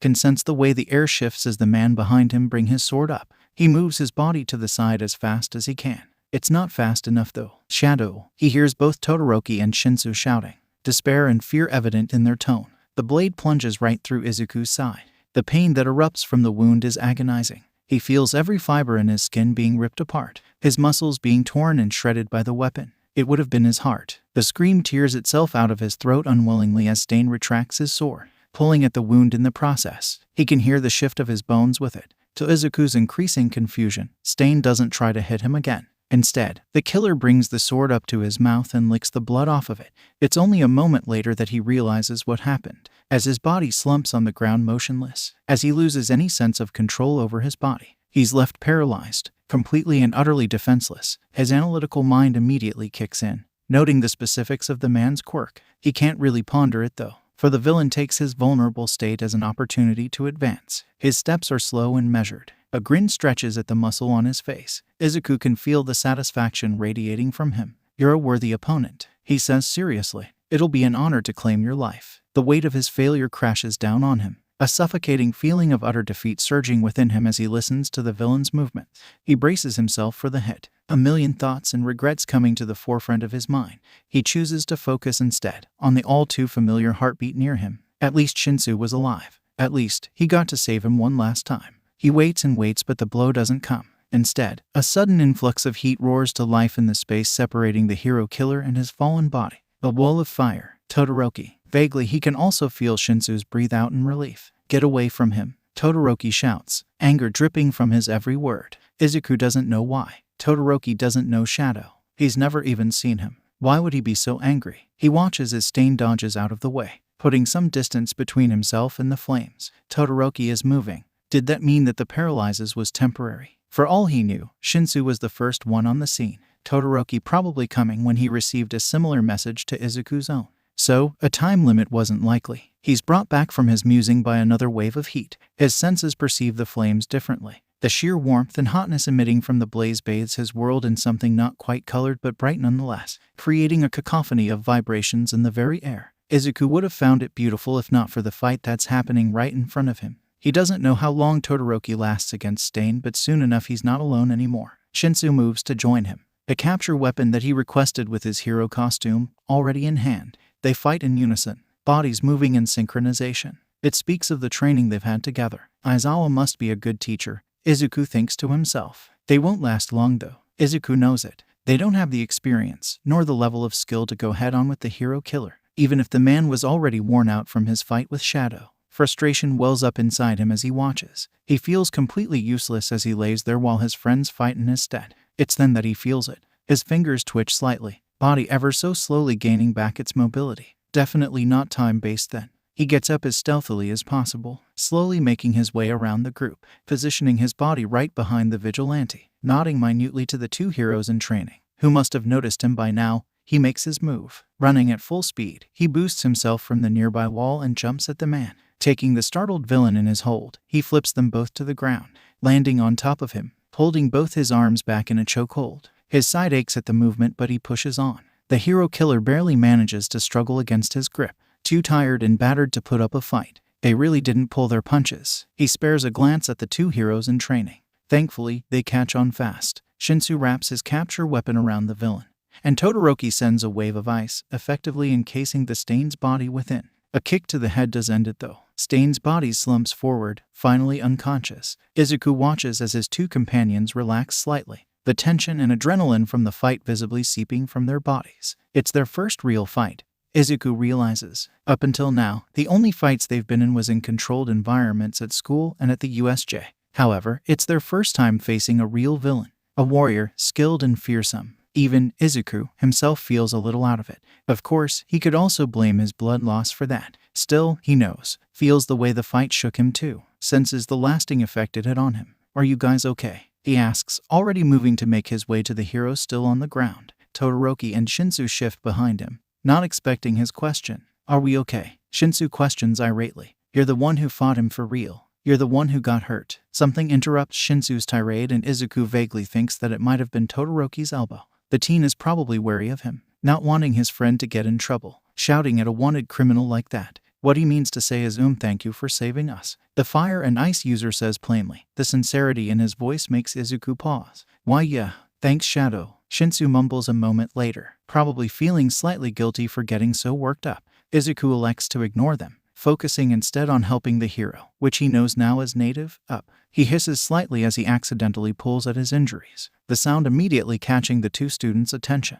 "We'll take it from here, Shadow," Todoroki speaks up. "We need to take you to a hospital." The teen already moving to take Native's weight off of him. Izuku hands the hero over but shakes his head at the second part. "No hospitals. I'll be fine." he says firmly, not leaving them any room for argument. Now, I'll be leaving before the heroes get here. Todoroki seems to hesitate for a moment before finally conceding, stepping aside to let Izuku pass by. Shinso doesn't move though, his gaze fixed on the Vigilantes in a hard glare. You need help. His voice sounds angry, but Izuku can hear the worry in his tone, can feel the irregularity of his heartbeat, the sweat forming on his brow. A hand drops on Shinso's shoulder before Izuku has a chance to say anything. Todoroki meeting his gaze knowingly. Finally, Shinso moves. He's reluctant to do it, but seems to understand that Izuku has no other choice. Going to a hospital meant getting caught. Getting caught meant getting arrested. Nodding one last time to the two, he climbs onto a nearby dumpster and hauls his way up to a nearby ledge, effectively climbing up the building's walls and onto the roof. He feels two pairs of eyes trained on him the whole time. The wind rushes in his ears as he runs, the pain in his side flaring with every move he makes. He knew he had to push through though, knew that he needed to make it to the warehouse. Push through the haze, push through the overwhelming need to just fall asleep. Let go. He runs and runs, but the pain is too intense. It overwhelms every part of his body, making him lose his focus. He's so distracted that he doesn't notice the figure charging at him from the side. The hit takes him by surprise, the force sending him toppling over the edge of the structure. The next thing he knows, he's falling. The world rushes by in a blur, his perception of time becoming distorted, his focus honing in on the wind that rushes past him. He knows the pain is coming. He expects it to, yet he's not ready for it. Can't be. Agony overwhelms his entire body on impact, a soundless scream tearing itself from his throat as his back hits the asphalt. He feels the shifting of his bones, his ribs cracking under the sheer force of the impact, the sound roaring in his ears, reminiscing of an old creaking ship. The pain in his side thunders to life as it makes contact with the hard concrete, excruciating agony enveloping his entire being for what feels like hours, but couldn't have been more than a couple of seconds. Vaguely, he can feel drops of rain falling onto his figure, the stream getting stronger by the second. He tries to breathe, but no air comes out of his lungs, a whimper slipping through his bloodied lips as he rolls himself onto his stomach. His body disagrees with the action, but he fights through the aching in his limbs. Whoever pushed him is still here. He feels them, hears their footsteps echo through the alley he fell in. It's a man. Every step generates a loud noise, a pounding sound against a metal staircase. The clangs echo and vibrate through the very ground he lays on. The dread overwhelms him, his heart practically beating right out of his chest. He wheezes out a pained breath as he lifts his torso off the ground, arms shaking with the effort. A strong smell of copper surrounds him. He doesn't have time to stall though. He moves out of the way, just in time for a kick to miss his face by mere inches. Groggily, he stumbles back to his feet, adrenaline pushing his body to react, instincts taking over in order to survive. The rain falls in thick lines, a curtain forming between him and his attacker. It helps ground Izuku to reality, making him aware of the man's every move. What do you want? He grunts out, voice wavering with the effort to make out the words. The man growls lowly, advancing in on him, ignoring his question in favor of attacking him once again. He barely dodges the punch that comes his way, only to be hit by a kick to the side a moment later. The pain sends him stumbling a few steps backward, hands clutching tightly at his wound, body hunched over. He tries to struggle, but the man is stronger. Moreover, Izuku is still tired and injured from his fight with Stain. Lifting him up, the guy slams him back on the ground, knocking his breath away and sending him into a series of wet coughs. The villain is on him in a second, hands encircling his throat, shocking him with more force than he can handle. The world goes in and out of focus around him, and he's starting to lose any hope of making it out of this alive. Tears gathering in the corner of his eyes as he struggles for breath. It's ironic, really, that despite his life having a metaphorical expiry date, he still doesn't get to live long enough to reach it. Everything he's ever been readying himself for evaporates in an instant. Numbly, the realization hits him at full force. He's not ready to die. He thinks back to everything he's pushed through and overcome until now. Ryu's words echo in his mind. You may feel like you're alone right now, like the world is against you. But a little hope, some kind of determination to be better, will go a long way. One last burst of energy goes through him. Gathering the last bits of his strength, he rams his head into the villains, effectively pushing the man off of him. He doesn't let himself a moment to regain his breath, already going in for a hit, trying his hardest to stay conscious, to fight against the growing void that's trying to overtake him. The villain doesn't go down easily. His hands seem to morph into sharp spikes and he attacks him once more. The spikes swipe at him, slashing at the rain every time Izuku dodges. Every slash makes the image in Izuku's mind clearer, slowly, but effectively. He's able to pinpoint the exact place the spikes are going to hit next, taking his opportunity and finding an opening. He takes hold of the villain's extended arm and pulls with all his might, a guttural sound erupting from his throat with the effort. Finally, he's able to flip the villain over his shoulder, effectively knocking him out. The adrenaline fades just as fast as it appeared and his mind shuts down. The last thing he feels is the rain falling on his slumped body, the smell of copper getting even stronger around him. He gains awareness with a jolt, bolting upright, his whole body jerking forward, milky green eyes wide with panic, his heart racing in his chest, thumping against his ribcage as he struggles to breathe, his entire body flaring with hot, searing pain, bits and pieces of what happened to him flashing in his mind in succession. He remembers falling, as if he was dropping from the face of the earth into a bottomless pit, feelings of despair and pure hurt engulfing his entire being, memories of a nameless aggressor, flashes of a losing battle, crushing feelings of excruciating pain, piercing every inch of his body. He doesn't know where he is, doesn't recognize anything around him. His senses are going haywire with random information. His body shivers, a cold wisp of air hitting his bare skin. He's not wearing his hood. There are bandages wrapped neatly across his torso, binding his ribs together. Vaguely, he can hear a voice talking to him. He can't make out all the words though. The thumping of his heart roars in his ears and he can't seem to focus on anything else. Don't move, the voice says. We hurt. You have. He doesn't recognize it. Stay still. Two hands hold him down, pushing him back onto the soft surface under him. A couch, maybe. Trying to suppress his mounting panic, he tries to voice one of the endless questions swimming through his mind. Who are you? Izuku's voice feels rough and scratchy. Each word scrapes against his sore throat painfully as he tries to speak. Two hands encircling his throat, squeezing until he's suffocating. Until he can't get his lungs to work. Until he can't breathe. Calm down. You need to breathe. His audible range is settling down now, and he's finally able to hear clearly. It's a woman's voice. I'm Zenji, but you may know me as Recovery Girl. I'm only here to help. His panic subsides slightly, but he can't help the wariness that grips onto his mind.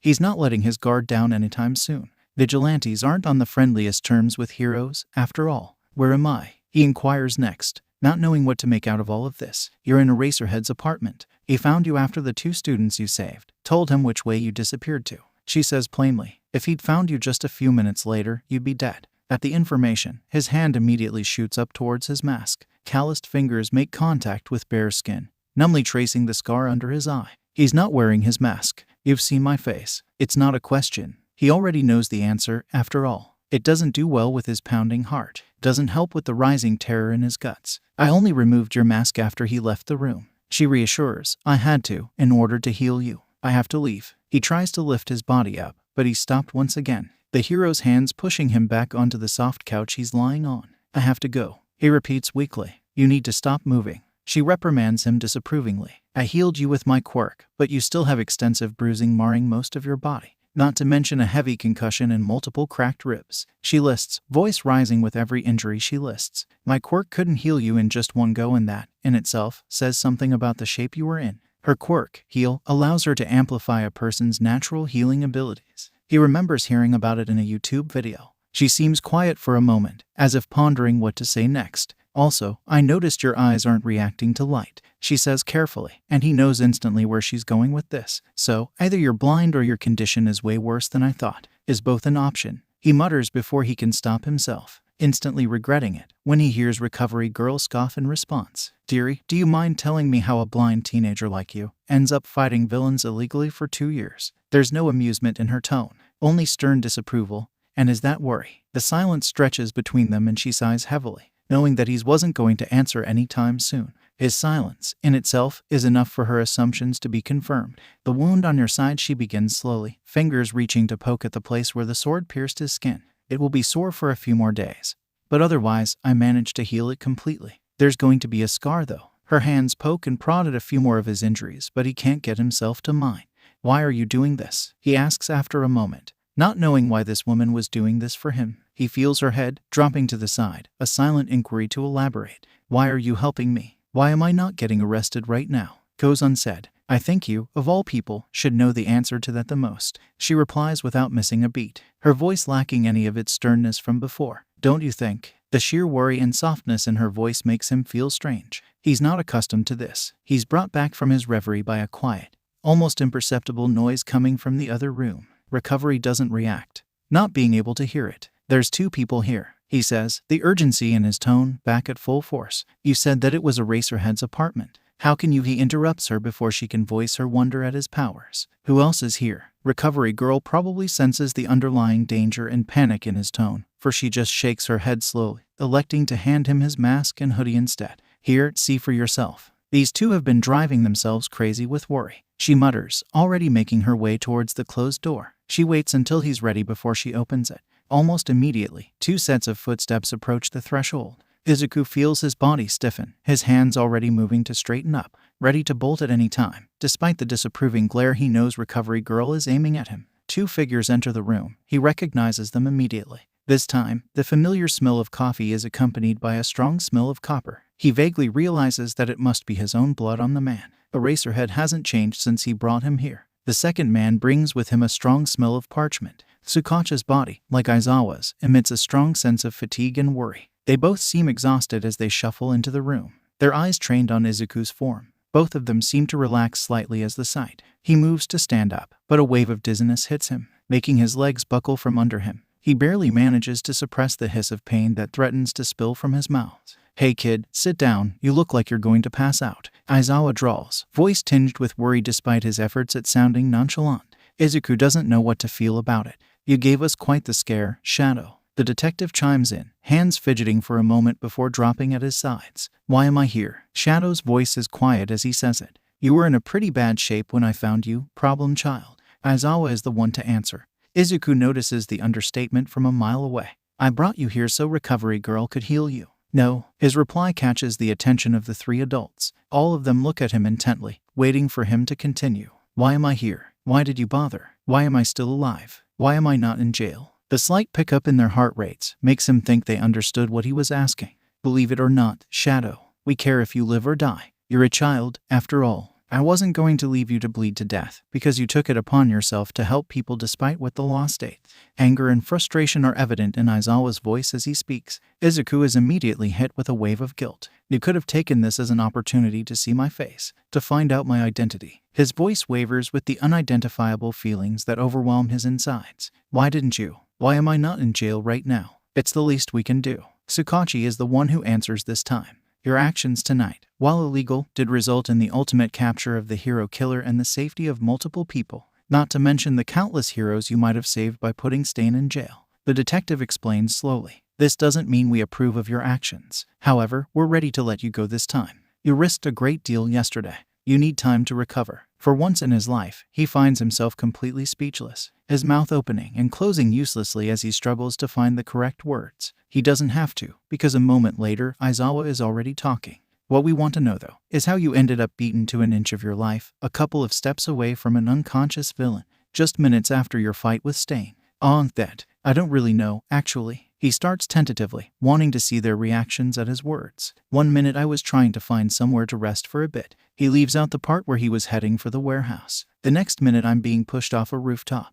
Recovery Girl gasps at the information while the other 2 seem to rein in their reactions, although their heartbeats do give them away. He came out of nowhere. I didn't see him coming. He notices the way Recovery Girl shifts at his choice of words. I think it has to do with Shigaraki. He concludes quietly. I thought as much, Tsukauchi says, resignation and frustration clear in his voice. We've gotten word of a bounty that has been put on your head. Shigaraki is willing to give out a handsome reward to whoever kills you. Anger seeps into his voice next. However, we've identified your attacker. That human trafficking job you interrupted the other night. The orchestrator of the whole operation wanted revenge. You're making enemies left and right, Shadow. Aizawa is dead serious as he speaks, no trace of humor in his tone. It hits him then, just how serious this was. Every villain in Japan will be gunning for him now. He feels the tiredness seeping back into his body, the weight of the past few days catching up on him. Recovery Girl seems to notice it too. The old lady immediately shooing the 2 men out of the room, scolding them for the stress they're causing him.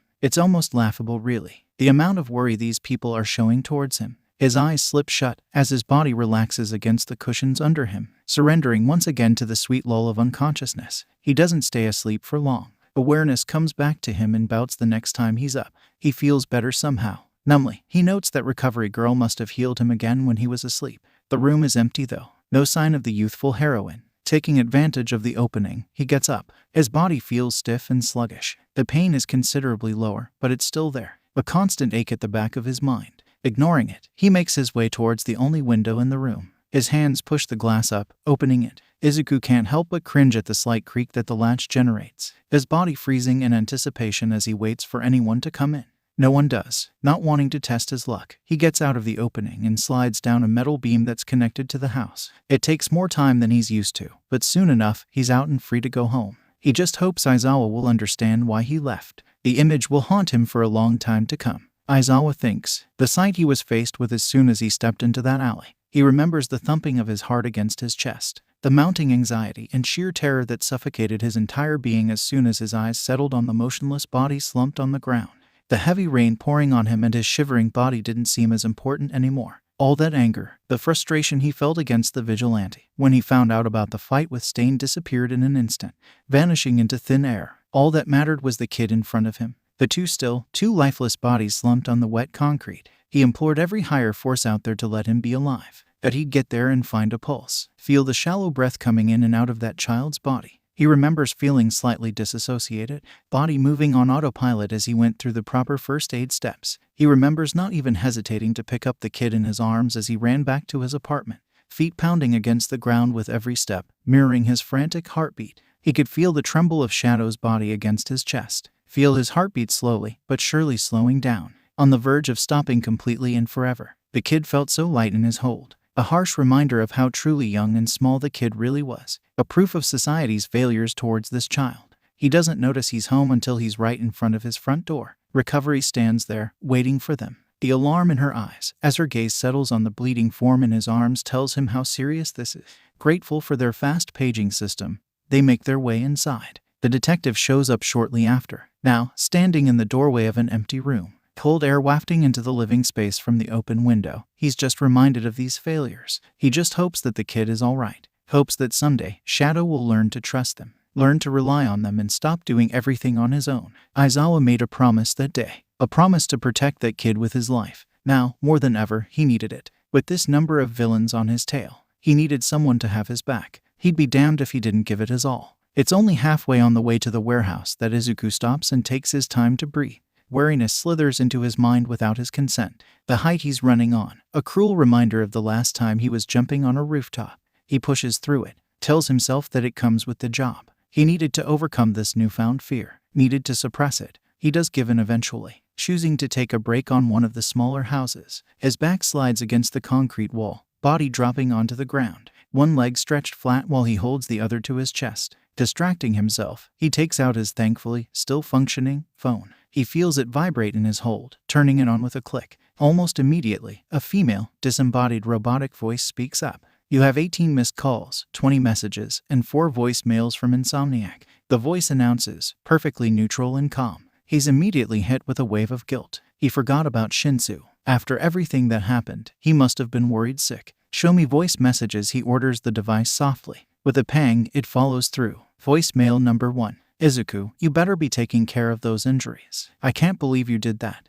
Ugh, I got to go. Aizawa wants us to go get checked out. Shinsu's voice sounds frustrated beyond belief. Angry even. Voicemail number 2. Hey, I just saw Aizawa running through one of the alleys. He was carrying someone. I don't think anyone else saw him though. Shinsu's voice is quieter than usual. His tone wavers slightly as he speaks. Look, just please, tell me you're okay. Call me. Voicemail number 3. The line is quiet at first. Slight static sounds through his phone. Izuku. Shinsu's voice is small, barely above a whisper. Yet, Izuku can sense the worry and fear in his tone. I'm at the warehouse. It's empty. The teen's voice wavers at that, as if he's taking the time to catch his breath. Please call me back. It's just I keep picturing you, lying somewhere, bleeding and alone. His voice stutters and his breath hitches, as if he's crying. What if it was you Aizawa was carrying? A sigh followed by quiet rustling from the other end. No, I shouldn't be thinking like that, right? You're fine. You're probably sleeping it off somewhere, right? You're okay. Something squeezes in Izuku's chest as he hears the pain in his friend's voice. You have to be. Voicemail number 4. Look, I can't stay here. My parents want me to come home.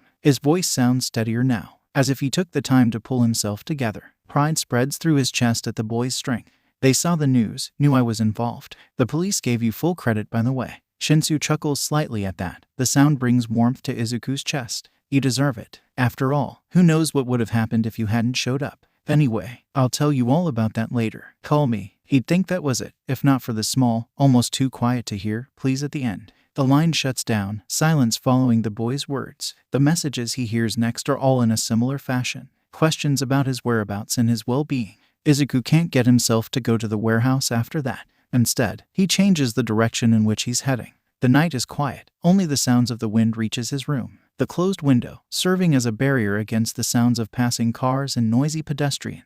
Shinso sits on his bed, phone displayed in front of him, waiting for it to vibrate, light up, do anything. He's waiting for some kind of reassurance that his best friend is alive, that he's okay. It doesn't. In fact, the black screen looks back at him, almost as if it's mocking him. His parents freaked out after seeing the news, immediately calling him and telling him to come home. The news didn't put their involvement in detail, but they did say that 2 UA students were involved. His parents, knowing he was in Hasu that night, immediately put 2 and 2 together. He knows they're just worried. In fact, he loves them even more for it. Yet, he can't bring himself to be happy about it. He should be out there right now, looking for Izuku. He should be waiting for him at the warehouse, at least. He can't though, so he sits here, and he waits for his phone to light up, waits for some sliver of hope to shine in the darkness. As if granting his request, the phone vibrates, blue light shining in the darkness of his bedroom. Excitement and happiness bubble in his heart as he scrambles to reach it. However, whatever relief he started to feel is crushed a moment later. He can't help but chuck his phone across the room in retaliation,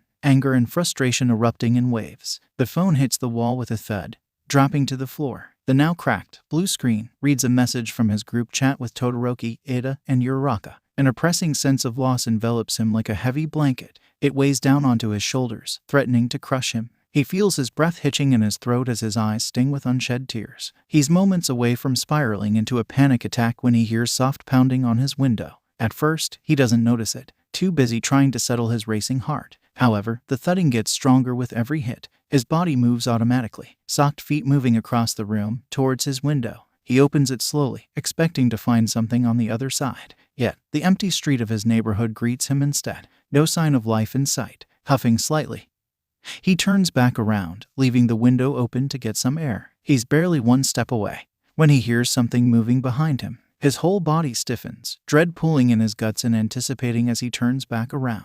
The sight that greets him hits him hard, knocking the breath out of him. His heart pounds against his chest. He finds himself moving a moment later, hands already rising to encircle the smaller boy in a crushing hug. Izuku grunts in his hold and he's reminded of the Vigilante's injuries. Letting go of the boy and stepping back a few steps, he takes a moment to really look at him. Right there, in the small space of his bedroom, stands his best friend. The boy is the embodiment of exhaustion. His hood is down, sweat and grime matting his green hair. His costume is darker than he remembers. At first he thinks it's mud. However, it's a second later that he realizes what it really is. These injuries, they're not from the fight with Stain. Flashes of Aizawa running with a body held in his arm goes through his mind. Oh my god. He finds himself whispering, voice quiet. I'm fine. Izuku reassures hurriedly, steeping towards the hero in training. I'm okay. I got help, I swear. What the fuck, Izuku? His voice is rising but he can't help it. What happened to you? It's a long story. And that's how Izuku begins his rambling explanation about everything that happened after he left Shinso and Todoroki in the alley. Shinso is quiet through it all, eyes fixed on the boy in front of him, serious and attentive. Aizawa didn't arrest you. Yeah, I was honestly surprised. Shinso scoffs at that. I'm not. At the Greenette's question look, Shinso elaborates. I mean, you should have seen the look on his face when we told him that Shadow was the one who fought Stain. When we told him you were injured, he looked really worried. I've never seen Sensei look like that. Shinso mutters. He immediately went to look for you after that. I would have died if he hadn't. The admission hits Shinso hard, his body flinching at the implications. I'm glad he did, Shinso says softly. I'm glad you're okay. Me too. Izuku agrees quietly. I'm sorry I worried you. Izuku stays a couple of hours more before he goes back to the warehouse. Shinso keeps his eyes on him the whole time, wanting some kind of reminder that his friend was okay, that he was alive. It's only before he's about to leave, as he's climbing back out of the window, that Shinso speaks up. Hey Izu. The teen freezes, head lifting to face him, waiting for him to continue. Yet, Shinso feels the words dying in his throat. He wants to tell the boy how much he cares about him. Tell him to be careful, to be safe, to stop throwing his life away. He can't bring himself to say any of it though. Instead, he finds himself saying something else entirely. You owe me a new phone. Izuku seems to laugh lightly at his statement, muttering something about barely affording to have one himself. He leaves after a promise to make it up to Shinso, disappearing into the darkness of the night. Shinso doesn't move from his place though. His eyes are still looking outside his window even after a long time has passed. A million thoughts swirling in his mind. He doesn't think he'll survive losing his friend. He doesn't know how he'll be able to go on like this, knowing that his friend's life was doomed from the start. 4 years. He doesn't know if he can endure that much pain. It was a fine day in the city. The storm from the last few nights had washed the pavements clean of its dirt. A gentle freshness still lingered in the air, as if frozen in the very molecules of the atmosphere. The pavement was warm under the two boys' feet, the hum of the city's liveliness following them as they walked to the store. "I'm telling you, he was so manly," one of the boys shouted enthusiastically, his red hair practically bouncing with every step he took. The robber had a gun pressed against his back and the dude just turned around, totally calm, as if it was a completely normal thing. He was like bam. The teen punched the air with his fist, his excitement palpable, and before I could even think of reacting, the robber was already down. The blonde walking next to him wasn't as enthusiastic though. His hands were stuffed in his pants pockets as he trudged in front of the redhead, his shoulders hunched in and his face facing forward, features contorting into a scowl as he listened to the boys rambling. And get this, he did all that and he's blind. Can you just picture it? "He's so cool." His exclamation was once again barely met with a tisk from his companion. Yet, the teen didn't seem perturbed in the least, swiftly continuing his ramblings as if it was a normal occurrence. He was like a ninja with his walking stick. The store clerk even offered to repay him. "I think he works there now." "Huh, is that why you dragged me all the way here, shitty hair?" The blonde practically screamed, small sparks erupting from his hands as he turned towards the redhead. "Come on, Bakugo. I want to meet this guy. He seems like a really manly dude," the teen pleaded, a sharp-toothed smile aimed at the blonde. "Besides, when are you going to start calling me Kirishima?" The teen whined in fake hurt. "Whatever," Bakugo grumbled under his breath, hands immediately going back to his pockets, eyes downcast as they reached the storefront. "Do whatever you want. I'm here for my spicy ram." His words die in his throat as he finally looked up, sliding doors parting to let them into the small establishment. His body froze in the threshold, causing the redhead behind him to walk right into his back, not having realized that the blonde had stopped. "Yo, Bakubro. What's up?" Kirishima asked from behind him, his voice holding a worried tinge to it. Holding a hand up, Bakugo stopped whatever words his friend was going to say next. Taking slow steps towards the front desk, he stopped in his tracks, red fiery eyes trained on the green-haired boy standing behind the counter. In that moment, it was as if he was taken back many years in the past. Memories of two small toddlers playing in the forest, flashes of laughter and juvenile games. A boy he'd given up on ever seeing again. "Deku," he breathed out, not quite believing what he was witnessing. It was a quiet morning at work for Izuku. Mr. Yoshida, the store's owner, was busy. The man was currently arguing with someone in the back room over the phone, so Izuku, being his only employee, took over the cash register for him. The store was strangely empty today, except for some far-in-between customers. It was a good thing though, given that he doesn't know if he'll be able to distinguish the bills people give him. Although their heartbeats usually give away their anxiousness and fear of getting caught, still, it was a risky matter. He can't really blame Yoshida for overlooking that particular fact, given the usual stalking job he does here. It's easy to forget that he can't actually see. On the bright side, he's already caught 2 people lying about their age in order to buy cigarettes and alcohol. So, his powers do come in handy from time to time. He feels 2 people approaching the establishment. Mentally readying himself for the job, he smiles at them, hoping to come off as welcoming and friendly. However, the moment the first boy turns to look at him, he can feel the teen's body freeze in place, his heartbeat speeding up. For a moment, he thinks that he did something wrong. Or maybe his blindness shocked the boy. Yet, all his speculations are washed down the drain the moment the stranger speaks. "Deku," the boy breathes out, surprise and awe evident in his tone. Izuku contemplates asking the boy to repeat himself, because surely he heard it wrong. Or maybe this person was just another rude customer. "Excuse me," crushing down the unidentifiable feelings rising in his chest. This can't be who he thinks it is, right? Yet, on a closer inspection of the boy, he picks up the different temperatures of the teen's body. To be more precise, he feels the heat emanating from his hands, going from his wrists all the way to the tips of his fingers. "Hey man, don't be rude. Why are you?" The boy in question shuts him up with a raised hand, instead electing to take a step towards the counter. "Deku, is that really you?"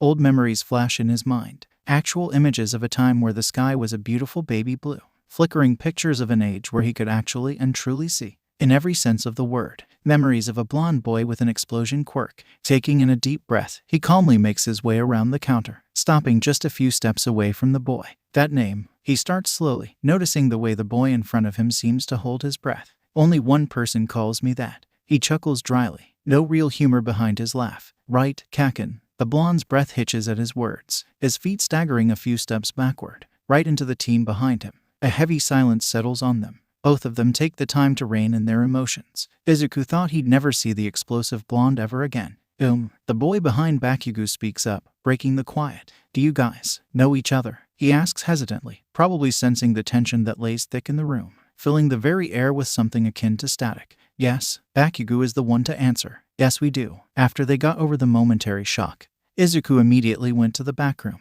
leaving the two teens confused by his quick departure. He could still feel the uncomfortable tension when he came back, this time with Mr. Yoshida's approval for a break. Do you guys want to take a walk? His question was answered with a stiff nod from the explosive blonde and an enthusiastic sure from the boy next to him. He makes sure to take his backpack with him as they leave. They walked for a few minutes, only stopping when they reach a nearby park. Izuku, wanting to get rid of the excess tension he's feeling, elects to climb on top of a monkey bar, seating himself on the metal bar and dangling his feet from above. It's only when he feels the surprised gazes of the two boys trained on him that he remembers that he should have probably acted like he couldn't see it. I come here often. He lies smoothly, satisfied with the way the two seem to relax slightly. So, he tries to change the subject. Who's your friend Kaken? He knows that he probably shouldn't use the old nickname. However, the blonde started it first, so he supposes it shouldn't bother the teen too much. I didn't introduce myself, did I? The boy's attitude vaguely reminds him of an excited puppy. I'm Ijiru Kirishima, and you're Deku, right? No. His hand comes up to rub the back of his neck as he corrects the boy. That's an old nickname. My real name is Izuku Midoriya. He introduces himself quietly. His other hand twirls his walking stick slightly, his body subconsciously busying itself, wanting to get his mind off the impending conversation. Kirishima seems to notice the unspoken words between them, for the boy promptly excuses himself next, saying he needed to get something from the store anyway. With that, he leaves, giving them time to talk. Deku, the blonde, speaks up for the first time since they left the store, breaking the silence. That day Izuku cuts him off before he can finish his sentence. He already knows where this was going. It was a long time ago. That doesn't change the fact that I was a fucking douche to you. Anger seeps into his voice for the first time since they saw each other. Izuku thinks he finally sees a glimpse of his old childhood friend. Maybe, yeah. He can feel Bakugo flinch at his words. But I forgave you a long time ago, Bakugo. The use of his real name shows the blonde just how earnest he was. We were only kids. The wind picks up around them. His hair sways with the incoming breeze, making his whole body shiver. We saw the news that day. Is that how the blonde cuts himself off before he can ask what his question? Izuku wants to laugh at the show of self-restraint from the usually brash boy. He thinks that maybe people really do change. It's okay, Kaken. He laughs. This time it's genuine. You can ask. Taking a moment to regain his composure, he faces the boy once more. Yes, the accident made me lose my sight. I'm blind. Bakugo doesn't seem to mind his laughter. In fact, he takes on the new information head-on, nodding his head seriously once, probably not realizing that Izuku isn't supposed to be able to see it. They wouldn't tell Mom where they took you, the boy says instead. The underlying anger and frustration in his tone are clear as day. He can't help the way his heart warms at his friend's concern. Izuku replies absent-mindedly. They took me to an orphanage, probably the only one that accepted quirkless kids. He knows he's testing the boy by bringing it up. Bakugo probably knows it too, yet he doesn't react. It's as if his quirklessness isn't important to the teen anymore. Do you still live there? Kaken asks tentatively. He undoubtedly noticed the disgust and anger in Izuku's tone as he spoke about the place. No, is all he says in response. Bakugo moves as if to question his statement, but Izuku doesn't let him. Dropping to the ground, he surprises the blonde into taking a step back. Look, Bakugo, the less you know about me, the better. There's no bite in his tone. In fact, his voice, even to himself, sounds completely neutral. He walks away without another word, ignoring the squeezing in his chest as his feet move. Wait, Izuku. He can't help but stop when he hears his first name coming from the blonde's mouth, despite his entire being screaming at him to keep walking.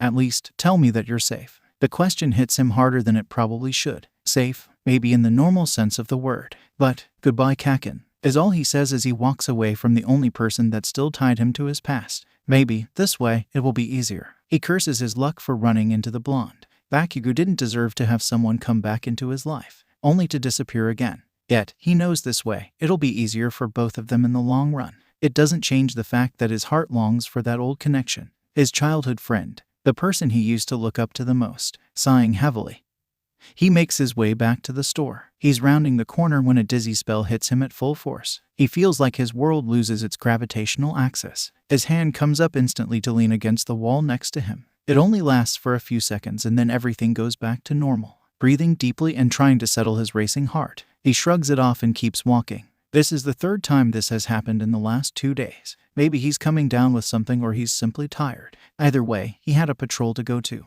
His body feels slower than usual, as if his reflexes are sluggish in comparison to his usual standards. He's still in his civilian clothing as he walks down an alley to find a place where he can change. He's about to start changing when he hears it. Sirens flaring close by. Police officers mill around a clearing just next to his current location. Deciding to check it out, he makes quick work of getting into costume. He contemplates going up the fire escape but thinks better of it. Instead, he sticks close to the shadows as he nears the designated place. Amongst the crowd of gathered people, he senses a familiar entity. Tsukauchi is in the middle of a heated conversation on the phone. His hands move wildly as he speaks to whoever is on the other end of the line. Straining his senses, he makes out the voice. "I will kill 1 person every 15 minutes if you don't do what I told you to, detective." The voice is gruff, filled with venom as he makes his demands. Hearing his tone, Izuku knows that the man isn't bluffing. So it's a hostage situation then. Widening his range, he feels the people in the surrounded building. There are approximately 22 people on the 2nd floor, the building having 3 stories as a whole. The detective's increasing heartbeat is the final straw.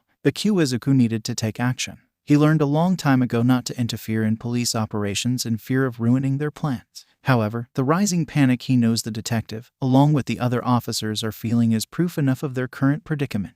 They're probably at a standstill. They can't do anything in fear of the consequences, and they can't make a move in fear of hurting any of the hostages. So, naturally, that's where he comes in. All the exits and entry points are blocked. The villain is pacing on the 2nd floor, gun held loosely in his hand as he shouts at the phone. Climbing up the structure that's facing the building, Izuku settles himself on the ledge, surveying the man's movement. He knows that what he's about to do is risky, knows it will probably draw the police officer's attention. He thinks it's worth the risk though. There are a lot of lives at stake here. He needed to get in, take out the villain and go out. There's no room for any kind of mistakes or failure. So, he watches and he waits for the villain to move right where he wants him to. Reaching into his backpack, he takes out the gear he needs. For once, he's glad for Ryu's constant drills and lessons, for his instinctual need to always be prepared. The grappling hook is heavy in his hold, yet it's not unfamiliar. In fact, over the years, the item has grown to act like an extension to his limbs. Aiming the object until it's facing the correct windowsill, he waits. The villain doesn't immediately move. He paces back and forth but never stops for long.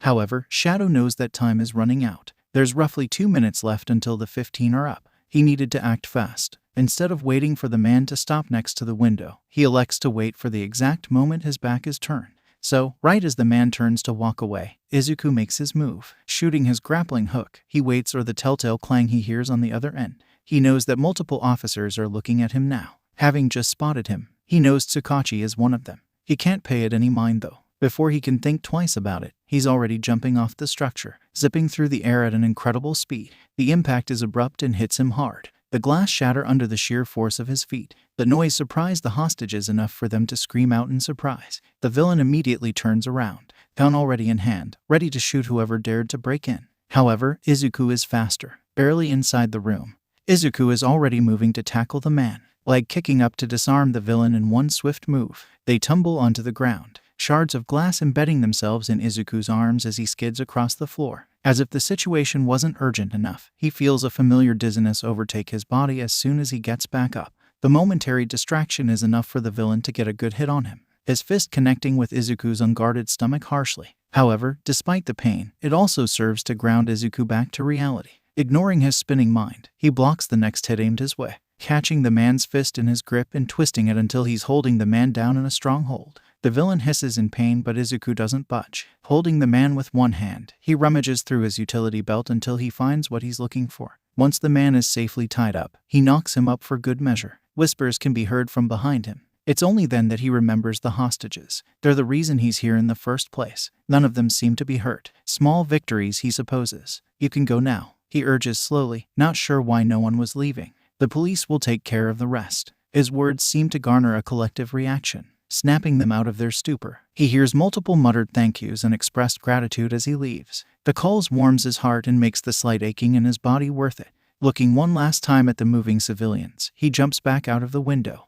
out into the night again, oblivious to the detective's eyes that follow his retreating form and none the wiser to the small smile adorning the man's features. The way back to the warehouse is more trouble than it needs to be. The world spins around him, making him stumble multiple times. It's really a miracle he hasn't fallen off any more rooftops. Furthermore, he goes into multiple coughing fits by the time he's finally home. It's only when he's leaning against the structure's cold metal door that he notices the liquid seeping through his clenched teeth. A disturbingly familiar smell of copper reaching his nose. He thinks it's high time he pays a visit to his old doctor. Is that boy going to keep loitering around, or is he going to actually buy something? Mr. Yoshida's gruff voice sounded next to him, the man's irritated words falling short as Izuku detected the barely concealed amusement in his tone.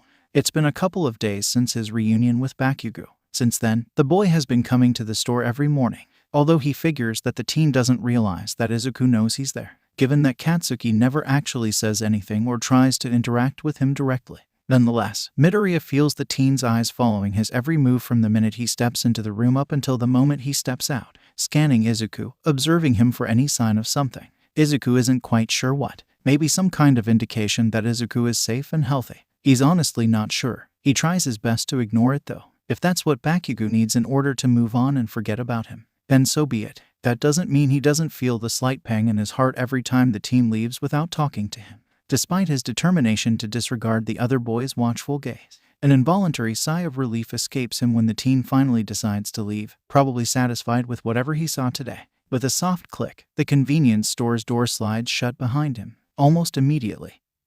He can feel his body losing some of its gathered tension, and he allows himself to relax, to breathe. A suppressed coughing fit finally bursts from his mouth as he frantically reaches for the box of paper tissues on the counter in front of him, hissing as his throat already scrapped raw pangs with each wet cough that forces itself out of his abused system.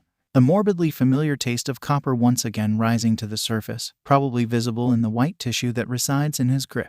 A dark, noticeable red, he imagines. He can feel Mr. Yoshida's eyes on him, but he finds himself more preoccupied with the breath he's trying to force into his deprived lungs. After what feels like a lifetime, but can't be more than a few seconds, he breathes again. The episode, finally over. He stands there for a few more minutes afterward, hands gripping the counter, knuckles white as he supported his weight against the cold marble-like structure, not fully trusting his body to obey him just yet. When he feels like his legs aren't going to betray him, he straightens out, huffing lightly as he gets back to work, electing to ignore his boss's palpable worry. He really needed to see a doctor. He pushes through the rest of his shift with only that thought in mind.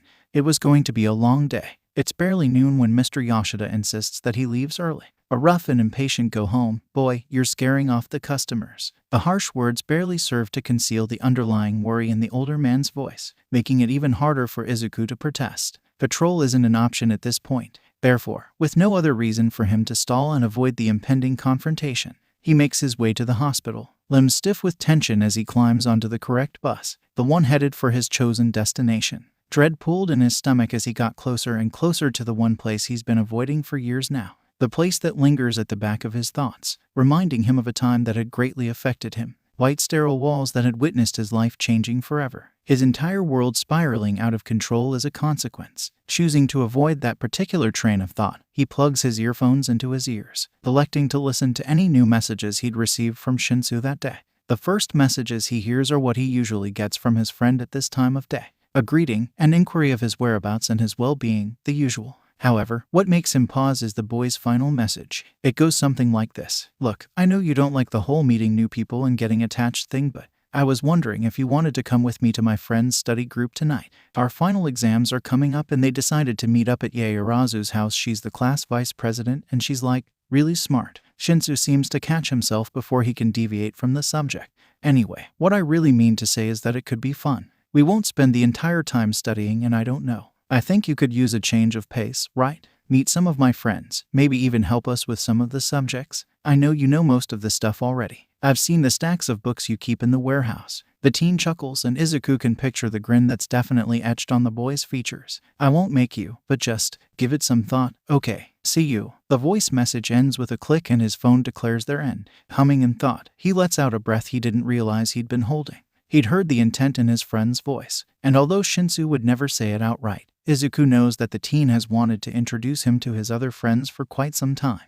Izuku's heart warms at the thought of his friend. Shinso has come a long way from the closed-off boy he'd bumped into that day. It felt like a lifetime ago. At a time where things didn't seem so complicated, he's glad that Hitoshi managed to find some real friends, people who care about him and take care of him. Maybe it's not that bad of an idea to meet them. observe their interactions himself. Making up his mind, he quickly sends the Tina confirmation, stowing his phone away and back into his pocket as the bus driver announces their arrival. His hand grips at his walking stick as he makes his way onto the pavement, extending his senses towards his destination until he's facing the desired building. He feels some curious glances shot his way as he makes his way through the lobby, but no one actively tries to stop him. Stepping in front of the secretary's desk, he clears his throat to gain the attention of whoever is sitting on the other side. "Can't you see I'm bust?" the woman starts, irritation evident in her tone, but stops abruptly as she finally lifts her head to look at him.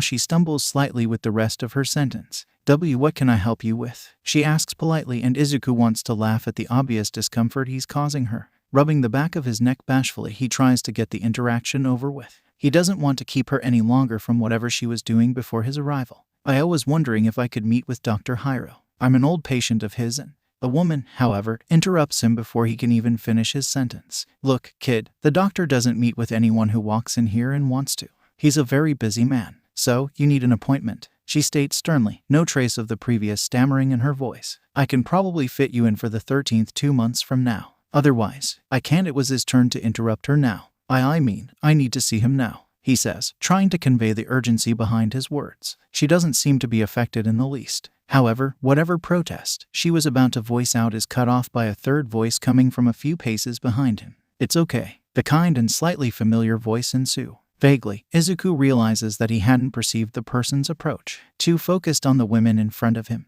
It seems the secretary hadn't noticed the new arrival either, if the way her breath hitches slightly is anything to go by. "I have time to see Midoriya-san now, Karen." The man Dr. Hiro, he concludes with a start, steers Izuku towards the elevator with an arm lightly rested on his shoulder. It takes him a moment to replay the man's words in his mind, head immediately turning to inspect the doctor's form, trying to piece the man's presence with the vague one from his memories. "You remember me?" The phrase comes out of his mouth as more of a statement than an actual question. The doctor had referred to him by name, contrary to general beliefs. "I never forget my patients," the doctor answers simply, voice as firm and calm as he recalled it to be, "especially not one such as yourself." Before he can even think of the meaning behind the man's words, the elevator dings and Dr. Hiro is already walking out of it. Izuku scrambling to follow the man, walking stick swiping across the ground to keep up pretenses. They walk down an empty hallway until they reach a room on the very end. The telling clicks and scrapes of a key reach his ears, and they both step into what he presumes is the doctor's office. The man quickly ushers him towards a patient's bed on the far side of the room. Sit, he urges, the man himself, taking a seat on the stool opposite of Izuku. "Now, first and foremost, I'm glad to see you, Midoriya-san. It's been 3 years? F4 actually." His throat feels really dry as he says so, the looming time limit rearing its ugly head over him once more.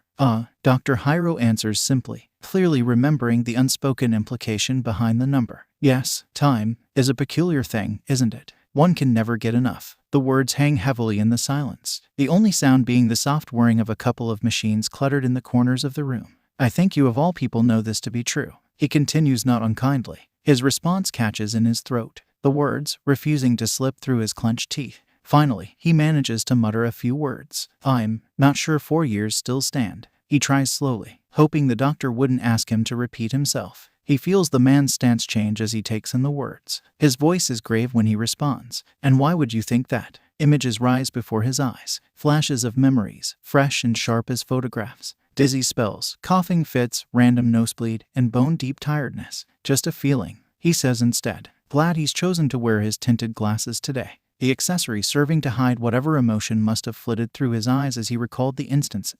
The doctor seems to notice anyway, though, his stance straightening once again, hands drumming against his pant leg as he seems to mull something over. "I'll run some tests and see what we can find, then," he concedes finally, body already moving across the room to gather whatever equipment he needs. "I don't have a lot of money," Izuku blurts out suddenly, knowing how expensive these kinds of tests could be sometimes. For the tests, I mean." He stammers when he feels the questioning glance the doctor shoots him. "I'll implore you not to worry about that, Midoriya-san," nodding his head hesitantly, not really understanding the doctor's motives. However, electing not to look a gift horse in the mouth, he lets the man proceed. After a few minutes of work, the doctor steps back in front of Izuku, trailing a small cart next to him, a series of equipment stacked on top of the moving structure. "Please remove your shirt and lay down, Midoriya," cursing himself internally for forgetting this part of the checkup. He hesitantly lifts his hoodie up and off his frame, a shiver involuntarily racking his body as the cool air hits his skin, his scars tingling slightly under the doctor's watchful gaze. Izuku doesn't want to imagine what his body must look like now. He's accumulated somewhat of a list of battle wounds, injuries he's racked up over the years. However, instead of the anticipated interrogation he expected to receive, the doctor only seems to nod once resolutely and proceeds to begin the examination. A blood sample was taken for speedy testing, his lungs and heart examined along with multiple other tests. And a few hours later, Izuku gets to put his hood back on, happy with the familiar comfort it brings him now that he waits for the doctor's verdict.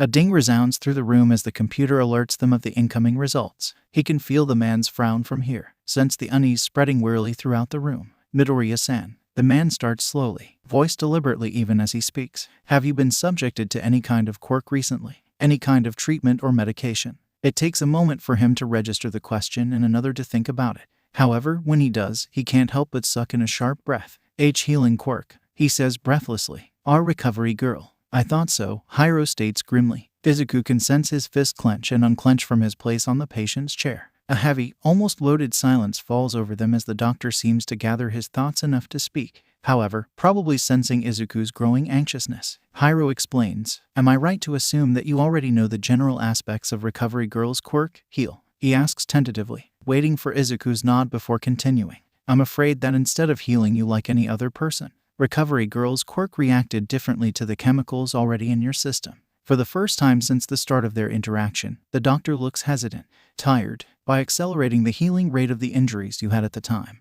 The quirk unintentionally kick-started the acceleration of another aspect of your condition. In other words, her quirk accelerated the chemicals' effects on your body, speeding up the process and therefore nullifying the quirks that previously slowed down the chemicals. So the chemicals are no longer progressing slowly. Can't you use the same quirks you used last time to slow down the process again? He hated how hopeful his voice sounded to his own ears. How naive. I'm afraid not. Most of the chemicals in your system have changed by now, adapted to your body and integrated into your very own composition. Slowing it down would only hurt you further. How long? Midoriya, you. How long? He repeats, mind feeling as if he's been plunged deep underwater. Static ringing in his ears as he awaited the sentence. Because that's exactly what it was, wasn't it? A death sentence. 7 months. 9 at best, Hiro says, voice strong and unwavering, electing to treat Izuku as an equal, instead of the child he'd met all those years ago. Okay, he finds himself saying finally, no emotion in his voice as he moved to stand up, body strangely firm as he planted his feet on the ground, moving as if on autopilot. I have some medications here for the possible side effects you'll be experiencing. That is if you haven't started already. They won't serve to change anything, but they will allow you to proceed with your life as usual, if not only to be more careful with stamina and limit overexertions. The man says with a surprising knowing look in his eyes as he hands him a bag full of what he assumes is the mentioned medication, followed shortly along with instructions on how to take them. Accepting the offered bag, he stops short of leaving. Thank you, he whispers lowly and walks out, not paying enough attention to hear the doctor's muttered response. You're welcome, Shadow. Hiro has been working as a doctor for a very long time. However, in all his career, he's never met anyone like Izuku Midoriya. The boy had been dealt with a series of bad cards in his short life. A horrifying tragedy preceded by a life-altering condition and a limited lifespan at that. He didn't make the connection at first, didn't tie the notorious Vigilante with the blind quirkless orphan he'd treated all those years ago. People talk, and when you spend your days in hospitals you tend to hear things. The tales of rescued victims aren't hard to come by. People whose lives have been rescued, saved, and changed forever by an obscure shadow who always seemed to appear at the right time, helping people without seeking any kind of retribution or credit. He's heard more and more often people speak of his name, whispers of his look and his strengths, of his selfless sacrifices and endeavors. Yet, he didn't make the connection until he encounters one particularly disturbed medic. The woman was a frequent visitor to the hospital, given the nature of her profession. In fact, they'd interacted many times in the past. However, on one particular night, she'd been so distraught, rambling about the Vigilante and the strange information she'd gotten through the use of her quirk, young and dying, strange levels of chemical substances in his bloodstream. He didn't believe it at first. However, the more he paid attention to the Vigilante, things seemed to simply fall into place. The timeline, the orphanage reports he'd gathered, and finally his general knowledge of his old patient. It all fit, a strange, tragic puzzle that he'd formed and gathered into place. A deep sense of honor and pride settled in his heart at the thought of the role he'd played in all of this. The aid, albeit quite small and unsubstantial, he'd given to the small hero. Somehow, without even knowing it, The world had gained a precious hero. The question was, for how long? Walking out of the hospital, a strange sense of unreality settled over him, as if he'd been plunged into a state of complete numbness and unawareness. His mind was quiet, blank, almost serene as he walked, walking stick all but forgotten as he elected to just hold it in his hand, not bothering to actually use it. He felt strangely disassociated, as if his mind was somewhere far, far away from his body. He was somehow glad for it. Glad for the barrier that blocked his mind from registering the storm of emotions that surely brewed behind the threshold he called his heart. Glad for the momentary escape he was being granted by his own cowardly subconscious. Contrarily, his senses worked on overload, his brain compensating for the absence of active emotions for his body to move and act. He could hear the bristling crowd around him, moving on the streets and pavements, getting on with their lives as if nothing was wrong. He could feel the light breeze that shifted and wafted through the air, an indication of the perfect weather that adorned this particular day. The warmth of the setting sun on his skin as he lifted his head, staring without seeing in the sky above. It was funny, really, how, despite his shattering world, despite the raging emotions that threatened to overwhelm and drown him from the inside out, it was still truly and honestly a beautiful day. Despite the suffocating sense of anger that boiled down to his very heart, the unfairness of the world and the life he'd been dealt with, the life that suddenly and abruptly came crashing down on him. A weight he'd been carrying for so long suddenly felt heavier than ever, his legs trembling as if he'd been thrust onto the edge of a cliff, a mountain where all he could possibly do is look down and brace himself for the impending, unavoidable fall. An involuntary laugh erupted from his throat without his consent. The sound was strange and so very wrong to his ears, cold and humorless. He was borderline hysterical now, his outburst gaining more than a few glares and lingering glances by onlookers as he let himself go for once in his life. He laughed, and soon enough his laughs turned to choked sobs, tears uncontrollably leaking from his unseeing eyes as he noted once again the particular beauty of the day, the beauty he'd only get to see for a limited time. Because that was the truth, wasn't it? Despite his shattering universe, the wind still whistled, the sun still shone on the horizon, gleaming brightly and perfectly, and the world kept spinning, the beautiful world that would, in time, go on without him. Izuku doesn't know how long it took him to get back up. In fact, he doesn't remember sitting in the first place, backsliding down the rough surface of the wall, facing the bustling streets in front of him, knees drawn up, and arms hugging his limbs close to his chest, seeking any kind of contact, hoping for something to ground him back to reality, an anchor of some sort to make him focus, to lure him out of the rabbit hole his mind inevitably wandered into. It doesn't work though. He sits there, staring into the all-too-familiar darkness encompassing his surroundings, feeling the movement of the people around him, all of them oblivious to the world-shattering thoughts that are going through his head, blissfully unaware of his inner turmoil as they get on with their lives. He doesn't truly register his movements as he gets up and makes his way to Shinso's scheduled meeting point, his body moving on autopilot. His head feels like it's been plunged underwater. His thoughts circle through his mind sluggishly. Small blessings, he supposes, a great contrast to the chaotic onslaught that had previously threatened to suffocate him. It's almost peacefully quiet as he finally arrives at his destination, a bus stop just a couple of blocks from Shinso's house. A slight chill hangs in the air around him, making him wish he'd worn something thicker today. Shinso is waiting for him when he gets there. The familiar aura should be comforting. It should bring him the safety and hope he's always associated with his taller friend's presence. Yet, even though his entire being is yearning for it, it doesn't. Instead, he feels the reality of the situation crash down on him once again.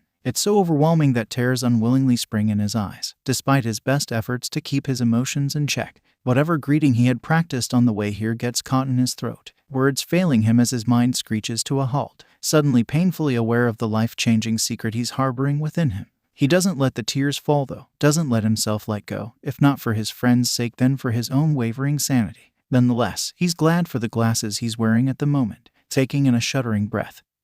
He straightens his back and forces his features to relax into passive neutrality, giving his best friend a reassuring smile as he greets him and they set out toward Yaoyorozu's house, Shinso's classmate, if he recalls correctly. Shinso tells him about his day and he tries his best to reply accordingly. He speaks when he has to and he reacts when he needs to. He smiles and it feels forced and oh, so fake, a metaphorical mask covering his features. It's heavy and feels so wrong. It makes the bile rise in his throat as the lies trickle effortlessly from his throat, creating what feels like an impregnable wall between him and his friend. It must be working though, since the teen doesn't seem to notice that anything's wrong. They get there faster than he expected. He finds himself internally hoping that he hadn't spaced out or disassociated on the way here. A tall, imposing metal gate blocks their way to the girl's house. Mansion, he's not sure but doesn't really care either way. He hears the telltale buzz of an electric door latch and they walk into what seems like a clearing or a garden. They stride up to the main entrance and the nerves he's been feeling seem to amplify tenfold. For the first time since he stepped outside the hospital, he remembers why he was here in the first place. He was going to meet Shinso's friends, the people that would stay by his side, even when Izuku himself wouldn't be able to anymore. The door opens and they are greeted by a tall feminine shape. Her voice is soft when she speaks and Izuku has to stomp down the growing desire to hide behind his friend's back. "Hello, Shinso. I'm glad you made it. Everyone is already here," she says first, opening the door a little bit more now that she knows who is behind it. "And you must be Midoriya, right? Shinso told us all about you," she continues kindly, her voice holding a tinge of excitement in it. "All right." He wills his voice to work as he follows them both inside. "And you're..." He trails off, waiting for her to confirm his suspicions of her identity. "Oh, sorry. How rude of me. I'm Yaoyorozu Momo. But you can call me Momo, it's easier," she answers without missing a beat, stopping abruptly as they reach some sort of great hall. The open space makes him falter as he steps in. The sheer width of the room is overwhelming. "Guys, Shinso and his friend are here," she calls out as she makes her way to a large table placed in the middle of the room. Several greetings are called out all at once, voice overlapping each other. Most of the forms he feels are familiar. Bakugo and Kirishima are seated at the end of the table, surrounded by 3 people he recognizes from the USJ incident. However, he never interacted with them. Izuku also recognizes Todoroki and a couple of other students he interacted with at the USJ. A hand squeezes his shoulder and he realizes how strange he must seem, standing there, frozen in front of the entrance, smiling at Shinso gratefully. They walk together toward the others. Kirishima is the first one to meet them halfway.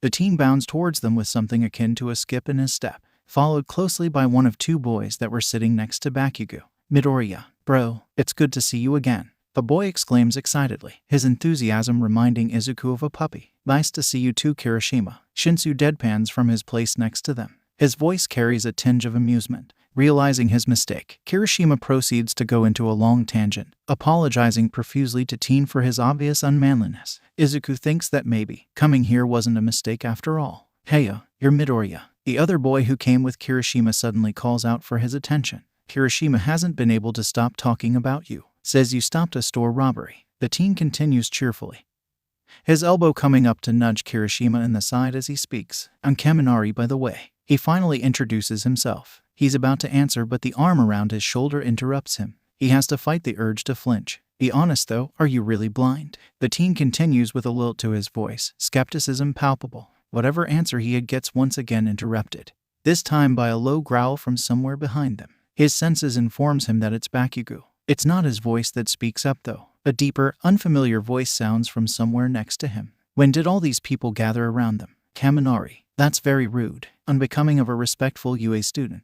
Turning towards the voice, he senses the stiffness of the person's stature. It seems as if the boy is making chopping motions in the air. It's with a start that he remembers him. The same boy he saved from Stain, Ingenium's brother. He's interrupted from his contemplation as the teen finally turns his way, actually addressing him for once. "I'm sorry for my classmates' inconsiderate behavior," he declares dramatically, bowing lowly. "Ah, it's okay. I get that question a lot," Izuku says, hoping for this whole interaction to end already, feeling multiple gazes trained on him. The boy stays there for a few more seconds, but eventually straightens up once again, much to Izuku's relief. "My name is Idatenya. It's nice to meet you, Midoriya-san." There's an awkward silence that follows his words. His hand is outstretched and Izuku has to fight the urge to face palm. When the boy realizes, Izuku can practically feel the embarrassment radiating off of him. Shinso spares him any further humiliation by pretending to tell Izuku about it, prompting him to finally answer with his own hand up. Izuku thinks he can hear Kaminari snorting in the background but pays it no mind.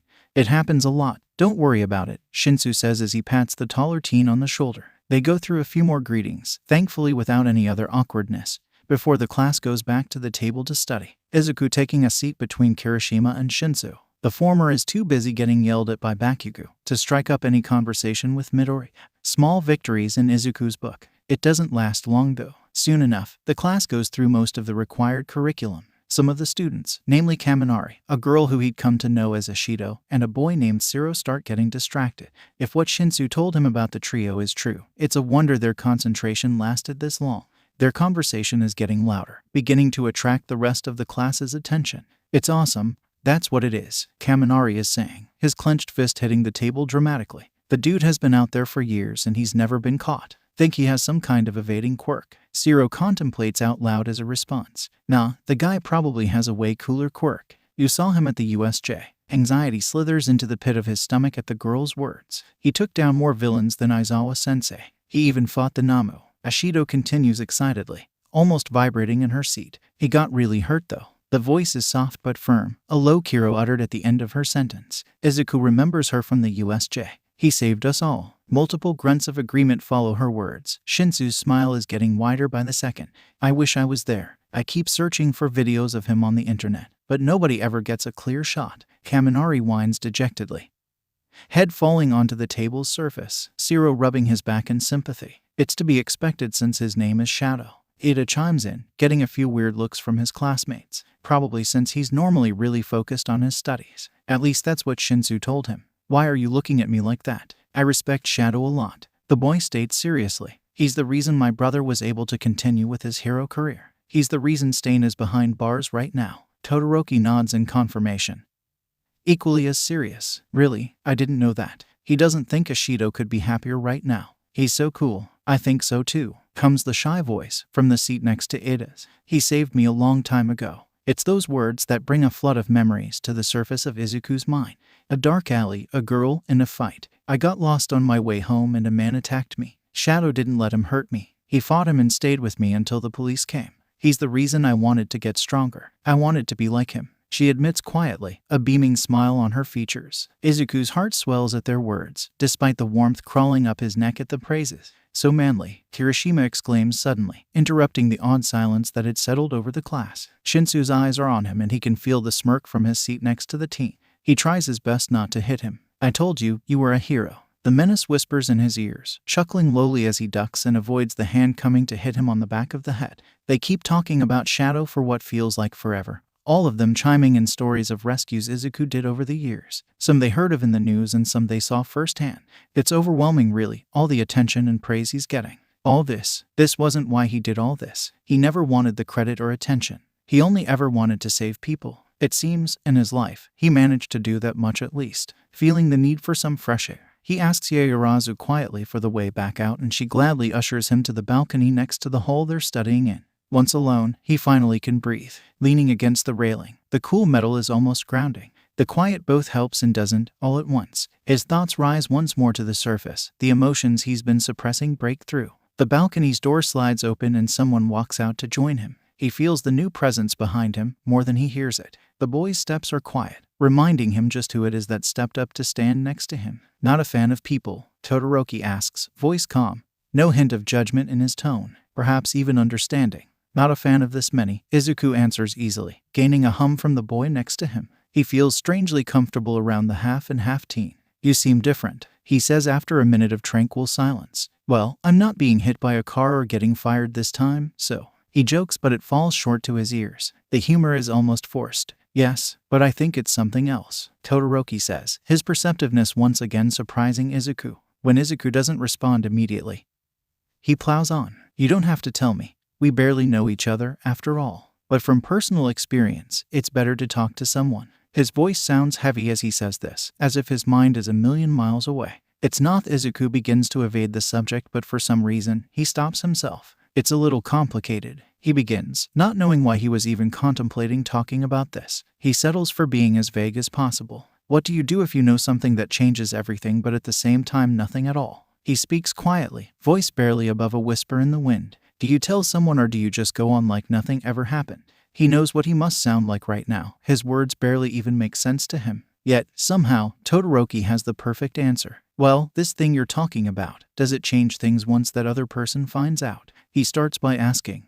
eyes trained intently on Izuku until he gets a nod in response. Then I guess it depends on whether you actually want things to change. I guess you're right. Do you mind me asking what it is? You don't have to, but I was just curious. It's strange seeing the usually stoic Todoroki ramble. I don't mind telling you. Strangely, Izuku finds that it's the truth. That he really doesn't mind talking to Todoroki about this. The boy's calmness somehow helps him gather his thoughts into order. As long as you don't tell anyone about it though. Todoroki nods seriously. Your secrets are safe with me. He swears intently. No trace of deception in his tone.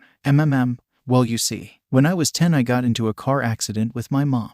The same accident that killed her and made me lose my eyesight. He feels the way Todoroki stiffens from his place next to him, but he doesn't let it deter him. If he stops now, he won't be able to get it out. What happened was that the chemicals that destroyed my eyes also affected my body. It's disturbing, really, the calmness he feels while talking about it. The doctors back then told me I had 8 years to live, and until this afternoon, I thought I still had 4 years left. He doesn't let himself feel for Todoroki's reaction, instead choosing to block his senses almost completely. My doctor told me today that something changed, he says quietly, a sad smile unknowingly forming on his face. I don't have 4 years. I have 7, maybe 9 months left. And this, saying it out loud, make it even more real. It makes all the difference, getting the words out there, letting them hang in the silence around them. So, I guess it does change things, huh? He chuckles. The sound holds no trace of humor. He feels the air around him getting colder and thinks he might know who the source is. He doesn't let himself think about it, though. Instead, he makes his way back into the great hall,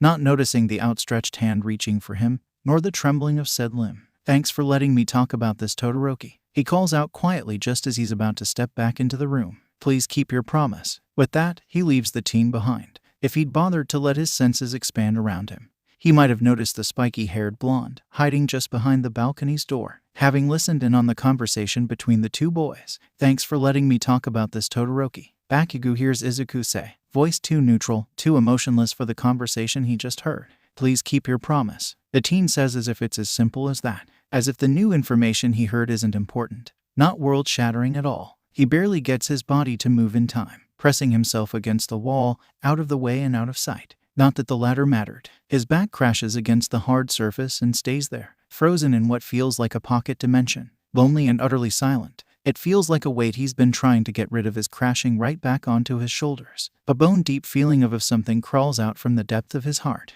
an emotion he worked so hard to bury deep within him a long time ago. Feelings he usually hides with anger and random outburst. But now it's back and it's there, threatening to suffocate him with its sheer force. Sadness, his mind whispers. Grief almost. Grief for the friend he just barely got back, but is bound to lose all over again. This time for good. His mind screams at him to shut up, to stop thinking about this, because surely it's not true, right? Izuku wasn't, he couldn't be. He just couldn't. Bakugo wouldn't let him. He wouldn't. He'd do something. Anything. He feels his eyes start to burn. He's not going to cry. He isn't, damn it. Izuku Midoriya couldn't be dying. The world wasn't that cruel. It couldn't be. Hasn't the nerd been through enough? Bakugo barely knows a part of what the teen has been through, and he already knows it was more than enough. It had to be. Life wasn't that unfair, right? Sweat gathers in the palm of his hands, his quirk flaring, threatening to burst out into the open, much like the hammering heart that's beating painfully against his ribcage, making it hard for him to breathe.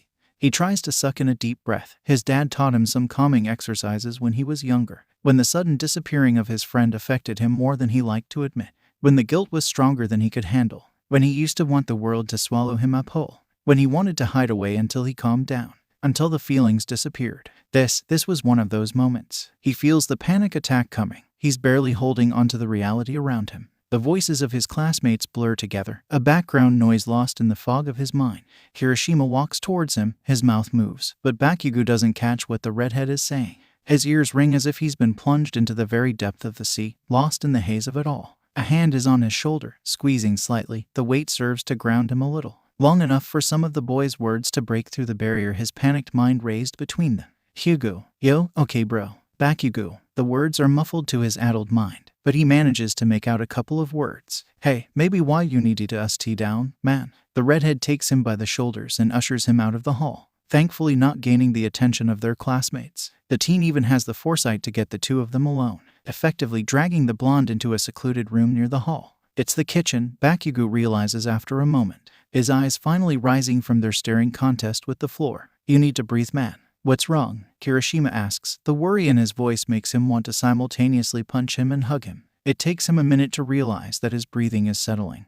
The redhead's presence was helping. It didn't stop his racing heart though, nor did it get rid of the crushing sadness he was feeling. He shuts his eyes, wanting nothing more than to hide the rapidly gathering tears that were sure to leak from his eyes soon. So weak, his mind snarled. What was Kirishima going to think about you now? Something touches his chin, startling him into opening his eyes and looking up. His gaze meets with intense red, staring right into his very soul. At least it feels like it. It's okay, the redhead says, voice calm, no trace of judgment in his tone. Let go. You're okay, he says plainly. And just like that, the dam breaks. He feels his legs crumble under his weight, knees hitting the floor with a thud, tears flowing freely from his eyes. I just got him back, he whispers, his voice barely reaching his own ears. What was that? Kirishima asks tentatively, falling into place just in front of the explosion wielder. I just got him back, he says again, this time louder. However, the boy's eyes only furrow in confusion. And why wouldn't they? He didn't know. He couldn't know how messed up the word was, how unfair it all is. He doesn't know about Katsuki's childhood friend,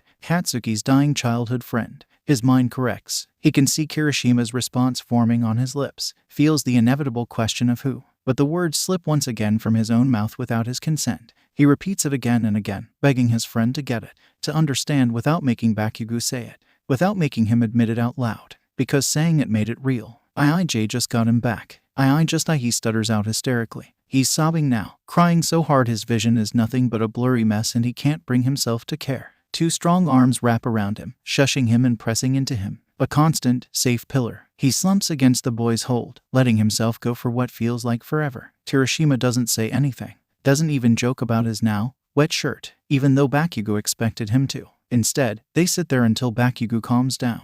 The redhead doesn't even question him, doesn't push for information at all, and Bakugo has never been more grateful to anyone in his life. When he can finally breathe and he's sure his eyes aren't red anymore, they walk back out into the great hall. They don't talk about it for the rest of the night. It's only when they sit down on the studying table that Bakugo notices Izuku's absence. When asked, Shinso says that the greenette had something to do. Time is a peculiar thing. It is both endless and imperfect, for it has a funny way of showing us what truly matters. It is a concept that is both priceless and completely irrelevant at the same time, for we can never get enough of it, nor must we focus on it, the inevitable end of it all. However, it is easier said than done, when instead of a vague, unknown ending, one is faced with a looming and imminent time limit. It brings out the darkest thoughts that are buried deep within one's mind, brings out a desperate kind of longing, a craving for more. That night, Izuku makes a choice. It is both the easiest and hardest decision he's ever had to make. Although, how can it truly be hard to distance himself from his loved ones when he knows that it will help them in the long run?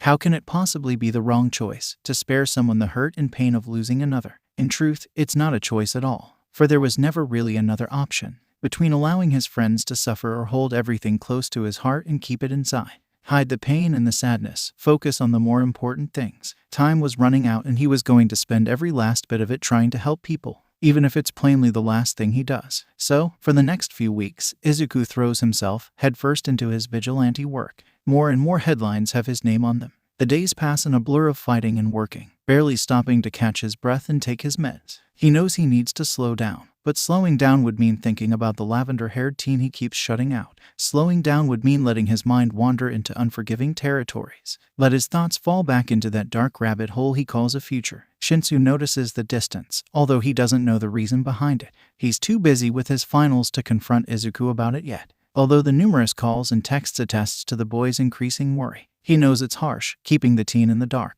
He can't get himself to tell him though. Can't get himself to admit it. He's not actively ignoring the teen, but he isn't letting him in either. Eraserhead tries to talk to him multiple times. Izuku runs before the man can get a word in. He even sees Tsukauchi lingering on crime scenes for a longer time, wanting to catch a glimpse of the evading vigilante. His guts churn at the thought. He knows he's making them worry. It doesn't help to lessen the incessant guilt he feels for getting this close in the first place. It's ironic, really, that he's finally living up to his name. Shadow appears one moment, gets the job done as quickly as possible, and disappears the next, leaving a trail of odd and slightly confused civilians behind. A shadow in the darkness, letting the light prevail in his wake. It's on the third day of the second week that it happens. It's close to midnight and the streets are vacant except for a few stragglers. He's surveying the area from his perch on a rooftop when he feels it. However, it's just his luck that at that particular moment, Eraserhead tries to talk to him. The man jumps up behind him, feet already moving as if to give chase if Shadow decided to make another run for it. Look, Eraser, bad timing really, he calls out, trying to keep his voice steady despite the rising pulse in his veins. The presence he sensed on a nearby roof is worrying. No one standing this close to the edge is thinking straight. Shadow, we need to talk. No, we really don't. He replies almost instantly, feet already edging towards the direction of the presence. He feels the beginning of a protest from the older man, but he cuts him off before the hero can voice it. A man is standing on that rooftop over there. Can you see him? The question is met with slight hesitant before he feels the man finally looking to the directing he pointed at. I'm going there now. Come with if you want, but we don't have time to wait. And with that, he takes off. The underground hero follows a moment later. When they drop on the roof, it's both silent but obvious, in fear of startling the man into any unwanted action. The man in question just stiffens at their additional presence. His shoulders rise up to his neck and the trembling of his hands seems to intensify. His head swivels to look at them before abruptly turning back to the horizon. Next to him, Izuku can feel Aizawa holding his capture weapon tighter, ready to catch the man at any time. Izuku can't help but feel grateful for the man's intervention. It's the first time Shadow's ever been faced with this kind of situation. He's out of his depth and it scares him more than he cares to admit. Think about this. You don't have to do this. The Racerhead calls out tentatively. It's the softest Izuku has ever heard him speak. The man doesn't respond. His only reaction is to continue to shake his head violently, his movements becoming borderline frantic and agitated. There's always another way. Whatever it is that's making you do this, you can get through it. Why you know nothing. Why you won't understand. The man screams, his feet edging slightly closer to the edge. His every move makes Izuku's heart stutter and jump in his chest. Look, man, Izuku starts, trying with all his might to keep his voice calm and steady. It's true, we don't know anything about you, just like you don't know anything about us. So, why don't you make us understand? And if you still feel like doing it afterward, we won't stop you. He knows it's risky, he knows it's an empty promise, but he'll do whatever needs to be done to prevent this man from throwing his life away. It seems he did something right, because even though the man doesn't turn around to face them, he does take a step back, his head bobbing slightly, a nod. Okay, good. Izuku whispers without really meaning to, as if to reassure himself slightly, letting out a breath in slight relief. Why don't you start with your name then? I'm Shadow and my friend over there is a Racerhead. Aizawa steps closer to him at the mention of his hero name, as if to offer a silent kind of support. Ryuu. Ryuu. Okay, Ryuu-kun. Will you tell me what brings you out here to this lovely establishment? He tries to make his voice as light as he can, tries to calm his racing heart. He's never been able to face these kinds of situations head on, always hiding behind his vigilante persona, hiding behind the jokes and the humor. It seems to work, for the man's shoulders lose some of their stiffness, but it doesn't lessen the shaking of his body with each heaved breath. I can't take it anymore. Living like this, knowing what I did. The man cries out, the stiffness returning in full force, tears trailing in rivers down his cheeks. I don't deserve it. I don't deserve to keep living when I ruined everything for them. What is it that you think you did? Aizawa asks slowly, stepping closer to the man once more. I know what I did. I killed her. I took away everything from him. This wasn't what he'd been expecting. He's almost afraid to ask the man to explain. What happened, Ryuu? Aizawa once again takes the lead, much to Izuku's relief. It happened 4 years ago. I was making a delivery for my company. We were late on a demand and I wanted to get it over with, so I was going faster than I was supposed to and I lost control. I didn't mean it. The man's voice breaks with every word, a deep-seated sense of pain and regret practically radiating from his form.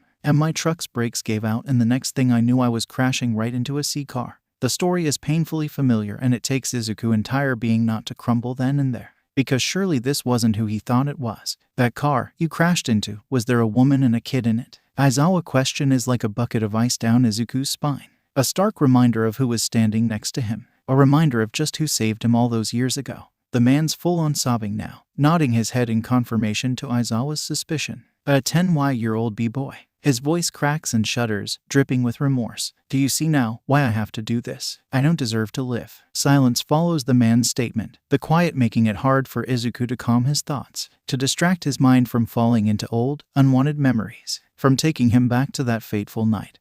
The night that changed everything for him. It wasn't your fault. The words spill from his mouth before he can even think about it. Izuku finds that he believes them wholeheartedly. The man turns towards him so fast that Izuku is afraid he'll trip. The disbelief radiates from him in spades. It wasn't your fault, he repeats slowly, making sure to spill his conviction and sincerity into every word he utters, trying to convince the man standing in front of him to forgive himself. He's right. Aizawa speaks up. You didn't make the brakes of your truck give out, nor did you crash into them on purpose. The hero's voice turns to a darker tone as he continues. I was the hero on the scene that night. I was in charge of getting both the mother and the child out of the car. Izuku's heart thunders in his ears, making it hard to focus on anything but Aizawa's next words. That mother chose to die that night. She chose to save her son, to give up her life for him. She told me to get him out first, knowing that the car was going to catch fire. Ryuu looks ready to collapse at any second. His shoulders shake with every breath he takes. Izuku hasn't been gladder for his mask in his life. So, don't you dare say that you killed her. You may have caused the accident, but you take away her sacrifice by saying that it was all your fault. You take away her last request in this world. The words hit Izuku hard. It's almost enough for his legs to give out from under him.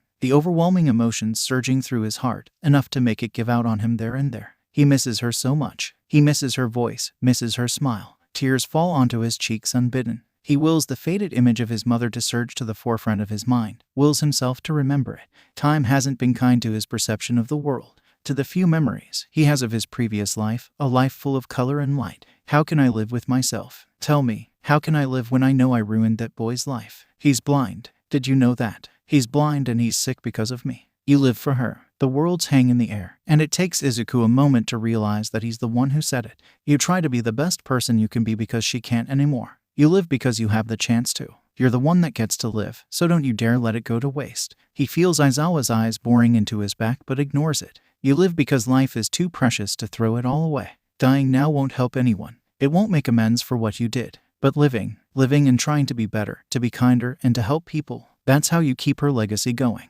That's how you make sure she didn't die for nothing. It feels like a small part of him breaks when he speaks. The part of him that always wondered why them. Why did it have to be them on that road that night? Why did it have to be her? He stares, without seeing at the broken man in front of him, and he thinks he finally understands. As if a dam breaks, the man crumbles to the floor, away from the edge luckily. As if his strings have been cut. I'm sorry, I'm so sorry. He repeats over and over again, like a mantra. A police officer comes to escort the man home after a few minutes. The man thanks them with each step he takes away from the roof, promising to try his best to live up to what they talked about. Izuku crumbles the moment he disappears down the stairs and off the rooftop, his body practically shutting down as the weight of everything descends upon him all at once. Aizawa slumps not long after him, and they stay there for what feels like a long time, just basking in the newfound relief and trying to calm their collective hearts. He feels Aizawa's gaze trained on him the whole time, senses the questions that are on the tip of the man's tongue. The sadness and grim understanding the man is almost emitting in waves. He doesn't pay the hero any mind though, content to just lay there, willing his senses to rain down and give him a couple of minutes of complete silence. By the time Izuku got back to the warehouse, the sunlight had filled the sky, illuminating the dark blue with a cacophony of red, orange, and magenta. In contrast, the warehouse was cold and vacant. A chill runs down his back as enters, his senses instantly alerting him of another presence in the room. Immediately taking a fighting stance, he stops short of charging at the intruder when the man finally speaks up. Took you long enough to come back, kid? I was starting to get bored. Ryuu. The cool water laps at Izuku's feet, fizzing and bubbling as it reaches his ankles. Even though the sun beats on his back, the heat sears into his unprotected skin, promising a prominent sunburn. He can't help the small, sad smile that forms on his features as the wind caresses his face. The sounds of the ocean are almost rhythmic, enveloping him in what feels like a soft blanket. He wills his mind to focus on it, zone in on the familiar roar of the waves as they roll down, crashing onto the shore with a soft hiss so loud to his sensitive ears, peeling away at the sand beneath his feet.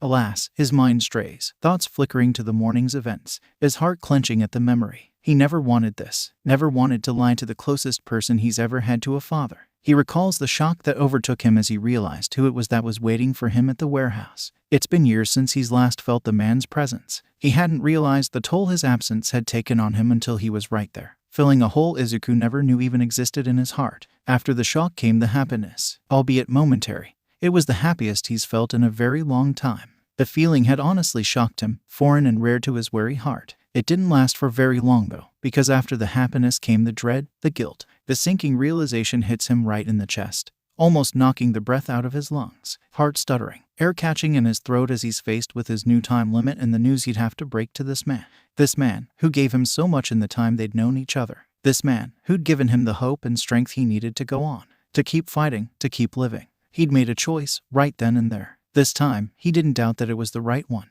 He also remembers the breaking of his voice as he uttered the man's name, the weight of Ryu's arms around him, the contact, a breath of fresh air after drowning for so long. It made his decision that much harder. Ryuu wasn't staying for long. He'd barely gotten a few hours with the man. The ex-hero was on a trip with his family and managed to get an intermediate flight in Japan. Izuku recalls the pang in his heart at the mention of the man's family, remembers the selfish jealousy that had momentarily washed over him, instantly crushed by his happiness for the hero. He deserved it, after all, deserved to be happy. I saw a certain Vigilante's name on the news. You're making quite a name for yourself there, kid. Are you trying to run yourself into the ground? And of course the man would notice that something was amiss. You need to give yourself a break. I am. You don't have to worry about me. I'm just trying to help as much as I can. You know. Yeah, I know, kid, I know. and that Izuku could believe wholeheartedly. They sit in silence, appreciating each other's presence more than words could actually describe. I've missed you. I wish that he cuts himself off before he can say something stupid. The man understands nonetheless. A hand squeezes his shoulder reassuringly, a familiar yet foreign contact that makes his heart ache. I've missed you too, kid.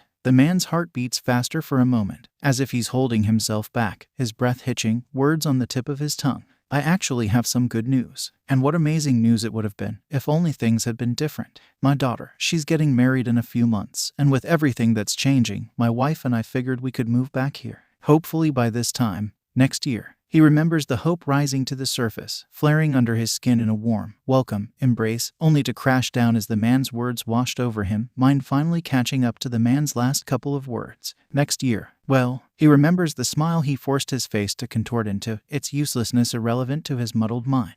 He remembers the fake enthusiasm in his voice as he exclaimed his excitement to his mentor, the sheer effort he put into his movements and his words to convince the man of his sincerity. He remembers the pure joy that radiated off the man at his reaction, the guilt gnawing at his insides throughout the whole interaction. But above all, he recollects their final words to each other before Ryuu had to get back to the airport. He remembers standing there, clutching at the man longer than needed, longer than he should have, as they hugged goodbye. He remembers trying to hold on to him, keep him from leaving, the confession resting on the very tip of his tongue, words just faltering as they threatened to spill from his mouth, his mind desperately screaming at him to tell Ryuu. Tell him everything, make him stay with him, make him move earlier, make him change his life in order to accommodate his own. He had to let go though, had to let his fingers slide off the fabric nestled between their despairing grasp. He had to let the man walk away. Move on. See you, kid. I'm glad I got to talk to you. Ryuu called as he stepped away. Take care of yourself. Izuku hadn't been able to answer then, hadn't been able to utter a single word until the man's figure had disappeared from his radar, disappeared from his life. Goodbye, Ryuu. The words hung in the air above him, a solemn farewell, a last promise to the man who'd given him everything, a dying goodbye, without even registering his own movements. He feels the icy water hit his face, head plunged into the fray. The outside noise subsided as he immersed himself into the sea, hands pressing down, fingers digging into the deep bronze sand bellow. He figures it's the tension he's felt building up inside him for a while now, the intensity of the emotions that have been plaguing him in both heart and mind, finally spilling to the surface, manifesting in the form of a soundless scream, fizzes bubbling to the surface, all his pain, all his torment, reduced to a few bubbles, popping harmlessly on the surface as he poured his very heart into it. His throat hurts when he finally lifts his head back up. Hair matted against his damp forehead, dripping onto his tear-stained cheeks, down his neck, making his whole body shiver. A humorless laugh erupts from his abused throat as he senses the sea ahead. Too calm, too serene for his racing thoughts, too perfect for his shattering heart. He lets himself fall back, hitting the sand with a soft thud, body sagging under the released tension. He imagines what it would be like right now, if he was able to look up, watch the clouds move across the pale blue sky. He imagines how calming it would have been to sit there, watching the world move around him. The urge to scream again slithers to the forefront of his mind. Squeezing his unseeing eyes shut once again, he tries to calm his racing heart, tries to regulate his uneven breath, knuckles white, fingers digging into his flesh at the effort. Are you okay, young man? The voice startles him out of his momentary stupor, only now realizing that the added pressure to his senses was the man's very presence. It's disturbingly familiar, a presence he's felt only a handful of times and in one very prominent occasion. All might. The man's heart rate picks up instantly, sputtering in surprise as he fumbled with some sort of denial. It's okay, I recognized your voice. It takes the hero another minute to notice what he means. He can practically feel the relief radiating off the man in waves. He elects to overlook it. The man was entitled to his secrets, which Izuku understood better than most. Then could you answer my question, my boy? Are you okay? You look to be in a great deal of distress. Chest heaving, wet and shivering, he must make a pathetic picture. I'm fine, he wants to say, but decides against it. All the lies, all the secrets, he was getting sick of them. I'm just having a bad day, he says instead, not really wanting to go into detail. Just a bad day. The man sounds too understanding for Izuku's comfort, all too knowing. Just a bad day, he repeats, voice small, burying his face in his arms, resting on his legs as he pulls them close to his chest. Well, the man starts as he flops down onto the sand next to him, skinny limbs sticking out awkwardly as he crosses his legs. And yes, Izuku wasn't going to question that particular form. The number one hero held occasionally. If there's something I learned in my line of work, it was that no matter how hard things get, how harsh the world may seem, one must always remember to smile. And Izuku wanted to argue at that, wanted to scream at the man that it wasn't that easy. It couldn't be. But what if it was? Talking about it can also help, my boy. The hero continues, oblivious to Izuku's raging thoughts. If not to me, then to your friends or your family. Even if it is, as you say, just a bad day. All Might's phone buzzes after that. The number one hero is busy after all. So, Izuku spends the rest of the morning contemplating his words. He still doesn't have an answer when he finally gets up to leave, but at least he's considering it. One thing is made clear to him, though. He can't keep pushing away the people who cared about him. That didn't mean he was going to tell them the truth anytime soon, though. Getting back to the warehouse, he makes quick work of getting ready for his patrol. His costume and hood safely put on, he goes on his way. Izuku's afternoon is as eventful as it always is when he's out on his patrols. His senses hone in on any suspicious activity he can hear,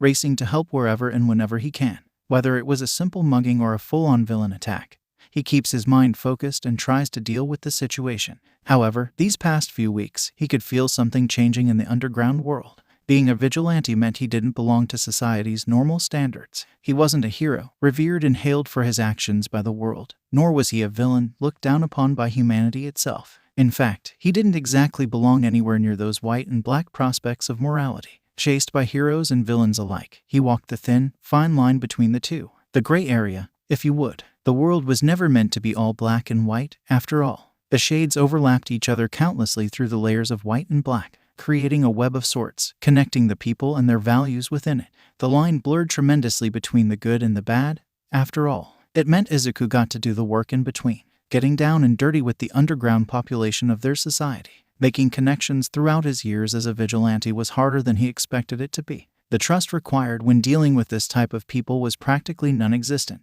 He managed, though. With every news report, with every mention of his name, his reputation grew and expanded. With every villain he beat, every citizen he rescued, every person he helped, it made it easier for him to navigate his way through the alleys and metaphorical dark corners of the underground society. The people who walked and lived in the shadows, managing and working the system from within its darkness. This also meant that Izuku knew who to go to for information, who to follow to get where he wanted to go and where to look for leads. Today, the League of Villains would be his aim. Kajiro Okuda, better known as Jurin, his chosen target. The broker was relatively well known, his recent affiliation with the League of Villains having garnered a few whispers throughout the streets. Izuku's enhanced senses lets him follow the villain without actually being anywhere near his line of sight, stalking him and tailing him throughout the afternoon, living up to his name down to the letter. The man had two other people with him. One of them seemed to be about Izuku's age, a girl by her form, while the second seemed to be slightly older, but still fairly young. The three walked through the alleys with practiced ease, the girl practically skipping her way through the trash-filled knickknacks of the passages.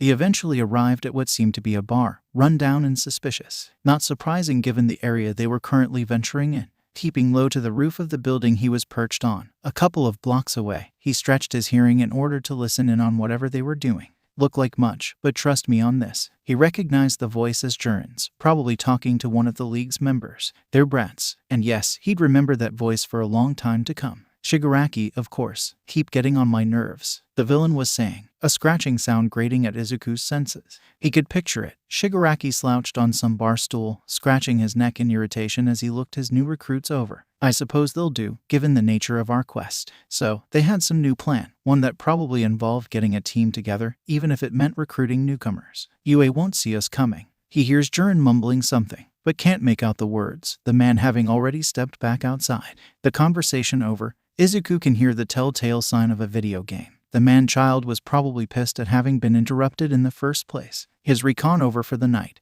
Izuku saves his location on his phone, making a mental note to somehow pass it on to the detective soon. The League was planning something that somehow involved, once again, Yue. Life never made it easy for him, it seemed. For he didn't know where or when they planned their attack. Nor did he know what it entailed in the first place. Sighing heavily, he let his mind wander to one particular UA student he needed to confront sooner than later. His fingers move before he can second-guess his decision, swiping across his screen in search for the boy's number. If the League were planning something, Izuku would make sure to be near Shinso when it happens. No matter what, he wasn't going to let anything happen to the teen. It barely rings twice before the call is answered, as if the boy was waiting for it, despite the incredulity of that prospect. Hello, Izu, are you okay? Did something happen? Comes the instant reply. And of course the teen would immediately come to the worst conclusion. Izuku hasn't been the easiest friend recently, nor has he been the most careful vigilante. Yeah, no, I'm fine. Don't worry about me. I'm okay. He fumbles slightly with his answer, torn between making light of the teen's worry and denying them entirely. I was wondering if I could come over. I mean, only if you're not doing anything. And he feels pathetic for the way his voice cracks with vulnerability. His mind tells him to shut up, to backtrack and avoid confronting the boy. But another part of him yearns for it. Wants the connection, the friendship, the memories, and the time. He wants to spend whatever time he has left with his friends, with the people he cares about. It's selfish and cruel, but he wants it. Needs the strength, the support. I'm actually just going out, comes the hesitant, almost sad reply. The class wanted to get together, buy some of the stuff we need for our summer camping trip. We're going to the mall. Oh, that's what he wanted, right? For Shinso to have friends and learn to laugh and smile. To have people to move on with after. It's what he wished for, so why did it hurt? He supposes it's his fault for pushing the boy away so many times. Shinso wasn't going to wait for him forever to make up his mind. You could come with me. If you want to, that is. I don't know if you actually had fun last time, since you left early, but my friends really liked you and you already know them. And he doesn't hear what Shinso says next, the boy rambling faster with every word that goes through the line. Izuku wants to laugh at the sheer contrast between his thoughts and the boy's words. Maybe he was just overthinking things. His emotions have been all over the place these past 2 days. The rooftop incident was taxing enough on his tethered thoughts, without adding Ryu's sudden appearance. He supposes that going out with Shinso and his friends would be a welcome distraction. Okay, he says simply, cutting off the boy's ongoing muttering. Okay, you'll go. Shinso sounds way too surprised, despite being entirely justified in his doubts. Do you? He ventures slowly, uncertainty once again slithering into his mind, coiling like a dark snake into his insecurity.